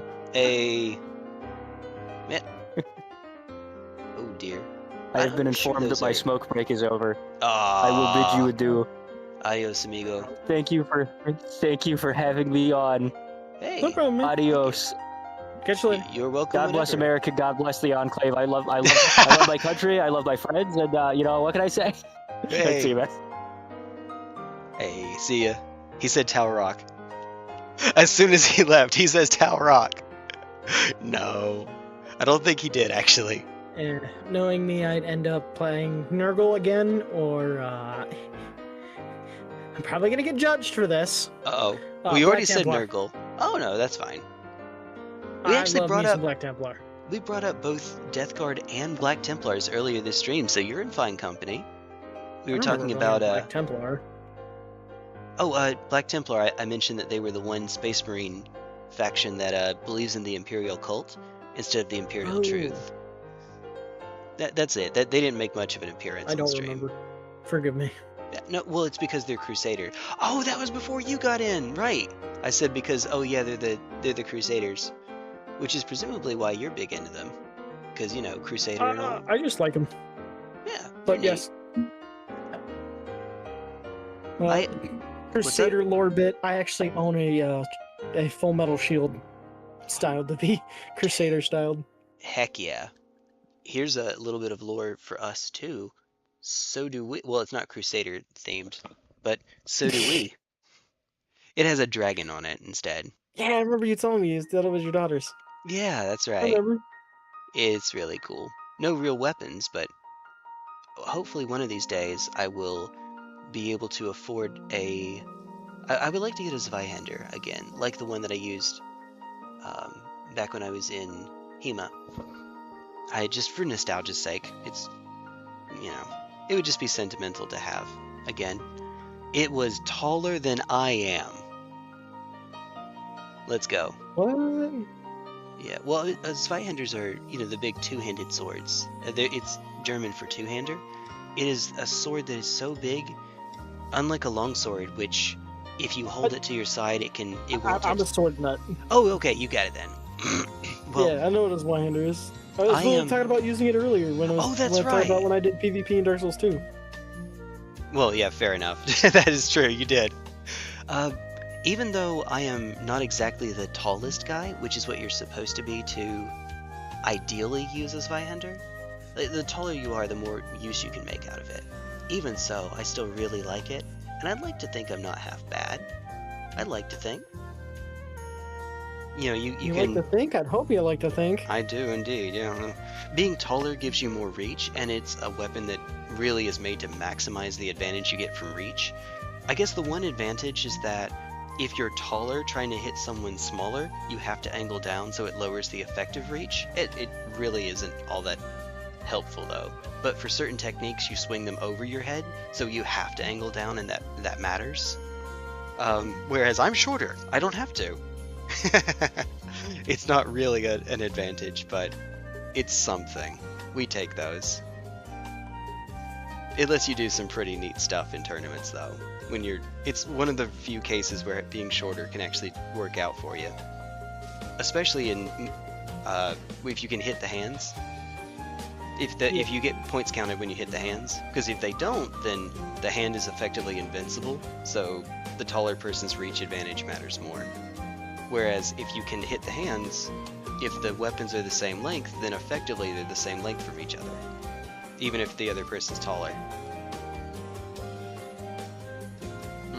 There's one thing Souls games have taught me to hate. It's you hate all dog-based enemies. Oh dear. Except wolves. Well, I guess those aren't dog-based, they're wolf-based. Wolves are technically dogs, Elf. But wolves are, well, dogs are They're technically both canine. wolves. Yeah, I was about to say, dogs are technically wolves. Lupus canis domestic, never mind. Anyway, I think that the trope is that in Souls games, dogs are evil, but wolves are polite. Wolves are nice. Wolves are decent. They'll hang out for you. Dogs are just the devil, though. They do things like hit you every frame in Unpatched Elden Ring, or teleport through walls in Dark Souls 3, even in current patch. I believe I remember this correctly, but did you know that in all the Souls games, there's only one dog that has a grab attack? Oh, I don't think I knew that. I'm trying to think of what the dog itself would be that has a grab It's the attack. pregnant dog in Dark Souls 3. Oh, you're right! Oh man, I have been hit by that too. Maybe if I had more time I could have thought of that, but man, he is in fact correct. The pregnant dog does in fact have a grab, and my goodness. Oh dear. Oh dear. That is one heck of an area. Dark Souls 3 had some pretty undercooked areas, and that one transition between... You know, I know the swamp is on the back end of it. I'm trying to think of what was on the front end. High Wall? Yeah, High Wall. High Wall of Lothric. Oh dear. That whole area just feels so small and undercooked.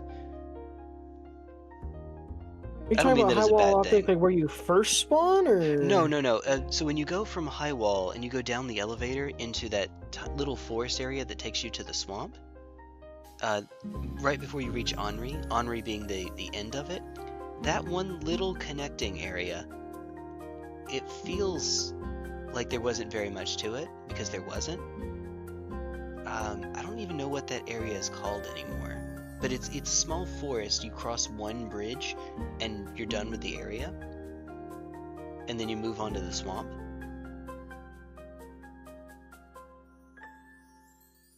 I think I know what you're talking about. I don't want to say I do or I don't. It's the one with the pregnant dog. Like you drop down, and Oh, the pregnant dog okay, is under so, yeah, I know what you're talking about now. there. The one just that took people me a do the teardrop glitch. It's one of the more popular teardrop glitch spots. Oh yeah, that's always a fun. I don't know if you're familiar with. It's one of those places where you can do the. Oh no, not teardrop. You don't do teardrop from there. My bad. It's one of the places where you do the hit the death cam, but not the kill plane. Start up the tank controls. The skip. Yeah. Sorry, teardrop is done in other places. No, you're alright. So in Demon Souls, folks, I mean, I know you know this, but for anyone watching, there is a spell called Second Chance. The way that it's supposed to work is if you would die, then instead you don't. You just go to, I think it's 1 HP, and it's like Wilder's Second Chance. You just take the hit. In DS3 it works similarly, but DS3 is a game that is more open than Demon Souls. Isn't saying much because it's traditional level design, but it's more open. You can fall in places where the game should kill you, but Second Chance saves you, and then you're you've hit the death cam and you can walk around in that teardrop state. Actually, in some places, you don't even need to hit the death cam. Basically, it saves you from a kill plane. And then you can just wander around and do whatever the heck you feel like. You can skip almost straight to the very end of the game if you really know what you're doing, especially in older patches. Second Chance was in Demon Souls. 3 out of 4 games. Was it not in DS1 or DS2? Because I don't remember it in It was DS1. not in DS1. Yeah, I didn't remember. What's the DS2 one? It's DS2 is called Tears of Denial. Oh, I didn't remember it was even in DS2. Oh! Yeah, it's called Tears of Denial, and it's in the Sanctuary area in the DLC for the Crown of the Sunken King. That would be why. That would be why I didn't remember it. And you'd have to hit a secret button to even unlock the chest to begin with, so don't blame you for not noticing it. Fair. That's why I mean, like, you wouldn't want to play Dark Souls 2 because I know like nearly every nook and cranny of the game. No, that's cool, dude. That is but Alden really makes cool. fun of me for it because of the fact that I have not platinumed the game, but I love it so much. Dude! What are you missing? It can't be much. Just some NPC quest stuff. Okay. Hey. Oh, DragonLord says I have it, and I don't have the Warhammer Workshop stuff, but I don't know how to use it. Fair. Tabletop did take me a while to get used to as well. I'm still fumbling about sometimes when we do stream. Kara says I went the opposite of my usual when I played Imperial, went Tau equivalent in one-page rules. Yeah. For Grimdark Future, they have some races that are effectively functions of different Warhammer factions. One of them is a function of Tau, although that one has a few different sub-factions which play differently from one another. That is pretty neat. Yeah, you chose the Sword Weave one, if I remember correctly, right, Kara? No, or did you play it's been a while since you've told me, but you have told me at least a couple times. It's been a second, though. DragonLord says, oh, it's also worth pointing out I do have STLs for when I eventually get secondhand printer. Oh, okay. I don't know if you have someone that can print them for you, but if you can, usually, at least my experience is that they won't do it too expensive. What's up? Now that I think about it, it was only ever called Second Chance in Demon Souls. In DS3, it was also called Tears of Denial. Yeah, that's right. Because DS3 was the callback game, so it used the name that was in DS2, I guess. Not a lot of people played DS2, to be honest with you. Or at least not a lot of people enjoyed it. Between both versions, it still sold worse than just the one of DS3. Yeah, I'm gonna be honest. I wish they would just. I hate to say it, I wish they'd remake the game. Yep. Oh, agreed. Hard agreed.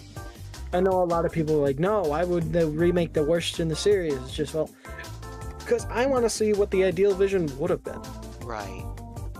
And not remake as in just do the engine again, or whatever the heck happened to Dark Souls, quote-unquote remastered, quote-unquote, but actually give it a fair shake with, I don't know, expanded world, level design. I think it would be really cool to see what the Miyazaki vision of DS2 would have been. But Miyazaki's pulling back, which is not necessarily a bad thing, but it is what it is. Well, they also got rid of their remastery studio, so... Here's a fun little fact for you.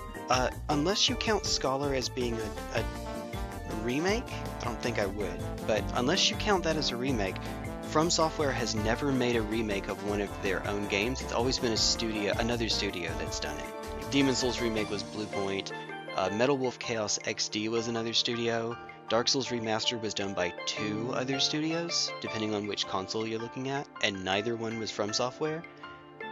They just spend their time making new games, and if someone wants to remake it, we'll let another studio handle it, to varied results. Sometimes it's just change nothing, like Dark Souls Remastered and Metal Wolf Chaos. Sometimes it's whatever the heck Bluepoint did. Demon Souls Remake is polarizing. I think if you play single player, it's probably just a better experience, but if you play PvP, a lot of people hate the changes. Yeah. Because they did change quite a bit. I admit it, I got a PlayStation 5 just to play the Demon Souls remake, and I never even got past the first, like, I got past the first boss, but I never found myself enjoying Demon Souls. Huh. As much as I loved their critical system and how that looked, I just, Yeah. I don't know. I need to get around to playing it at some point. I'm at the point now where I'm just going to end up playing it on an emulator in all likelihood. I have the game, I just don't have a PS3. And I've been holding off on getting that until I can get You one don't of have the a 4-port. PS3? I've been holding off until I can get one of the 4-port PS3s, which I just haven't found. You know I could probably get you one, right? 4-port? I have a PS. I actually have a PS3. Oh, don't worry about it, just for... Dude, it is literally just collecting dust. He's tempting me, folks. He is in fact tempting me. It's working. I might take you up on that. Not right now. No, you're good. I would just have to talk to my sister because we own it together. So I'd just have to talk to her and make sure it's okay with her too, because neither of us play it. It's not being used. Yeah. I can send it to you. Because after all, now that my sister is not moving out anymore, I probably should look back into getting her to beat Elden Ring. Ooh, do it, do it. Spread After the all, love. you were supposed to be in on that one too.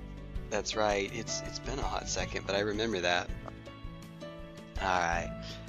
Hey, I'm gonna run by the restroom. Give me just a moment. No, do what you gotta do. I'm chilling. Do you want to entertain the stream for just a quick sec? Don't get me demonetized. No, I'm kidding. You're fine. I'm going to say every bad word no to the human English language. No, don't do that. No. Oh, no, no, Joker. No. Alright, hold on. Okay, first we stick the "We'll be right back" screen on. Then we make you... Excuse me. Sorry.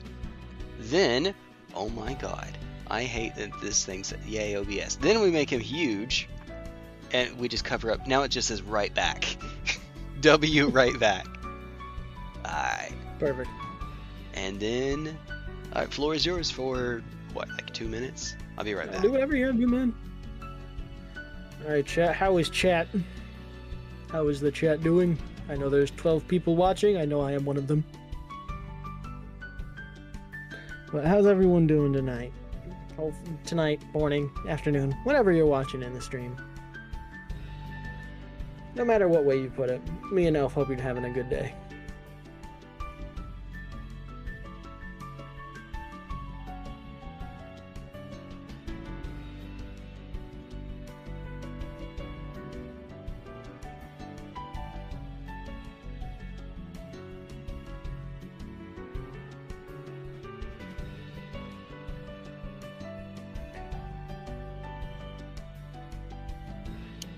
You Digimon, that's a series I haven't heard about in a long time.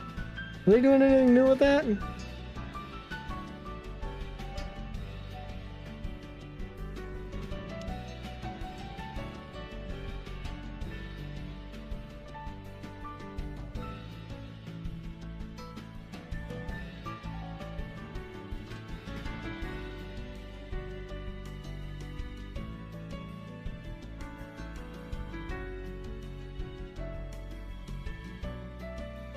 You doing anything new with it? Just listening to the workout. But well, I hope you have a good workout. Hit a new record.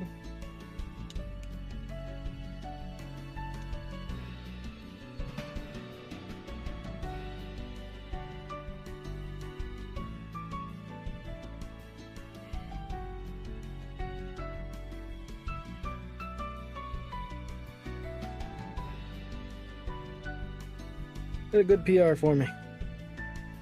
I know I need to start working it sometime soon myself.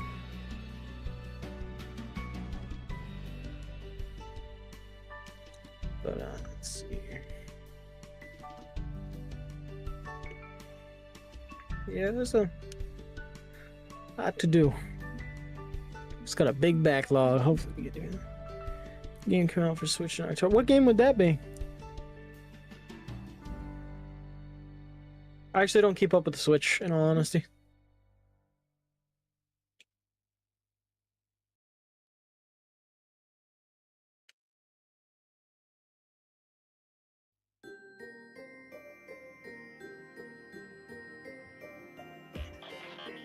Hey, thank you, Welcome man. back. Hey. No problem, bro. Alright, time for me to catch up on chat. Get the starter set official at least, since my brother seems to be interested in it, but Warhammer is one of those hobbies that sailing the high seas is the only affordable option for us. Look, I don't blame you whatsoever. I try to support my local game store. I'm not a big fan of Games Workshop as a company though, so I admit I haven't been pirating anything, but I haven't been buying very much as a Correction, you haven't been stuff. pirating yet. Well, yeah, I mean, yeah, that one of these days maybe. Yeah, let me just keep Crusader huge. Let me just make him even bigger. Oh my God, we gotta praise the sun. Look at that, praise that sun. Oh, do you have my Praise the Sun thing? Oh, I just have the sun on the center of your I was armor. gonna say, because if you want, I can send you my Praise the Sun icon. Oh, dude, if you want to, a thing you could. I don't know if you've already done this, but in I use Fugi for the reactives, the picture that shows up. If you go on and you actually change what yours is, you can have it look different from when you are not talking versus when you're talking. And so you could have it like, yeah, you could have it praise the sun when you're talking if you want. I'll probably fiddle with that sometime tomorrow. Fair enough. When I have mine up, it is here. Actually, where is mine? Hold on. Oh, I don't have mine on this setting here. Where mine opens my mouth when I'm talking. For when I don't have a webcam. Yeah, no. One of those streams. Let's see. Interesting. Warhammer is one of those. In the long run, at least. Yeah, fair enough. I have a few Digimon Digimon games. Unseely's been playing some of the newer Digimon games too. Planning to get its respective consoles to play with. Wonderswan? What is that? And Switch? Listening while I work out? Hey, that's a good way to do it. I don't work out as much as I used to, but I'm a little bit proud of myself for getting into the habit of, before I get a shower, always do as many push-ups and sit-ups as I can make myself do. Because if I'm going to get sweaty, if I'm going to get a shower, might as well get myself sweaty first. Work it off, you know. That's a good way to do it. I'm trying. I have a fairly sedentary job, so I have to go out of my way to actually work out, unfortunately. That's a good way to do it, in my opinion, bro. Let's see, we've made a bunny here. We've got the 2 ears up this way. Let me not knock my paint over, please. I would rather not and say I didn't. The series airing right now. Oh, you mean oh, nice. The game came out for the Switch in October. Time Stranger, that's the one Unseely's been playing. Is it just a Switch game though? Huh. No, it's got a few other platforms. Good, okay. I know it's on PlayStation for sure. Actually, that reminds me, a game that I have been eyeballing is the new Sword Art Online game that's coming out. Ooh, okay. Oh, I said ooh. Now this is the part where I get, I don't know about Kara specifically, but all the VTubers to get on to me for liking Sword Art Online. I actually kind of like Sword Art Online. No, it's alright. The first season was good. Agreed. I'll admit that. First season was good. When it started to take its stuff way too seriously, and in like season 2 and stuff, that's when it just got boring. Admittedly, you're not wrong. I saw there's a YouTube channel called Mother's Basement that did a breakdown of basically why the series sucked, and then why the game in this, the game that's actually the setting for the series in this first season, why that one sucked. And it was a lot of, are you familiar with the term fridge logic? No.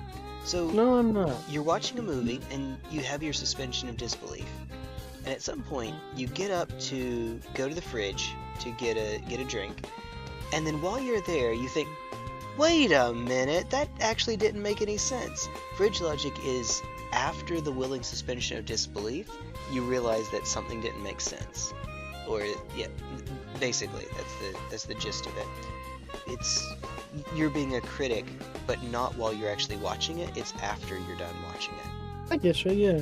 So he had a lot of stuff like that, where if this were how the game itself actually worked, it would be a pretty miserable game, and there actually weren't that many people playing it. Or if there were only this many people, it would need to be super expensive for anyone to play, stuff like that. Yeah, the games very much pride themselves on fan service. Yeah. Oh, not that kind of, not the game in the first season of the anime. Not the game as in the actual PlayStation games and whatnot. Oh, I was PC talking about, games. okay.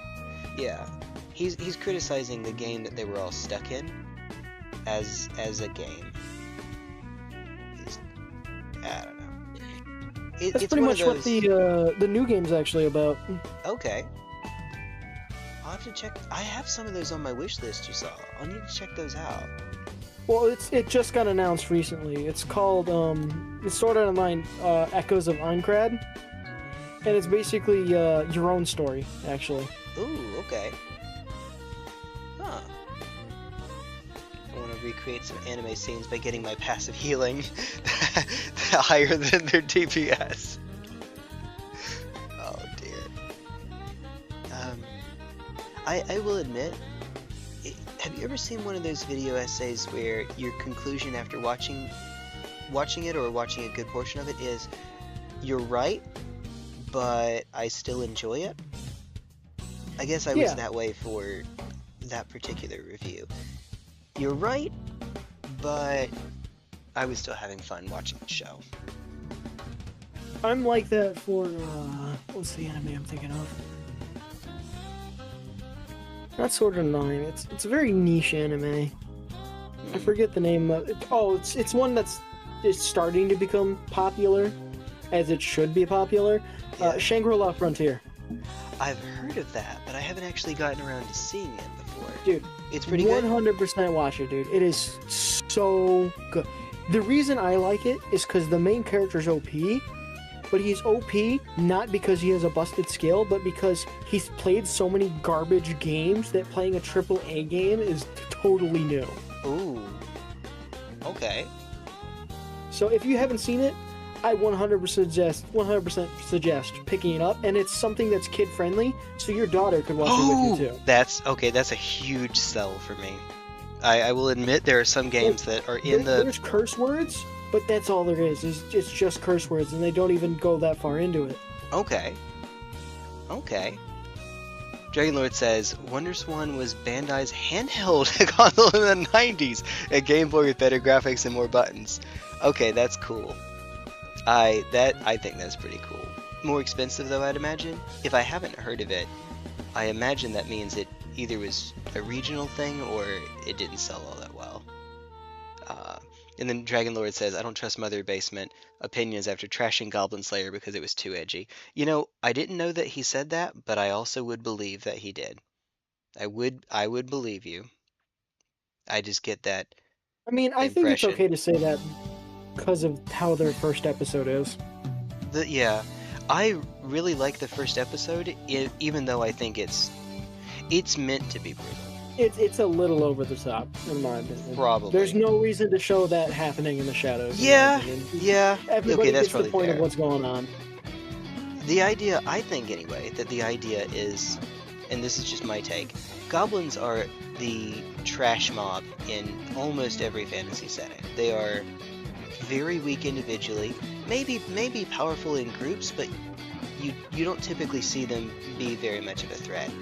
How do you make this pretty basic race into something that's actually threatening? And they spend the whole first episode showing you showing the extreme of why these things are awful.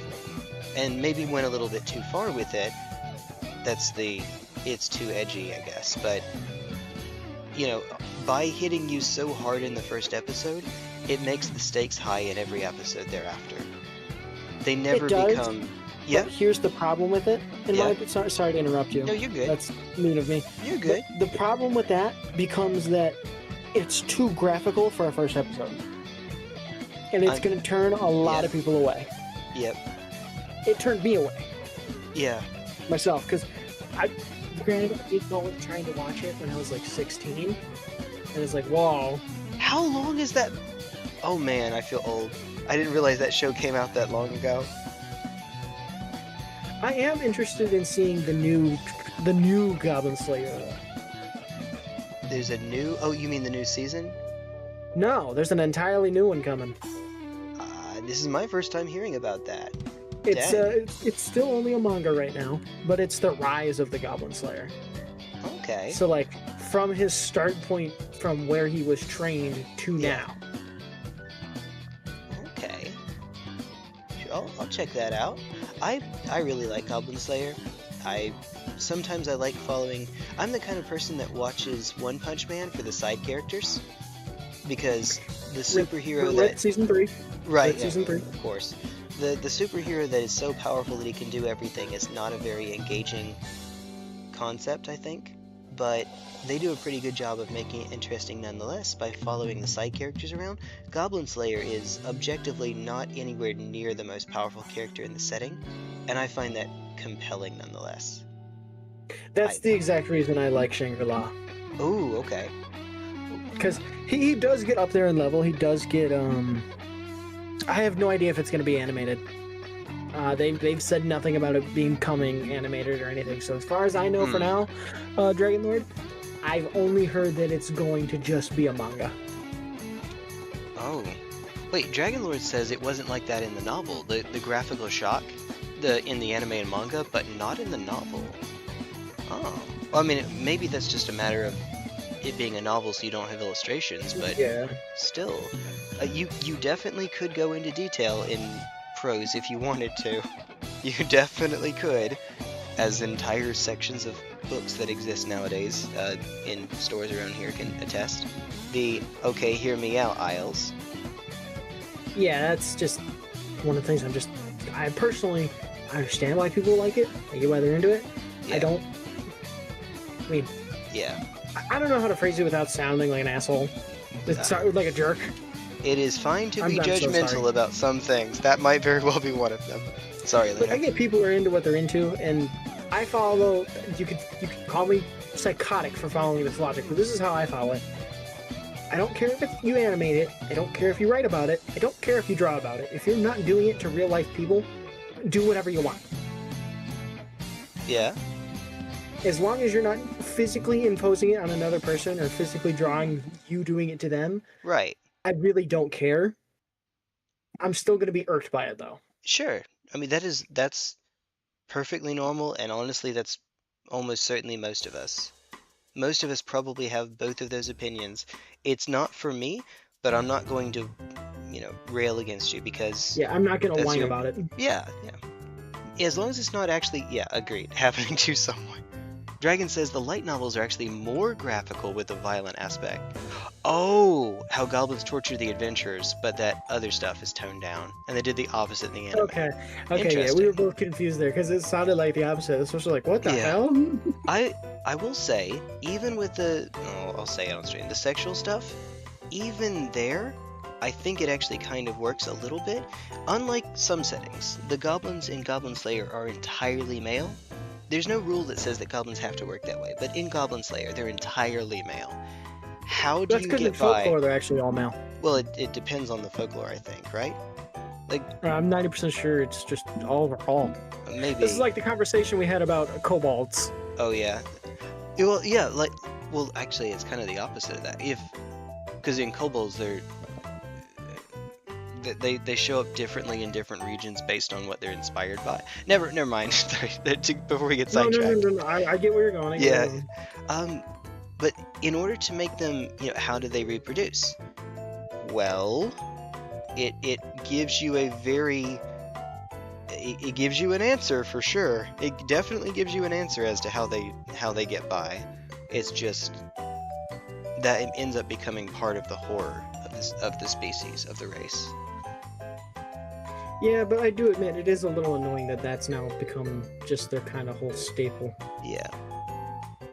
Wait, what's As become their a staple? monster lover and a fan of monsters, it's very sad to see one monster just kind of get niched because of the whole thing. And I think Goblin Slayer was kind of the whole start of that. You know, you might be right. I think maybe it's just the sample that I'm around. God knows I'm around Kara. But I think I still see a lot of yeah, I still see a lot of goblins that are treated like regular fantasy race.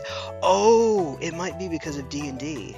Now that I think about it, because D&D has moved away from, let's call it evil races. And now everything That's is only for largely the same. 5.5. Yeah. Well, 5th edition and yeah, like you said, 5.5. Maybe that's all it is. Oh goodness. Only 5.5 move away from calling races evil and all that kind of jazz. For anyone that doesn't know what on earth we're talking about, oh goodness. 5.5e decided all races are good, no races are evil, and there's no such thing as racism, despite it being the canon lore for like the entire game. For the entirety of its life. The game is pretty much built on racism, I'd argue. Essentially, every race in D&D is like every race in Star Trek, where they're just humans but with different... They're humans but with different ears, or humans but with different foreheads and stuff like that. They all act like humans, instead of being these... Beholders being these alien monstrosities that are completely neurotic and slopsistic. Or giants being to humans what humans are to cattle. Or things like that. You know, they don't... Everything is just a different flavor. We can't be problematic. I hate to put it that way, but that's sort of the general theme, the general trend of the changes that were made. And Dragonlord says, if I recall correctly, the passage in the light novel for the monk girl, pinned down and humiliated. Okay. So yeah, quite different. Quite different. Man. It certainly could have happened off-screen. Well, I mean, I guess technically it was off-screen, but it was in the shadows. I mean, it's in the shot. That's the whole point. Yeah. And I guess I'm kind of, you know what, now that I realize it, I'm kind of being a little bit hypocritical. Because, I like the anime Skeleton Knight in Another World. Never heard of it, but given your comment, I take it I know what that means. It's the only bad part about it is the intro. Oh, okay. Is like the first episode, it's showing a shot of...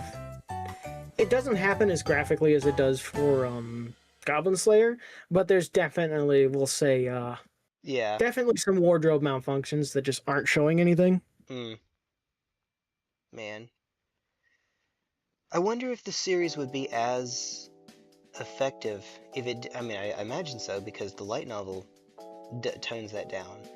But I like the idea that you could spend one episode making them horrifying monsters so that you never have to do that again. On the other hand, maybe they didn't have to go that far.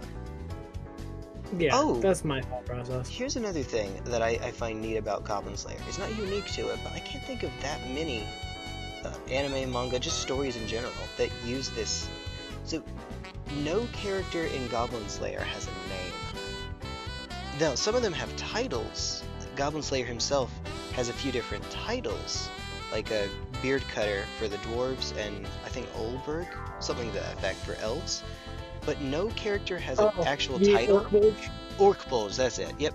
Everyone has an occupation, and that's what they're referred to as. Priestess is priestess, sorceress is sorceress, paladin is paladin, and so on. Goblin Slayer just goes by Goblin Slayer and whatever other titles are given to him by the other characters. Sword Saint or Sword Maiden is referred to as such. Hero, every character goes by a title. I can think of one other that does that as well, which is it's not an isekai, it's a fantasy anime where the hero goes to the Demon Lord, and the Demon Lord does not fight the hero, but instead wants a truce, wants to save her kingdom. And they spend the rest of the show basically playing politics, maneuvering to try to make it where both sides will end the war, because apparently both sides have a stake in the war continuing on, or coming out on top. It sounds super familiar. I can't think of it right now. If I showed it's it to you... me. Oh, and the Demon Lord is also really likes the hero. It is obsessed with the hero too. Redhead. Now it's not even... It sounds so familiar, but I can't think of it. If I and showed it to annoying you... me. I know, man. I can't think of its name, so I wish I could... I apparently don't know it as well as I would like either. Oh my goodness, I am way too high up. I've been creeping up on here. It's probably Yeah, I because do. of these. All these minis that are down here that are taking up the front have pushed my my mat back a bit. What is it? Probably. Let me finish this one, and then I'll move it.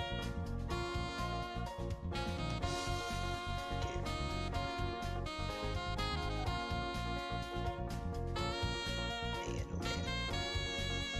Let's see. So what of the Sword Art Online games have you played? Because I know there are quite a few. I've played pretty much 2 of the mobile apps and all of the consoles. pretty much almost all the console games pretty much. The stories are all kind of mid. None of them are really that great, and it really prioritizes itself on the fan service. And I can say that because the most recent console game they had, I believe, was called Hollowization. And in that one, you could actually make your own character, but you could date. There was a love romance system for pretty much all the girls. Okay. Oh. And there's a special ending depending on who you went for. There's a special ending, I see. Not that kind of special ending, I'd imagine. Or maybe it is. DragonLord says, I read year 1, but I lost track of the manga around chapter 90. Oh, okay. Pick it up again? Go for it. More or less surprised the first time I read the novel since the manga was quite graphic about it, and the anime didn't exist at the time. Episode 2, there's a group of adventurers that were trapped in an elf fortress. Anime showed them dead already. Oh. Oh, okay. Actually, I don't remember that episode. The second episode with the elf fortress. I don't remember that one. I'm trying to remember. Light novel describes somewhat what the goblins are thinking. Oh, it actually gives them some. I know some of the goblins are sapient. Maybe all of them, but at least some of them. In majority, it's by rank. Yeah. The one that I believe was the most sentient was probably the Goblin Overlord and the City Sewers. That was repeatedly talking about turning the priestess into his toy. I remember at least 2 goblins that were speaking. It just like in some settings they have even 40k, because orcs and goblins are rolled into the same faction in 40k. They have ones that are more intelligent and some that are less intelligent, and the more intelligent ones will naturally tend to be the leaders, but they also tend to be the biggest ones in some settings, and that's how goblins work in Goblin Slayer. So the Overlord, the King, or what have you. Yeah. The Hive Lord, basically. That was his... The one that is in the final confrontation of Season 1, where they all have to defend the town together. Oh, I was about to say the Goblin Champion, but wait, that was on the mountaintop. Yeah, different one. I do think it's kind of funny that I hate that I agree with the video because I've done some crazy stuff in a D&D party, but I kind of gotta agree with the fact that in terms of a D&D setting, Goblin Slayer's party is the most locked-in party known to man. Yeah, man, We're not getting a more locked-in D&D party than that. They are played by the book, and I mean that in a good way. That doesn't sound like a good thing for some people, but I mean, it is a, oh goodness, it is a healer, it is a, how many DPSs actually? You got the rogue, well the ranger, the rogue is effectively a ranger. It'd be a ranger. Yeah. You have a ranger, a priest. Oh wait, Goblin Slayer's a ranger. He's got the favored, I'm sorry, I just interrupted you. He's the one with the favored enemy. Yeah, so ranger, you have like 2 rangers technically. Yeah. Unless you want to call I haven't watched much of the anime, so you probably know better than I do. I guess the elf kind of has trap finding, so it might be a rogue, but ranger seems to fit better because of the bow. I don't know. No, you can rogue it up with a bow. True. So and then we have we have the drag. Oh goodness. I guess it's a different kind of cleric for the dwarf, right? 2 rangers, 1 healer, 2 sorcerers. He focuses on buffing, doesn't he? Yeah, he's a buff and debuff character. I would say he's more along the lines of like a. What's what I'm thinking of? And the lizard folk is just a druid played exactly straight. He's just a Yeah. druid. Yeah, dwarf might be a sorcerer. Maybe. I'm not sure. Divine Dragonlord Soul says- Sorcerer. Yeah, that could be it. Dragon says 2 rangers, 1 healer, and 2 sorcerers. Yeah, maybe. Someone has trap. The elf definitely has trap finding. But then again, Goblin Slayer kind of does too. Like trap finding is a trait in at least. Goblin Slayer alone makes the traps. He does. Yeah. Well, when you're going through the dungeons, I think Dude absolutely destroyed that lesser boulder. man. Lizard Priest is the Hey, best character, not biased get this- opinion. Sorry, real quick, Dragon Take Lord. this, Chuckle Nuts, and take a Yep. bag of flour. Oh jeez, and then light it. Dragon Lord says, Lizard Priest is the best character, not biased opinion at all, because Dragon Lord. Lizard Priest wants to become a Yeah. dragon. Yeah, yeah. The bag of flour is pretty cool. The gate, using the gate spell to target the one that was targeting the ocean so that the water would pour in. That was pretty cool too. Yeah, that was really good too. It's like I wanted- I just know those because of clips I've seen on YouTube Shorts. Oh yeah. Fair enough. Man, I dig it. I dig it. It is you're right. It's an extremely locked in D&D party. Oh dear.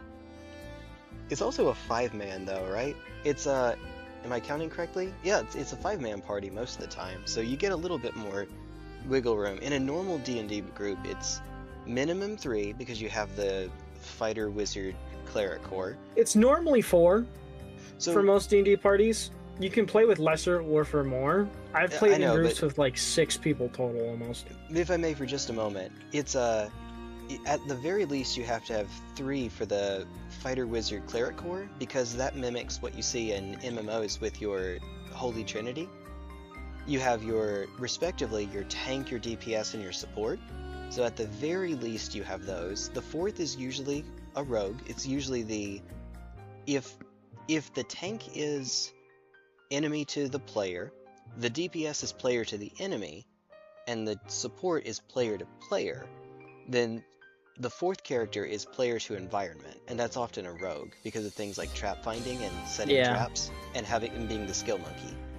Then if you have a 5th one, you can have a hyper specialist. Like I would sometimes be a monk because monks are specialists, at least in 3rd edition. They're specialist spellcaster slayers. You get spell resistance, you have all good saves, you can stun off of on their fortitude, which is a wizard's lowest save, etc. So it's definitely changed for 5e. Monks Okay. are more DPS now. Okay. But monks are also, I'm not gonna lie to you, monks are kind of the joke class. Oh, I hate that. Sorry to say that. It's The okay. only reason I'm saying Yeah. that is because their skills do not back them up. Mm, They don't really get anything super meaningful in terms of trying to be self-sufficient to any degree. oh, So I, personally, as a DM, I run a homebrew version of Monk, which is done by the, I guess we could technically say shout out, the amazing, wonderful Bone Wizard. hey. Shouts to I Bone use Wizard. I use his remade version of Monk. Okay. How's that? How is it different? It just changes a lot of things to work better and makes your martial arts die actually better. You have It martial changes a arts lot. die or dice? You have martial arts die, which is like your damage die for unarmed combat, pretty much. Oh, I gotcha. I see. Okay. See, I remember the way that it used to work anyway. Back in I haven't played much 5th edition at all. I just haven't. I like my old stuff, and I just haven't felt the need to make the jump. But your damage would increase as your character leveled up, so the actual die that you used would go up. I believe it was started at maybe, I want to say it might have been D6, and it eventually works up to a D12. So, you know, on average, It works you the end up better. same. in 5e, but the difference is you start out at a D4 and it scales way too low. Okay. So, to put it in short, like Monk, the character you're playing to use your fists, Yeah. you're better off using a weapon. Yeah. Just because your damage fall off is just that bad. Unfortunately, I believe it. Goodness. But with the way Bone Wizard does it, it's a lot better. Okay. Can you? I'll send you the video for that Yes. too, so that way you can take a look at it. It's a long video though, just so you know. Oh, fair But enough. he makes it funny with memes and different analogies that make it pretty funny. So it's Okay. relatively something I keep on my end, like just like on my side, if I want something to listen to. Shoutouts to Bone Wizard. In fact, if you want to put that in the chat, I can pin that. If you Yeah, I find can the do that. video. Yeah. Yeah, it'll be easy. I follow all his stuff. I'm in his Discord. He's inspired a lot of my D&D characters. Like, he's turned a lot of the characters from Night Rain into D&D classes. Oh, it's he's this made, guy. You've told me about that bit. Yep, he's made Wilder, he's made Raider, and who else has he made? Wilder, Raider, and a few other ones he's made in his Patreon that he's yet to make videos on. Okay. Hey, fair enough. But in his, I'm not going to say what's in his Patreon because that's exclusive stuff. You want to know what it is? Pay for it. Fair enough. It's not my duty to tell you what he does with that kind of stuff. Oh, not even what the classes are? Oh, well, that's fair, I can tell you what the classes are, but I can't tell you how he did it, is what I'm saying. Is And Ironite those in classes there? would be, not yet. Ah, okay. As far as I know, he's done Wilder, Raider,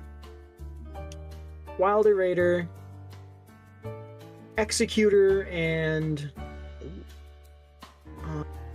Harry the Revenant. Filthy Castle. Oh, okay. Revenant, not Recluse, Revenant. he does not like recruits. Aw. Aw. He does not like playing casters. Okay. I mean, 0 out of 10, no. How would that work? I'd imagine some of it would be. So it can be OP, but it depends on the context of how your DM lets you play. So for instance, I myself am actually playing the Wilder class in my Zenless Zone 0 D&D campaign I was playing. Yeah. Ooh. How it works is essentially at level 1, I have at level 3, I have a grappling hook I can use to pull myself 30 feet or an object 30 feet, and I can grapple onto an enemy and pull them to me, or pull myself to them. And then after that, you get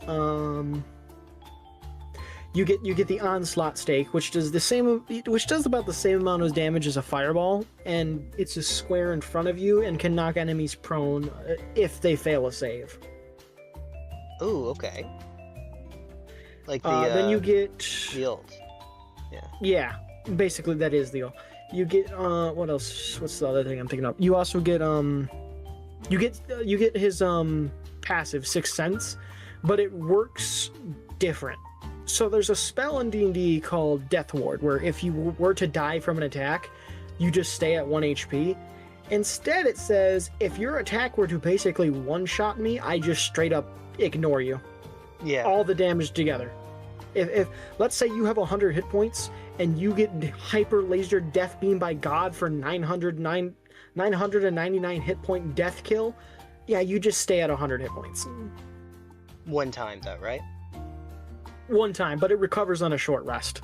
Oh, okay. Because he is a short rest king, pretty much. Oh, because short rest. I forgot that's actually a thing. Short rest. And because it's a recharge mechanic, he actually adds his own recharge mechanic for how things work. So for Wilder, you really want to focus on using great swords. So what he does for that is every time you roll double numbers, you get your onslaught stake back. Ooh. Okay. So rolling 2 1s isn't necessarily always bad, because if you used your onslaught stake and you rolled 2 1s, now you have your onslaught stake back at the cost of doing minimal damage. Nice. One moment, Dragon Lord. We're letting him cook first. Sorry. No, you're And good. then the second to last ability you get is his signature grapple slash, where you coat the sword in fire. Oh yeah. Okay. The one And that then you get lastly, yeah. which is my favorite ability, he's called it, is in order to mimic the iframes you get from using the ult. The capstone ability you get is called Struggler. You get double your level as passive hit points, and you can use your Sixth Sense twice. So if you run in, ult, and activate Struggler, which is just passive, you just always have it active, Yeah. you can theoretically get nuked and live. Yeah. So you can go in guns blazing and work with it, or otherwise. That sounds like a barbarian in a different flavor. I like that. It's a fighter subclass ability. So unlike barbarian, where it's just I'm too angry to die, it's Right. I have a limited amount of times I can do this. I'm a cat. I've used most of my lives, but I have another. pick it up, pick it up, pick it up. All right. People, Sorry for no, the rant. you're good. You're good. I'm just catching up on chat. Is all. JDArrLove said something that people found weird is that in season 2 he felt nausea. A Goblin Slayer felt nausea when he remembered something traumatic. But it's explained in the novel that he gets like that when he's having a panic attack. He does. I remember one scene in the anime where it's where he goes outside of the bar, right? No, that's where he cries, wasn't it? It's been a second. I mean, I think I remember that.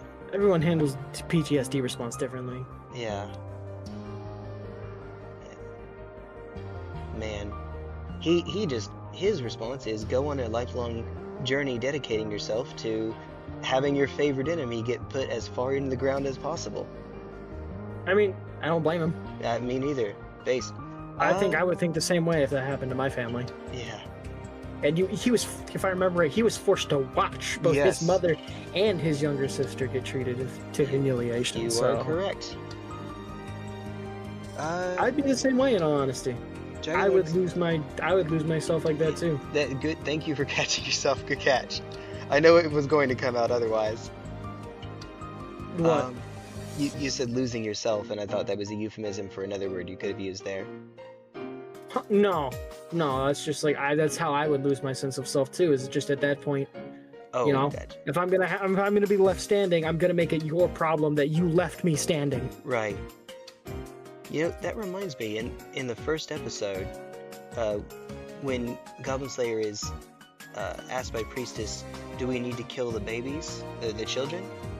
His response is something to the effect of, that she asked, couldn't there be a good one? You know, maybe there could be at one point, but better us not to wait and find out. Yeah, absolutely, I agree with that statement. And that has spawned so many this entire series is racist post on Blue Sky. That scene right there.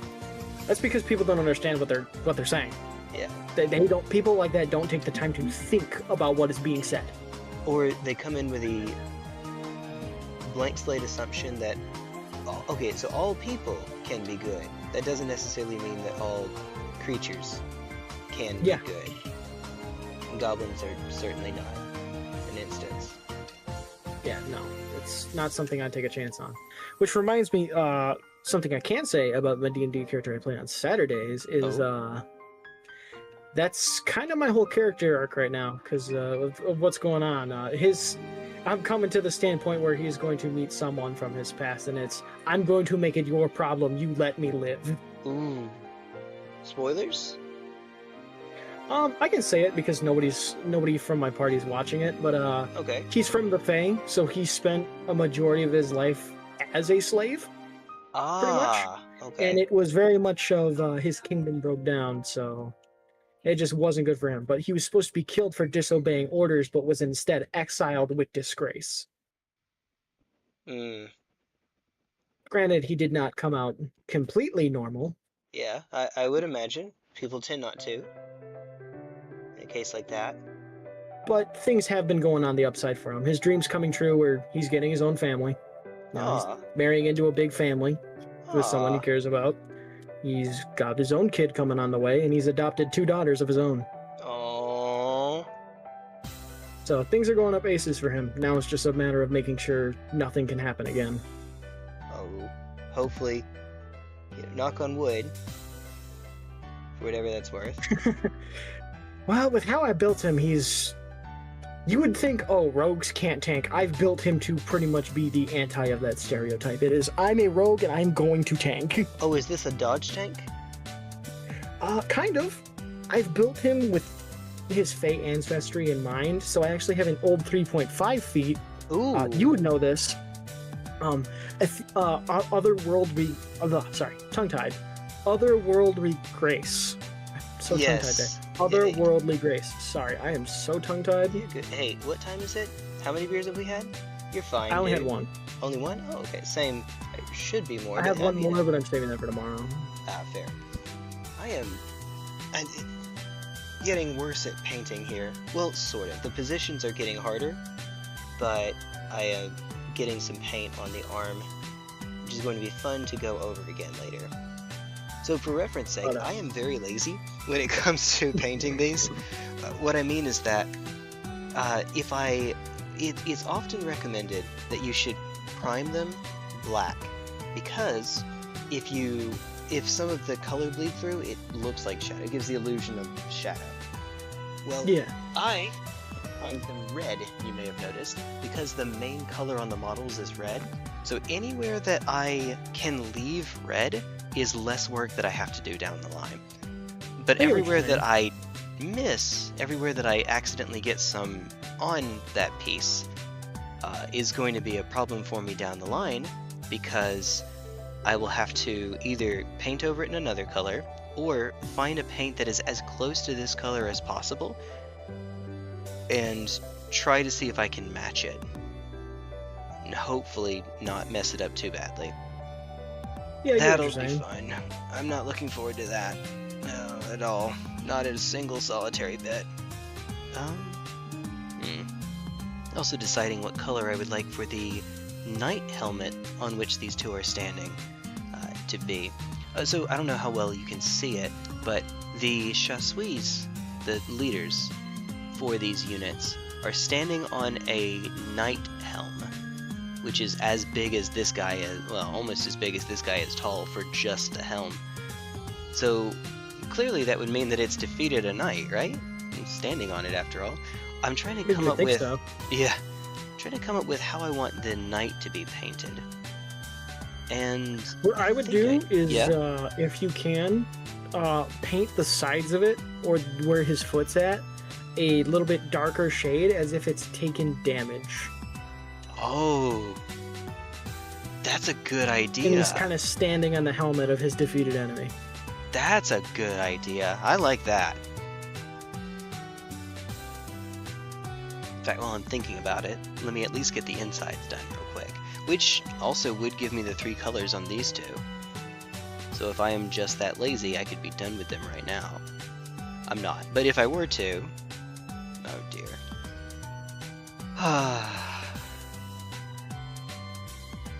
What was I saying? Oh yeah, you were asking for spoilers. So as far as I know right now, for what my DM has planned, he's supposed to be meeting his father's retainer, as his father was a king of his own kingdom. Okay. But things happened. Yeah. And his old sword mentor. Okay. Because he's using a blade not from the material plane. Ooh. It's not magical, but it's essentially the light greatsword from Elden Ring.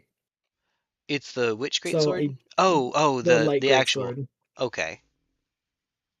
Okay. That's pretty cool. Oh, wait a minute. Oh, we're on the last song of the album. Have I been going that late? It's almost been 5 hours and 15 minutes. Damn. Man, time flies when you're having fun, dude. I mean, just chatting's nice. I know once this is over, I'm going to call my work and say, hey, I'm not coming in. Yeah. You should have told me on Wednesday when you posted there was going to be overtime on Saturday. Yeah. That I would be working. Yeah, they brought that on themselves. Jeez. That's still kind of messed up, dude. Well, with where I live, how sick time works is they can't do anything about it. Yep. Oh, the state wherein you live? Yep, I don't have to tell them reason for why I'm putting it in or anything. It's nice. just, I'm putting it in. You're just gonna have to deal with it. Yeah. Man, okay. That's a good. I don't know where you live, but it's clearly not where I live. Michigan. I Oh, live in the that's Mid- right. That's right. You did tell me. I'm a genius. I'm a genius. You're all right, brother. You're all right. Hey. Hey. Well, that's But what she. our next session is tomorrow, and that's when he's gonna be meeting them up. Okay. That'll be cool. I'm If you want to excited for it. post updates, you are always more than welcome to. I mean, No. if you want, do you have an art chat on your server? I don't. It's been the tabletop games one. I don't have a dedicated art channel. I can because post it there. It's not a big deal. well, I could do. Yeah, if it's D&D, it probably does go in tabletop. But It would because it's TTRPG, tabletop Yeah. RPG. right. If there's enough demand, I can make an art channel. I myself am not an artist, and you usually don't see that in servers where the person running it isn't themselves an artist. But it's not a bad idea. Certainly. Yeah. Now that I'm actually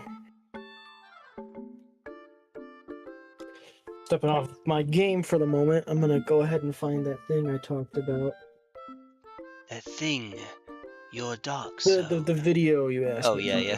find. Sorry, just referencing best No, character. you're chill. Oh Gale. god, I'm getting attacked. Hold on. Oh no.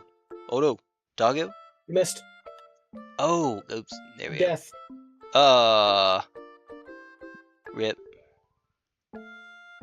Rip. So it is a 30-minute video. Oh, okay. That's not bad. Putting it in your chat now. Sweet. Right there. That's Man. That's Bone Wizards D&D How You Should Buff Monk. Hey. Does it... I'm sure it has a section about going over why Monk is so trash right now. He does it as he goes over the level abilities. So instead Okay. of just dumping all the reasons on top of you, he goes over why it's bad and how Oh. it should be fixed and how it makes no sense. Okay.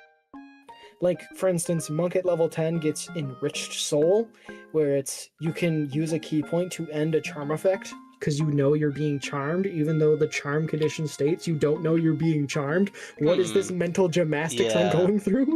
Yeah, I see. So instead, you just get the ability to say, no. Just You you are cannot not charm me. affected. Just period? You're not affected, period? You get advantage, and it's pretty high advantage points. Okay, so here's So, a pretty fun little much. fact for you. In 3rd edition, just regular old 3rd edition, you were just completely immune to charms. So that's They probably didn't do what that that's for a 5e, callback. that's the problem. Right. That's the change in 5e. I just wonder if that's what it might be a callback to. It might be, I don't know. Maybe. What was the other thing I said I was gonna find? Oh, Oh Patreon. yeah, that's what I was gonna do. Not the bone you Patreon. can find his Patreon in that video. Well, I don't remember what else it would have been then. On your server, I was gonna on tabletop games. I'll go ahead and post it because I don't mind, but I actually have commissioned art of this D&D character that I can post over there. Oh, dude, sick. Yeah, Most absolutely of my do D&D it. characters I do commission my art for. Right. Oh, Dragonlord. Oh, okay. Oh, goodness. I missed some messages. Speaking of characters, made a half-human lizard priest for the Goblin Slayer tabletop role-playing game. Haven't used it? I didn't know they even had one. Me neither. It sounds cool though. Lizard Monk. He's gonna become the insert name Slayer. Favorite enemy Slayer. Oh dear. Nicola is gonna have a field day in the art channel. Nicola does AI for art, so that is. I'm not sure how I think about that. I am admittedly one of those people that doesn't AI art is not art sort of people. You're good. It's a tool, but I don't consider it to be, at the very least, I don't consider it to be on the same level as a human artist doing it. That's completely fair. Nicola does not share that opinion. Which, I mean, to each their own, and fair enough. But That's exactly what you should say. To each their own. yeah. Hey. Ooh. What on earth is this again? Did I give you a grenade? I guess I gave you a grenade. Okay, cool. Well and good. behind! Oh no! Oh no! Oh no! No! No! No! Wait! Oh my! I'm sorry, I couldn't help it. You're fine, dude. So, once I get done with these, I will have Alright. 50 done. Well, just for this one task, though, this one section. But hey, 50! Woo! Yeah, There we go. baby! In tabletop games, if you want to go ahead and look, I have posted the commissioned art I have of the character. Oh, nice! In physical and PDF. Oh, Dragonlord, if you want to put that in too, by all means. Oh, hold on. So I actually got a bit of a funny story Yeah? when it comes to this art piece. The artist actually screwed it up. Uh-oh. So How's that? if you look at his feet, he has cat pawed feet when his rest of his body is normally human, Oh? and he's supposed to be wearing boots. But Ah. I fell in love with the idea so much and thought it was so funny that I've just made it canon to his lore that he wears boots to hide his big old cat feet. Hey, I'm glad you rolled with it. I thought it was so funny. I was like, I love this. Oh, Kara said, I've seen that, didn't know about the Goblin Slayer RPG since I don't speak Japanese, but man, the Goblin gave dungeons they have, and for some of the rules that were translated looked cool. I'm sure they are. You and Dragonlord can have a field day over that, it sounds. Have it in physical English and Japanese. Oh, oh, nice. Okay. Well, hey, it looks like we've got some cosmopolitans on our hands. Look at that, Crusader. I do not understand anywhere near enough Japanese. I would just be buying everything through Translate and spending $1 billion on shipping. You know, as you do, as one does.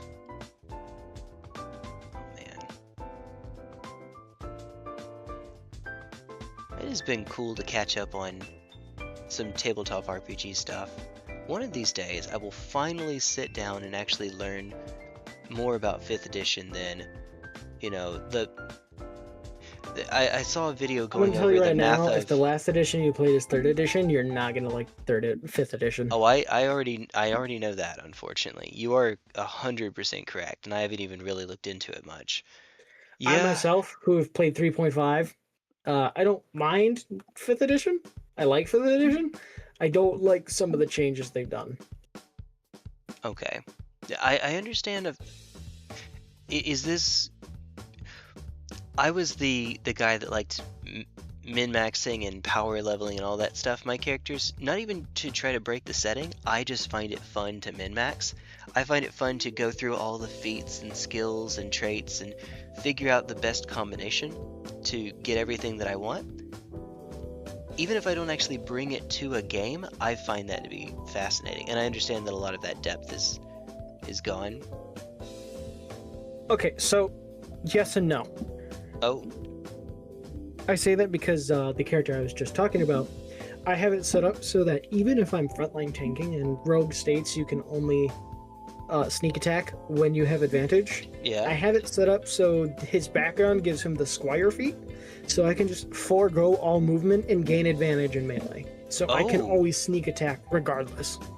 Oh, interesting. I wonder what that has to do with being a squire, but that sounds pretty interesting. It's like training, pretty much. Okay. Is what I've summarized it as, is just actual like proper swordplay training. Because if you Okay. think about it, almost anybody can pick up a sword and swing it. Sure. Not everybody gets the chance to be properly trained on how to use it correctly.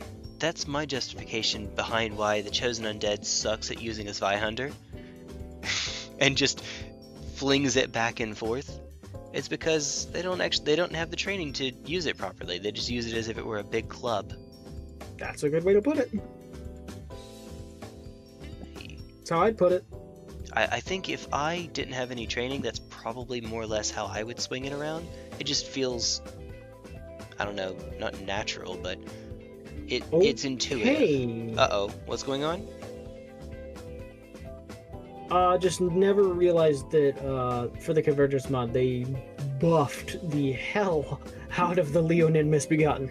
Oh, you're in Castle Morn? Yeah, okay, so another thing about Convergence, if we do end up playing it, they've pretty much redid all the major areas. Oh, okay. They are currently working on redoing most of the DLC areas. I'm not Wow. I'm not surprised because then the DS3 Convergence mod adds a heck of a lot. I'm not surprised, but what's the Star Wars meme? A surprise, but not an unwelcome one. Yeah. But they changed a lot. So. Okay. Like the LunaGladius is now actually using the grafted Great Blade. Oh, that's right. It wasn't. Oh my. It's not in the base game, which I always found really silly. Yeah, most of the time they use the sword that they actually drop, but yeah, that one does not. It is kind of which is odd. Really silly. Yeah, you're right, especially since that one is worth an achievement. So you think if any of them would, it would be that one. You would think. Yeah. I think I'm going to leave the inside of this one red, but if I change my mind later, I can paint it blue. And that might look kind of cool. You know, that sort of plasma blue feel to it? Yeah. I'm over here doing my little techno... what is it that Tiber says? Techno-fascist, I think? Well, I guess the Farsight Enclaves are really fascist, but... the main ones have the normal T'au have a caste system, so... At least we're somewhere in that direction, I suppose. The caste system isn't a fascist thing, but the way they play. I know they have a caste system for it's like different like factions and stuff. Right. It's not a caste system in the same way that the Hindu caste. Well, kind of. There is a highest one. They have their Brahmin. They have their priest class, the ethereals. But the ones that are below it are all equal to one another. So it isn't quite the same way that you had in the Indian caste. I was about to say Hindu, the Indian caste. Hindus are really damn right. You get it. You get it. I got you. Well, second try. Oh, nice. GG. I just needed to swap up my tactics. Fair enough. Not even your build, just your tactics, right? Yeah, I switched from using this. So, okay, this is probably my favorite thing about this Convergence. Is I'm playing the Fundamentalist, which is like the Golden Order. Yeah. And okay. They add different modded weapons. So you remember the Guardian sword spear, right? Hey, yep. They turned it into a Bloodborne trick weapon. Okay, that's awesome. So you can go from a straight sword to the halberd and back, and you can even get mid-combo attacks with the transformations. Dude, that's pretty cool. Remind me, are there any? There are some like that in no. Even the weapons that have different movesets don't ever get trick movesets, do they? Not that I remember. In what, base Elden Ring? In Knight Rain. The closest you get is the Mantis Blade, which is just with a strong attack where it unfolds and extends. Yeah. It's gonna be the closest you get. Man. Deciding if I want to make call it the wing of this gun. Weird to say that a gun has a wing, but this one kind of does. If I want to make it the same color as the antenna or not. I think I don't. So we'll try it. If I change my mind, I can always color it back later. Ain't no shame in it. Hey. What's your favorite part of Convergence so far? Definitely all the classes. Ooh, okay. It feels so nice that all the like all the classes of Magic have their own thing. Like, you know how you were cosplaying as Aqua? Yeah. With the bubbles? You can now fully commit to it and it actually be 100% viable. Oh, okay. That's a change of pace.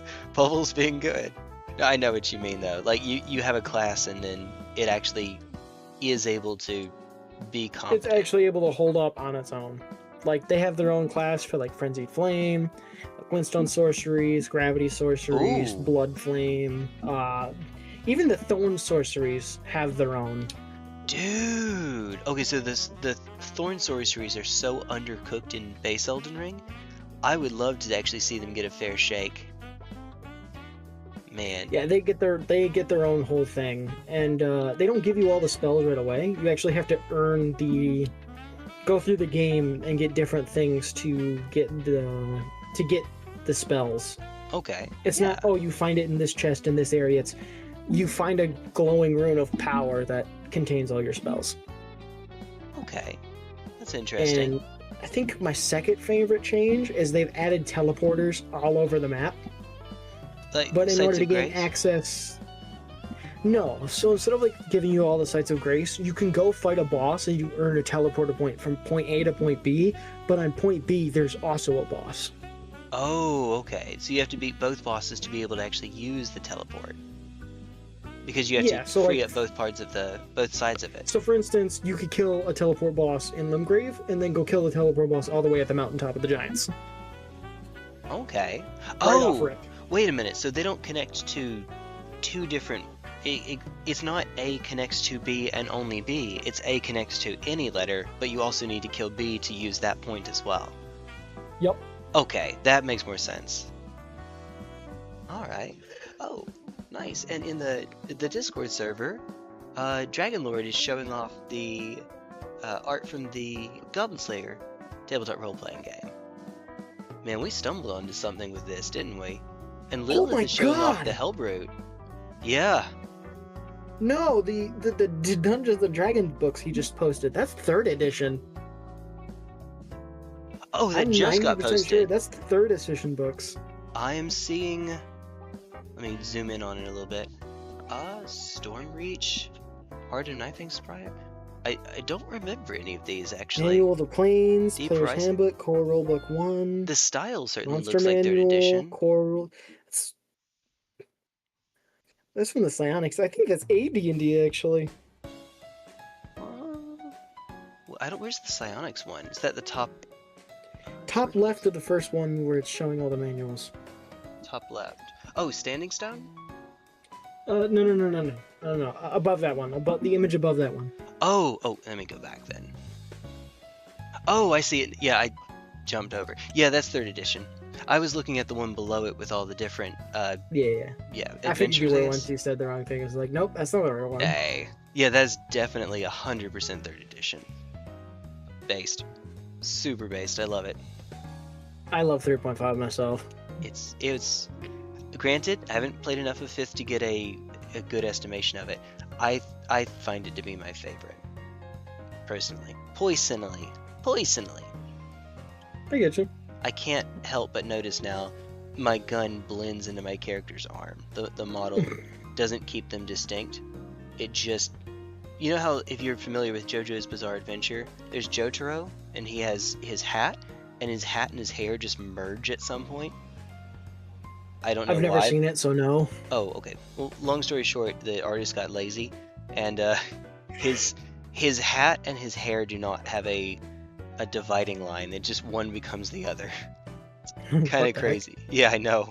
But it looks like that. That's what this little dude is rocking, for better or worse. I'm honestly curious. If we were to play Convergence, I know you said you wanted to step away from Elden Ring, but I'm asking us for like whenever we do. Yeah. What do you think you're gonna play for your first Convergence I class? have no idea. I don't even know all the classes yet. You've mentioned some to me. I will look Think over of them everything. before I Think do. of every build possible, and there's a starter class for it. Okay. Well, do you have the... I mean, I've seen... You can a- even play an archer. Those are viable. Nice. I've seen some That's what Convergence Alden was in doing. DS3, and one of the videos that I saw was a fantastic little combat showcase where they seem to have some sort of a FP regeneration going on, so they could just cast spells the whole fight. Oh, natural FP regen? Yeah, Yeah. that goes for everybody but the melee classes. Oh, okay. But the Okay. melee and range. So unless you're a caster, you don't have natural FP regen, but there's plenty of ways to get it to where it's not really a hassle to try and get.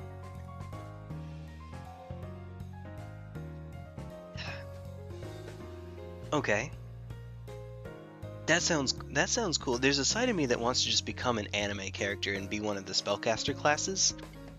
I mean, in all honesty, you're gonna probably hate me for making this joke. I Uh-oh, want to see you play a glintstone sorcerer Why would I hate you? Is that suffering? because your name's Glinster, and I think Glintstone. Oh, Glistener, and they do the glisten. Glintster, Glintstone. Oh, a Glistener. the glintstones glisten, so Glistening. that works. Yeah, that honestly, that might be fun. You get the joke I was going for. Yeah, it's as good a starting point as any, too, to be honest. So, probably. But like, they get probably one of my favorite weapons in this mod so far, and it's definitely the Celestial Blade. Okay. Celestial Blade. Where did I... Think of a revamped Moonlight Greatsword. You sold me. But it lets you teleport around. Yep, you sold me. That sounds good. Yep. Okay, I think we have a winner now. I don't know what I'll play, in all honesty. There isn't a fist weapon class, is there? No, but they have added fist weapons for both dex and strength separately. Oh, okay. Sounds interesting. And I should play co-op for my first go, right? You think? We can use seamless co-op to play it together. It's way more fun with friends. Okay, that's what I was getting at. Is it better to do solo the first time and then play around with others? I mean, solo helps you understand it more. But we get to hang I definitely say it's good either way. Well, I mean, you're inviting me, so I'm definitely doing it with you the first time. But, you know, I will admit, I might for some of the other, for DS3, I might do that one solo. In part, well, actually, no, screw it. We'll do that one. We can do that one together too. I've seen some of that one already. You see. I do have Dark Souls 3, so. True. I got it because I wanted to try the Archthrone mod, and it just didn't work. So. Ah. Oh, have you seen some of the DS2 Kaizo? I saw some. There's a mod that turns, not Shrine of Amana, starter area with all the giant knights. Hyde's Tower of Flame turns it into a Kaizo area. Like a platformer, a crazy platformer area in DS2. I've not heard about that at all. It was in a Vati video that was showing off 3 mods, and it was one for DS1, one for DS2, one for DS3.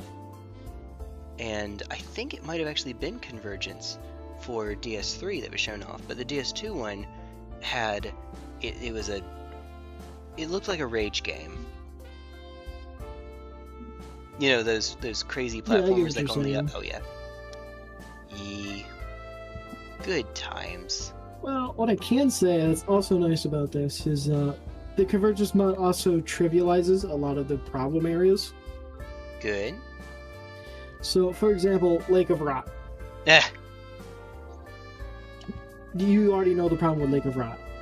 Actually getting through without spamming flame cleanse. You can make a talisman that just straight up makes you immune to Scarlet Rot. Oh, sweet. And not have to worry about it the rest. Then it just becomes a normal area. Wait, I'm sorry. You can make talismans? Yeah. So instead of just finding talismans everywhere, you can find remnant shards and you can make talismans. Oh. And you can make bubble tears too. Okay. There's a crafting system, sort of. I mean, there's a crafting system. You get it from bosses or finding it around the area. Okay. Like, I'll show you when we play it together. I will show you the route I go because they nerf leveling up quite a bit. So I have a level route that I do in order to go from like right off rip from low level straight to like level 50. And although people say, well, you shouldn't do it that way, with how tough some of the bosses and everything are, there is no difference in my opinion. Would it be better if we don't do... So, like with Kara, when he and I play Elden Ring, it was... For a while anyway, it was unguided. It's just wherever he goes, I follow behind him. Until we started getting to the let me show off this area section of the playthrough. Would it be better if I say, hey, could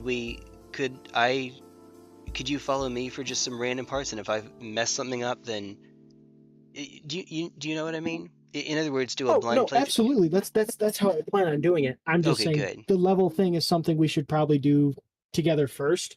That way we're not running around getting one-shotted by everything, and we can actually use... Oh, I gotcha. Because they nerf the vigor system. But in exchange for nerfing it, every boss you kill increases your max HP till you die. Ooh. Interesting. Okay. So you can't. There's a lot of stuff to it. Okay. I will try that out then.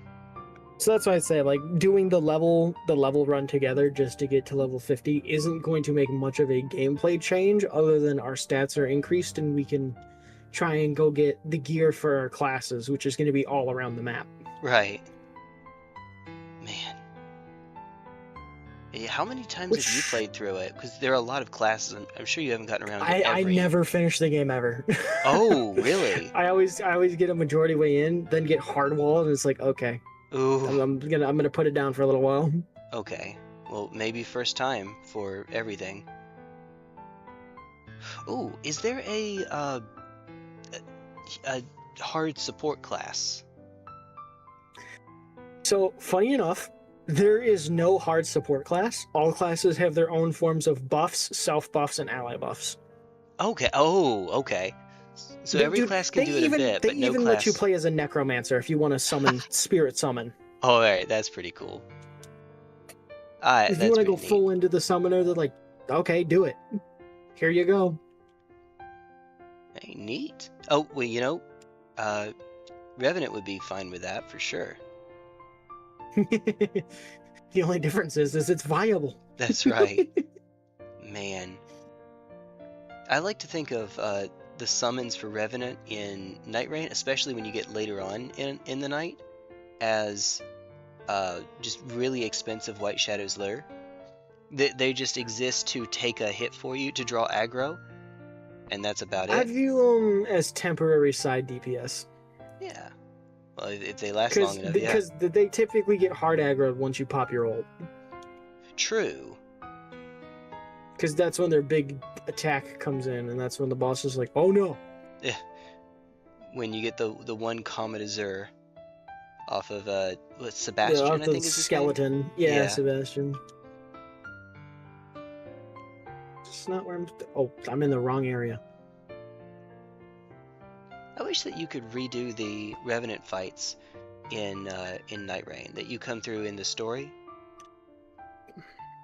in the lore. I wish you could redo those. They're neat.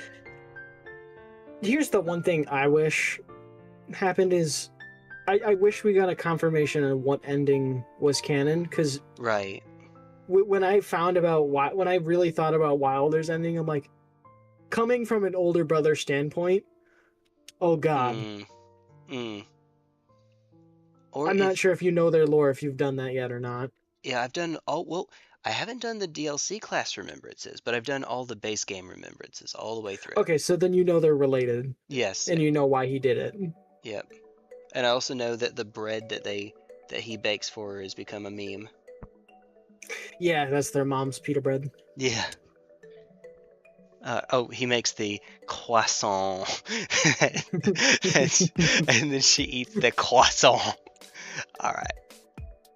Very good. Yeah, pita bread. Yeah, I'm just being silly. Oh, I guess that's another thing I should tell you. For the Convergence mod, all classes get their own special weapons. Now, do they have to use those weapons? No. So if you want to use, let's say you really like a standard weapon, they've made it so you can change the Ash of War in that weapon and put it to the same affinity as the class you're using. So let's say I'm doing a Godskin character. Okay. So I'm scaling in intelligence and faith, right? Okay. I don't want to use their weapons. I instead want to use this basic rapier I found. I can change the Ash of War, and scale it to that, to scale with my spell slot, spell stat. Yeah. That makes sense. It's kind of like the wet blades that let you apply an affinity. Yeah, you just get everything off map. Okay. Well, fair enough. That's good, because if I don't like a weapons moveset, I might like the class otherwise, but just not want to stick with that class. Yeah. I mean, you already said you wanted to do Glintstone Sorcerer. Yeah. I already know you're going to like those, because in my opinion, from when I played it, it's got probably some of my favorite weapons. Okay. it's got a hidden weapon that it doesn't talk about that I love. That it's called the Glintstone Cleaver, and it's basically an axe. Ooh. But for its Ash of War, you pretty much enter Ultimate Anime mode and just say slash attack 5 times over and then Colossal Slam. That does sound like it. Send it by you're the link for the Goblin Slayer TO4G. Dragon Lord, you can send it through, I guess, the tabletop, so that we can, if you're alright with that, so that we can all, not just I, but Kara and Crusader. Let's everybody look at it. Can have it too. I would say so. I'd be alright with that at least. I have a funny feeling they would too. My. Oh, you were quick at that too. Because it just came on. Oh, on Mega. Mega.New Zealand. Man, that's a website I haven't seen in a while. It's a file sharing website. I don't know how they afford the server space. Ads, I guess. Still, that's gotta be a lot. Yeah, I'll definitely be following you around. Thank you. But it'll just be I'll make it a point to remind you that, hey, we should probably go get your spells and or pieces of gear. Sure. Before kind of just meandering about. Will I know generally where to go for my stuff, or is it you wander until where you spawn? Where you spawn, you'll get a keynote that you can go up and grab that will tell you where everything is at specifically, and then you have to go there and find it. Oh, okay. We can absolutely do that right off the bat. I promise, unlike my regular Elden Ring playthrough, I will have some reading comprehension. Promise, cross my heart. I did. In my first playthrough, I picked up a map to find the key to get into Hogwarts, and then didn't do it immediately, and therefore forgot about it until after I'd beaten the game. Well, since you bring up Hogwarts... Yeah. Oh boy. They did make a change to the system of beating the game. You no longer have to go and get the shards of the Great Rune. Right. The Great Rune shards. Instead, depending on bosses you killed, because there is some modded bosses in the game. Yeah. Sorry, I burped there. Me too, no worries. Or hiccup. Yeah. Instead, you can go and kill certain bosses in different areas. Yeah. And from there, you'll get a Keystone of the Forge, and you can instead use that. Oh, okay. So instead of going and beating every boss, you can continuously follow the path of your class through the game. That's interesting. It reminds me of DS2 reference, yay! Where you have multiple ways to get through to the end. I guess don't tell me too much about it, because yeah, I'll discover more I'll about experience it. Yeah. Even if I tell you, it's still gonna be a treat to the eyes, mate. Trust me. Hey, I believe you. Maybe you and I will beat it together. Hopefully. Be sick. Yeah, I hope so. The spells are crazy. Hey. I guess the bosses are harder to make up for that, though, right? I've not fought a whole lot of the mod bosses, but from the bosses I have fought that are modded, they are a lot of fun and very unique. Okay. I mean, I'll probably be making you do all the modded bosses. Hey, good. I do like we did with Kara, where if we beat the game, we can then say, okay, now, here's some stuff you might have missed. Let's go fight we did Melania. After beating the game, we did Melania. That's the fun part with this, is you can also go and get the stuff for the other classes if you want to do it all in one playthrough, but it's so much more fun to just replay it from the start with the new class. Which gives us multiple playthroughs if we want to do that kind of thing. True. That's true. It's interesting that it has classes at all, because in the Souls games, including Elden Ring, class is really just a starting point. You can do anything from any point if you allocate the stats for it. It's just how your stats are initially distributed. That's pretty much what it does, but it just emphasizes and pushes it farther into pretty much kind of like giving you some spells and some other stuff like that. Sure. Okay. I gotcha. It's still a starting point, but it's much more not forceful, but assertive It's with much the suggestion more. of what It's to much do. more lenient in giving you stuff towards what you're picking because it's very showy in what you're going for if you pick it. Right. Okay. Well, yeah. In that case, a spellcaster class of some kind sounds good. Glintblade sounds as good as anything. That'll work. That'll work. Yeah. I remember for a while, since the mod is still in beta. Oh keep in man. mind. For a while, the Glintstone Sorcerer was the strongest class in the game Ooh. because of a spell it got in the beginning, where all damage you take would instead go to your mana bar instead of your HP bar. That's crazy. That's crazy, dude. And you just said your mana bar keeps refilling. Presumably, if you Yeah, don't but use you it could for long also enough. set it to, like, if you had multi-hit attacks where as long as you keep hitting, you'll regain mana, like from the mana sap tier. Yep. Oh You man, could pretty much just become immortal. dude. It's that Kirito from Sword Art Online where he's just standing there getting hit, and his passive regen Yeah. is great. Well, I guess in that case you'd have to be hitting back to make it the same, but you get the idea. You get what I'm. Oh, 100%. I get what you're saying. Yeah. I admit I found that to be a pretty cool scene when I first saw it. That was, I think, maybe actually my introduction to Sword Art Online might have been the scene where he's just standing there getting wailed on, and his I like regen it is because higher. it shows what it means to be a difference between level and knowledge. Yeah. Whereas most people would probably like panic at that, whereas he's just, I already know I could have far gone along just sat here and let you guys wear all of your stuff out, but Oh, I yeah. really don't feel like doing it. Now, I will say, from that Mother's Basement video from ages ago, he did reference that.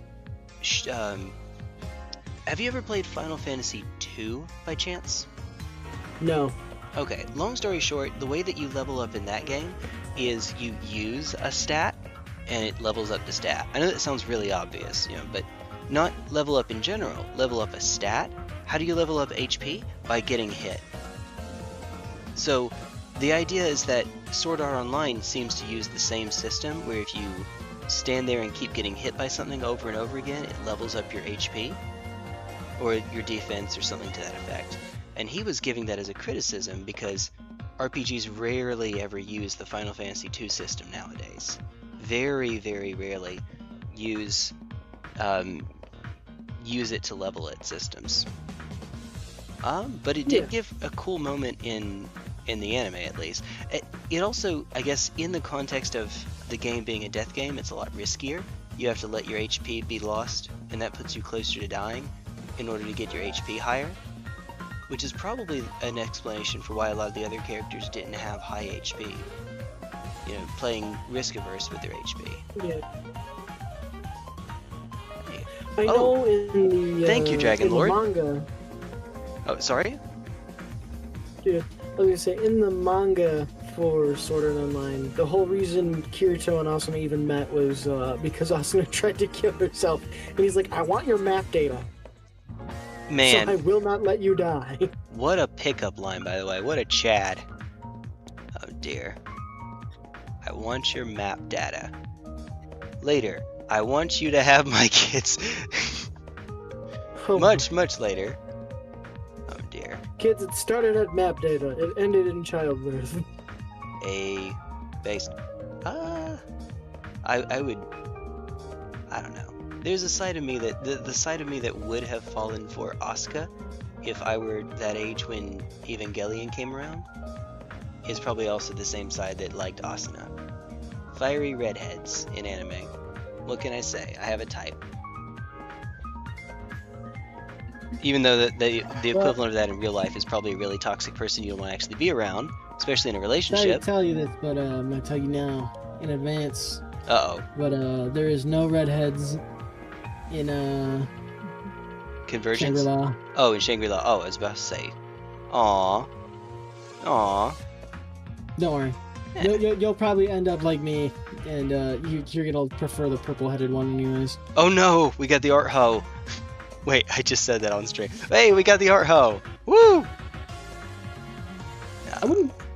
Not really. Just purple hair. That's just a silly little. Yeah, right. Nah, I'd say she's a really kind person in all honesty. Oh, good. Okay. But I think it's funny that in terms of like, how do I put it? In terms of a gaming group, they act like an actual gaming group. They'll all make fun of each other. They'll beat on each other Good. Oh, when they get annoyed. they'll make fun of each other. Good. Take that out of context. You get what I mean by beat on each other. Oh, It's yeah. more of a friendly manner. It's, don't do that. I'm gonna slap your arm. It's the kind of thing that's more typical of guy relationships. Friends that can, Yeah, it's be open just about. people being people. It's friends Yeah. being friends. Well, it's not even just yes, but I really do mean that. It's something that you rarely ever see in girl friendships. You do tend to see them more in guy friendships, though. Maybe if they're really close, you see it with girls. But even then, the bigger the group, the less likely it is to show up. Whereas with guys, you can bust each other's balls all day long. Yeah.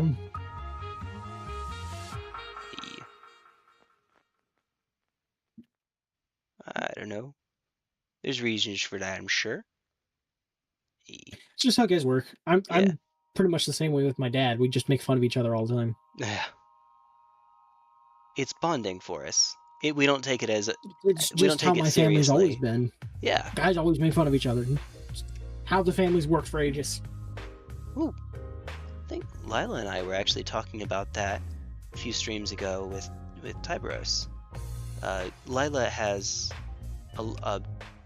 is a girl, but has a lot of guy friends and gets to see that side of it as well, I guess. Ty was actually talking about, hey, you should get more girlfriends. It is admittedly harder to make friends as you get older. I'm fortunate to have found people like you through the YouTube channel or through Discord. And let me just knock over all my models. Thank goodness the paint is dry. Okay, let me just it's a corded microphone, and the cord just knocked 10 models down altogether. It was great. Oh, damn. It's okay. They're on carpet, thankfully. That's Or cool. not carpet. It's thick enough. It might as well I be get what you mean, carpet. dude. Like, I feel really happy I met Alden? My brain. Yeah, Alden. Yeah, Like, Alden's I don't cool. hang out with him as much as I wish I could, same. but I mean, I'm happy I'm friends with the guy. I've met a lot of people that I'm now friends with now through him, like TP, Frog, a few other people. Oh, Frogmire or Frogmite or it's Frogmire, Or right? Miss Dainty Frog. Oh, different one. Okay. Yeah. Oh, yeah. Who's in my self promos every now and then. Yep. Yeah. And also it shows up in the self promos in that channel too. This is not a criticism, Dainty. You are more than welcome to. I did give you and everyone permission to. That is what it's for. And when you decide to stream again, by the way, you are welcome to use it as well. She just streamed today. Oh, nice. She was streaming our D&D game that we have with me, TPS, Alden, Phantom Gato, and Cram. Oh, sweet. Sweet. You can imagine why I didn't catch it. I may have been a little bit No, distracted. you were streaming at the exact same time, Yeah. dude. There we go. Just don't you love it? We've only actually had to ban one person from that channel, or as a result of that channel. It was someone who used. I keep trying to shut down at everyone, and it seems I've been doing it incorrectly because maybe I have it shut down by channel or something, but it should be where only people with a certain role can do it, and yet someone seems to find a way to use it. You know what I mean when I say at everyone, right? Yeah, add here. Yeah, yeah. Good old Discord commands. Yay! Good times. Alright, I'm sure I've just been messing it up. But yeah, that's the only time. And it wasn't Dainty, of course. Oh man. I think after I do these last three, I'm probably going to call it for right now. I will be. Oh goodness. It's a good place to call it, in my opinion. I won't lie, Yeah. I'm getting kind of hungry myself. I don't blame you. It's taken longer than I thought it would, to be honest. I am only 6 hours in. Only 6 hours in, but oh dear. Oh dear. I haven't gotten as much progress as I would like, but we still have definitely Monday. I will be working on this. Definitely Wednesday and Thursday. I'll be working on this too. I just need to get 2 more colors or for these it's only 1 color, 2 for the rest, and then get them based, and we will be set. If you need to head out a little bit early, I mean it'll still take me about 15 minutes to get the last 3 because these guns are evil. If you need to head out a little bit early, grab yourself some grub, by all means, my man, go right ahead. I won't take any offense to it at all. Get yourself some grub. I'm not that hungry, man. I'm chilling. Hey, well, I appreciate it. Let's see. Eeny, meeny, miny, this one. A big old bowl of cereal, so. Oh, hey. For dinner. And it's just like, that's not really dinner. I think I'm gonna probably True. make some homemade chicken wraps. Do it. I take that back. This one is... Maybe I don't do this one right now. Alright. Okay, so these are what are called Pathfinder teams. They're the scout specialists. Their job is to go out and explore, and they're one of the few units, certainly one of the few infantry units I have, that has a variety of weapons within the same unit. Most of them have just bog standard, not long rifles, I guess. And then 3 of the 10 have a specialty weapon. I can either choose rail rifles, which is just a long-range one-shot gun that can hit tanks, which sounds great until you realize you only get 3 shots off of it. Yay! Or ion cannons, which the profile for it is pretty bad, but then you can overcharge it to get a good profile, but then 1/6 of the time it blows up in your face. I say all of that to say, the ion cannon looks like it's going to be kind of evil to paint, so I might actually not finish this one tonight. I might just say, screw it, call it, be done with it for right now, because this is going to be a pain. Yeah, plus you got that stuff tomorrow, so it doesn't hurt to call it early. You are That correct. is very important. Better part of valor. Yep, that is exactly right. That convinces me. Alright, make sure this is completely closed. That still means that I got, 47 done? 47 models. Well, by done I mean 1 color. It was meant to be 60, so we're at, when these are done, that'll be 50. 60 with those. 78. 87. 80. That one doesn't count. 87. Trying to count up to 100. I will need to prime some of the other infantry in order to make it all the way up. But we'll make that work. We'll make it. Well, thanks for hanging out with me, Crusader. Appreciate it. Dude. Whew. Oh boy, oh boy, oh boy. And for Dragon Lord, and let me see if Kara is still here. I can check to see if somebody is still here. It's kind of neat. Nope. Oh, wait. He's Malone. Oh, no, he's not. Still, that's kind of neat. Thank you for hanging out. Thank you for the raid earlier, Kara. Speaking of, who am I raiding? And the answer is, I think Batshark is still, Batshark is still playing Pocopia, so at the very least, I know I can raid into you, and I has probably finished his stream. I think. Oh wait, hold on. Let me make sure to click refresh. Unlike Twitch, the YouTube videos you can send people out. Oh, you are still here! Okay, so a little trick that I thought that I learned about... Oh no, it is working now. Hold on, let me try in here then. Oh, maybe you just weren't in chat. There's a neat little trick where you can and then start typing someone's name, and if they are... I'm not sure actually what the requirement is for it, if they have to be watching the stream or in chat or what the case is, but you can see if that person is still there. If you start typing and their name starts to show up, they're there. If you start typing and their name doesn't show up, they're not there. But I just said that and Kara responded, so... And now his name is showing up. Huh.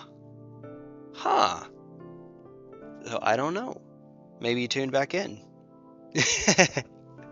Oh well. Well, whatever the case is, that's... you're not streaming though, so I can't raid into you. Oh, and as soon as I say we're going to end pretty soon, then the, oh, you know what? Maybe it's that I just refreshed the page. No? Because it didn't... I don't know. I don't know. We'll figure it out. One of these days. I could go from one hand cam stream to another.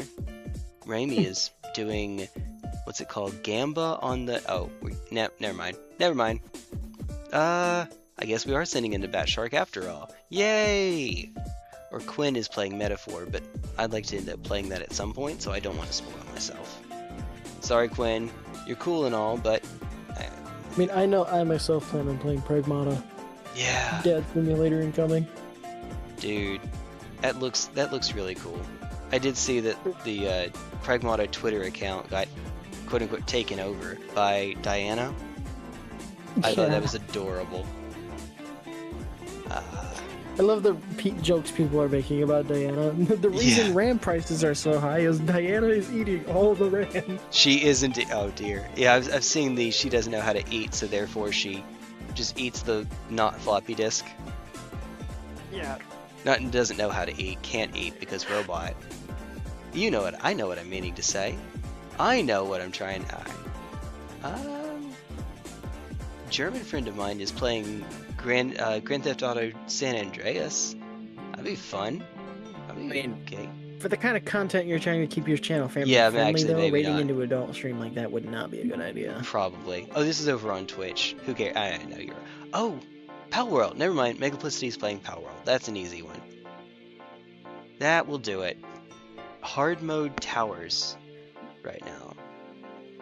Good times. Okay. Mega is one of those... it's a VTuber, but the real person is fairly... It's not too hard to find. One of those. Like me, totally. I'm totally a VTuber. Look at my model that's almost off camera except for one knee. It's gotta be the most hyper-realistic model I've ever seen. Man, but I hate that you can't toggle off some of these things, like the pores. Goodness. Man, and the clothing toggle takes forever to load. Is there a de-age scaling? I don't know about that. I wish. Alright, man. I will see you all later. Hey, take care, everybody. Woo! Bye bye. Oh, and say hi to me when you raid over. Say hi to me, to me.